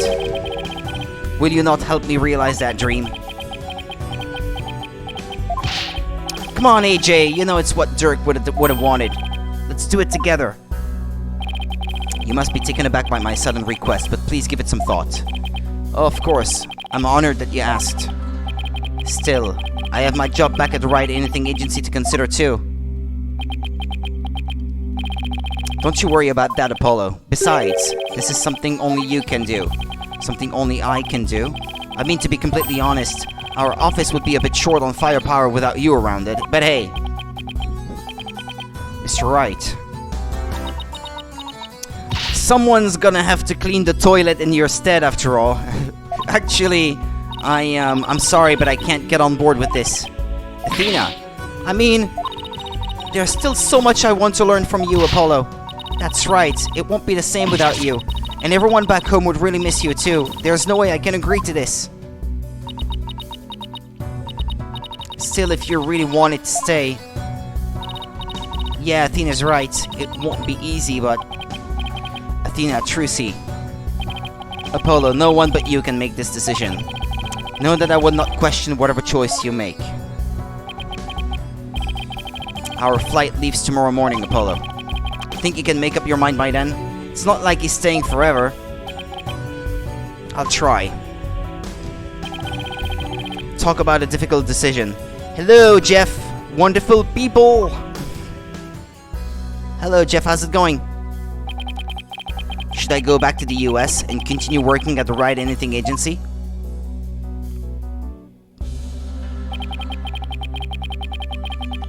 Or should I stay in Kurain and help Nayuta rebuild the legal system? What's the right thing for me to do? Well, the end of this case at least, yeah. May 20th, 8 AM. Temple. The bus to the airport will be here any minute. I wonder where Apollo is. Do you think he decided to stay here in Karain? I bet he was up all night thinking. This is a life-changing decision after all. Whatever he decides, I'll have to accept it. I guess this means no more courtroom battles alongside him. Hey, guys! I'd know that booming voice anywhere. Huff, puff, huff, puff. Phew, I made it. Apollo, you're here. Does this mean you're coming home with us? No, don't think. Well, about that. Mr. Wright, yes? I've made up my mind. Here it is, the moment of truth. I still have so many things to learn from you. But...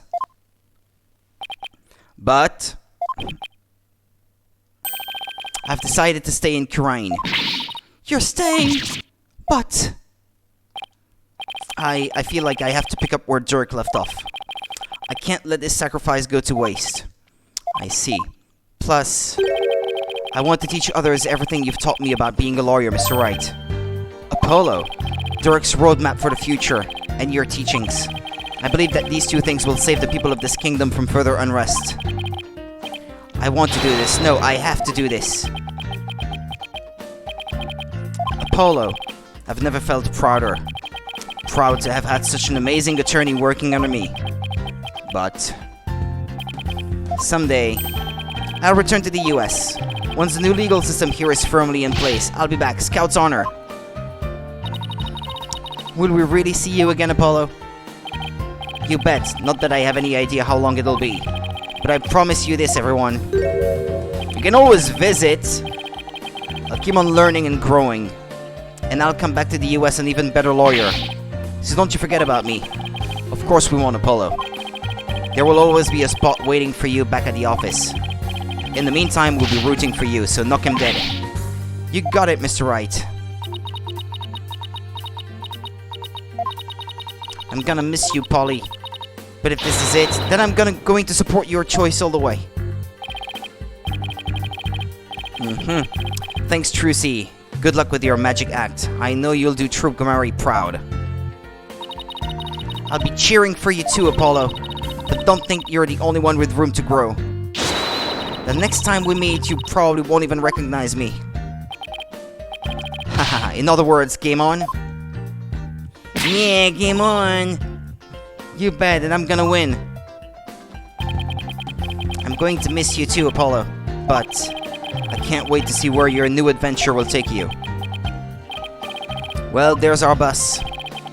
I guess this is it, Apollo. I'll never forget everything you've done for me, Mr. Wright. I don't know how I'll ever repay you. Here's to seeing you back in the US again someday. Until then, you know where to find me. I kinda wanna see an Ace Attorney game where he comes back after years. Maybe Phoenix stepping down, maybe a new lawyer. You never know. I mean, if they will be done re-releasing everything on Switch, you might get a completely new game after they're done re-releasing the entire franchise. With these games coming to Switch soon, the legacy of those who came before us.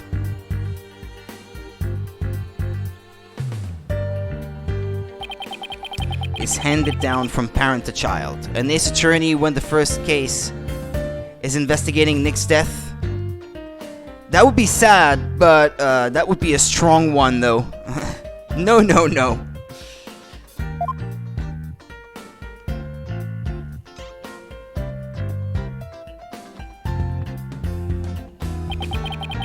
And from mentor to disciple, we must never stall or stagnate, but continue to grow and change. All that we've been taught, the beliefs and convictions that have been passed down to us, we must continue to nurture them so we in turn can pass them on to the next generation. Super strong. It would have to be the second or later cases. Are you really sure you're okay with him staying, boss? Uh-huh. I always figured he'd leave the nest someday.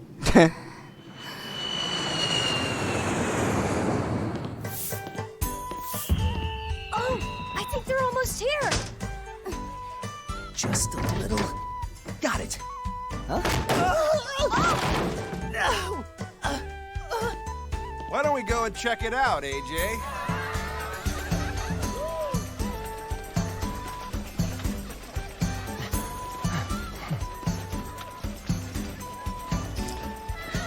First, gotta be simple for the sake of learning. Nick having a simple case wouldn't do him justice.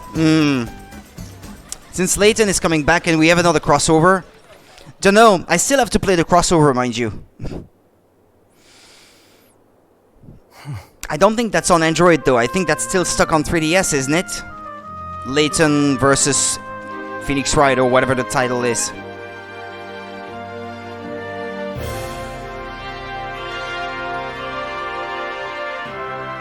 Apollo would do him justice though. Ha ha. Da da da da da da da da da da da da. Da da da da da da da da da da. Okay, flashback with every character. 3DS exclusive. So if I want to stream that someday, I'm gonna have to emulate it then. I'm the amazing Mr. Hat. I wanted to take this opportunity to announce my solo debut. It seems Mr. Hat doesn't want Apollo to leave. We're fierce rivals, you know. I can't let him hog the spotlight. Really good crossover. It just makes sense. Kinda miss him too. I know. We should go visit him in Karain.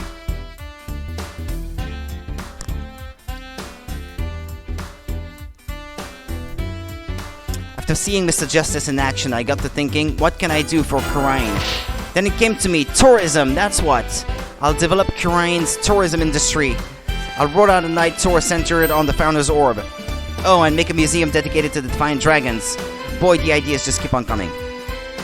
Alright, the crossover is where the joke, look Professor, a hint coin. Luke, how did you get on the moon? Or something like that. Yeah, okay. That's where it came from. I believe you may have told me, actually. For some reason, I already heard that.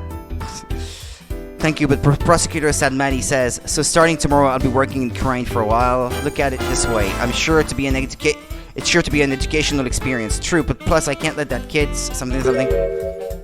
You love the crossover?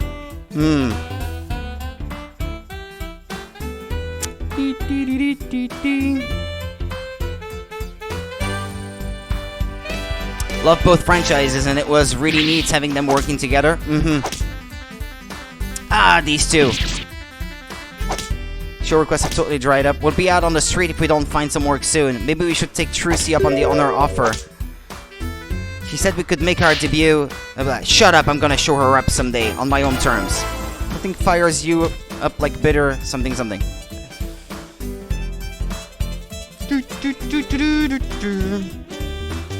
Character design, Takuro Fuse.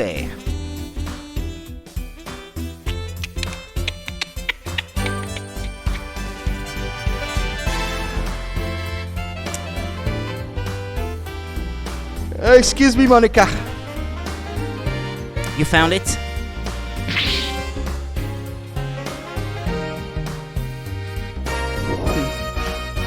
What the fuck are you doing on the moon? Hand going!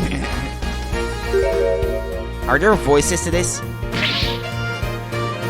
What the fuck are you doing on the moon? Nice. Excellent. Good one.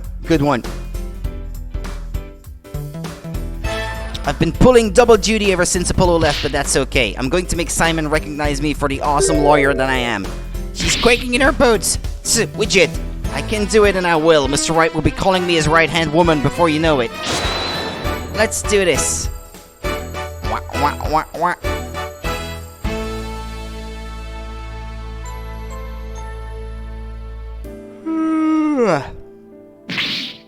Bucky, how dare you deliver my order in such a sorry state? Don't be mad, Simey. There was a huge something.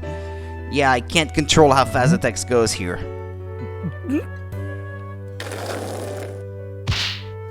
You great big pillock. I just lost my appetite. It's hard to find good health these days. Wouldn't you say, old chum?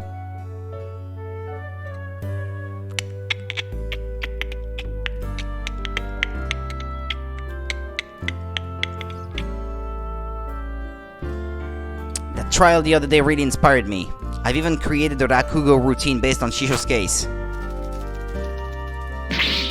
It's a mystery story that'll keep flipping the audience's thinking on its head.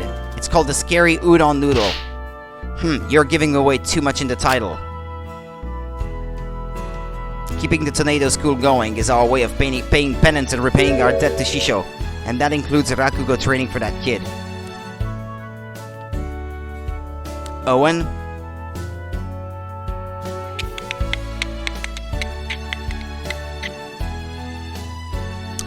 Pop, pop, pop, pop, pop. Ah, here she is, Sarge. Even ancient ruins and their fancy schmancy Tomb Raider are no match for me. Alright, fire! The university where my father worked is letting me help with a dig. One day I'll discover an unknown ancient civilization and dedicate it to him. I'll also be going on a dig in Kirain soon. That private justice had better not be slacking off. I like her.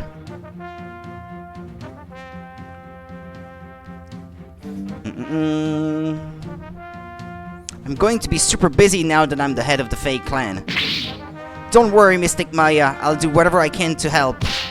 Thanks, Pearly. Our first order of business will be to revolutionize Kirain Village. Ooh, I have an idea. How about opening a store where we can buy new outfits like the city girls wear? Well, look who's all grown up now, but I think there are a few more pressing matters to take care of first. Yeah, you're right. I guess it'll be a while before I get my revolutionary makeover.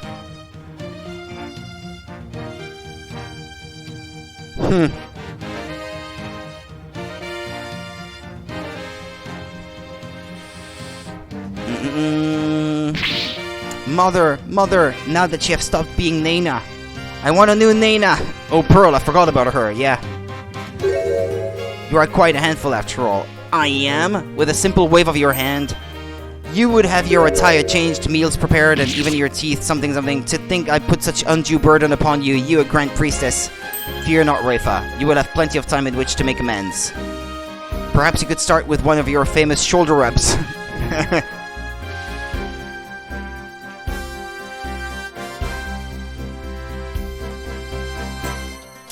It's to her that we owe the jelly something. The jelly-filled donut. Janet Sue.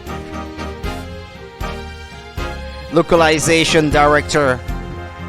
Yeah, jelly-filled donuts, huh? To be given such a dismissive name is entirely uncalled for. Oh, what am I to do? Perhaps I shall consult Apollo about this.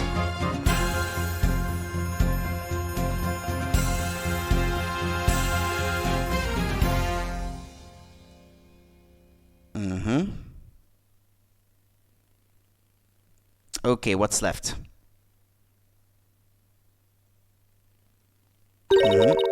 How is he doing, Mr. Wright? Great. He's a respectable lawyer in his own right. He even has his own practice called Justice Law Offices. Thank you. This wouldn't have been possible without you. Oh, before I forget. I made a copy of this photo for you. A photo? Oh.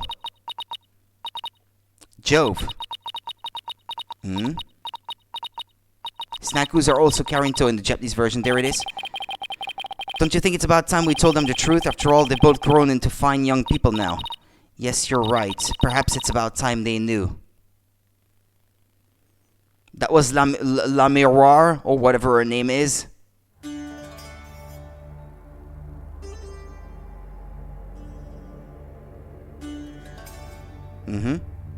Okay. Yeah, that was her.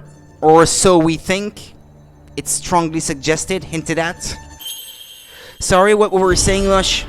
Like brown sugar sticks? Ah, okay. Karinto. Okay.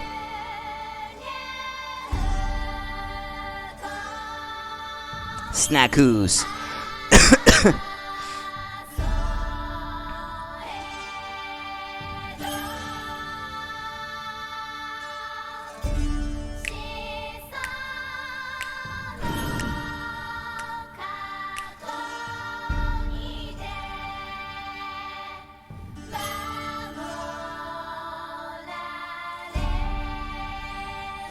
I can't help it, I'm reminded of Ghost in the Shell with that kind of music. And the chanting. Strongly suggested, yes. Also, apparently she sent flowers to Trucy when she premiered her show. Ah.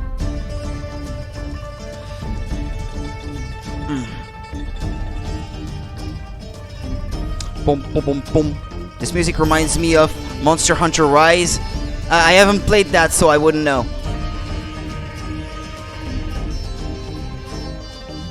I guess because of the Japanese theme and chanting. A small bouquet of white flowers. Ah, okay.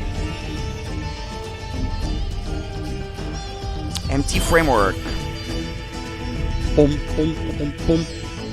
Boom, boom, boom, boom, boom. Boom, boom, boom, boom, boom. But you usually only notice the giant one from Gavin. Yeah. I guess so.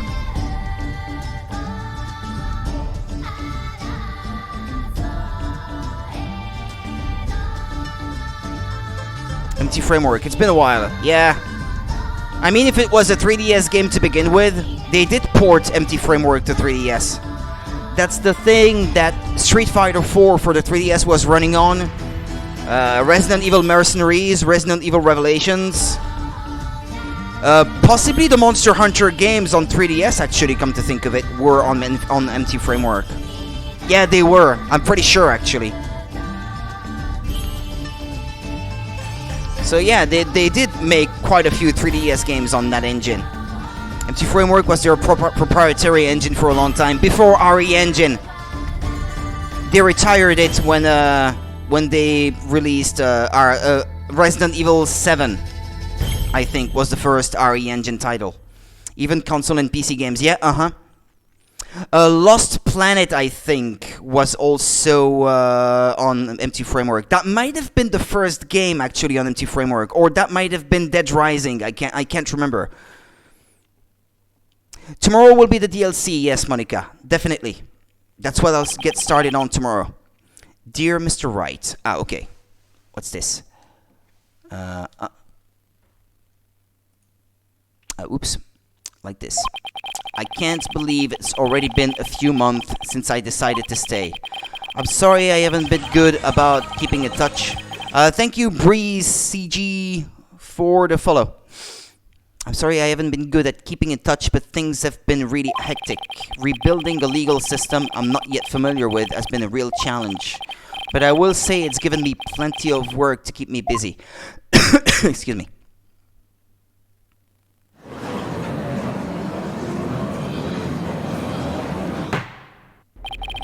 Have you not given the autopsy reports even a cursory glance, Mr. Justice? Haha, it's just I have 15 clients on my plate right now. If he is the only lawyer in the country. Though I probably shouldn't have accepted all 15 at the same time. Satura. It was originally developed to power Lost Planet and Dead Rising. Oof, I'm surprised I still knew that. Then they just made it their default engine. Yeah, that was really developed with the Xbox 360 in mind, since these two games were originally exclusives on 360. I believe even they had trouble getting it to run on PS3 at first. Are you going to help me rebuild Kurain's legal system or not? If you are, we need to move through this case backlog faster. Yeah, I know, but besides, those 15 are only the beginning. There are 10 more awaiting your services. I too have friends and acquaintances seeking legal representation, and being that you are the only lawyer in the country, I told them to contact you. I estimate it will only add about 16 clients to your caseload. Huh? Now wait just 1 minute. Money, Apollo, money! I have been handing out advertisements to your new office. They read: from legal advice to investigating extramarital affairs, even yak milking. For a limited time only. These services and more are free down at Justice Law offices. No money then, I guess. Probably everyone had problems with the PS3 back then. Yeah, that's true. I have already received requests from 380 new clients. I'm going to have to say something, aren't I? Objection! Say it! Objection! Huh. I trust you did your Cords of Steel exercises this morning. Well, go on. There is no need to hold back. Now that you mention it, we have yet to hear you shout today. Yes, and I have grown quite drowsy from these tedious proceedings. Still hoping for an RE Revelations 3 or something made with the Switch in mind. Would be cool to see what they can do with the RE engine, since Monster Hunter did really well for the most part, even if I made the PC version my main one. That was heavily hinted at some point. It was rumored at one point that we would be getting Revelation 3 on Switch, made with the RE engine and from the ground up with the Switch hardware in mind. That might have been skipped over to the next platform though, if it is true that we're getting a Switch 2 next year or something, as it is strongly rumored to be the case. Maybe they're just skipping it over to the new system, which will probably be the case for Metroid Prime 4 and a new 3D Mario game and a few other ones that the system will really need at first to really get the system going sales-wise. I have grown quite drowsy from these tedious proceedings. I think it would be great, honestly. Ref 2 wasn't as good because it was released during Capcom's dark times. I could use aloud something to wake me up. Do not disappoint me, Hornhead. Objection! There is really only one thing to say at a time like this. It's a word I've said countless times in my career, but one I'll never tire of. Objection! There we go. Ha! And with that, I guess this case is over. And there we go. DLC case tomorrow then. So it's saving data automatically. Okay. The Ace Attorney series is just one of the many exciting Capcom series available right now. Check out our full lineup on Google Play. No.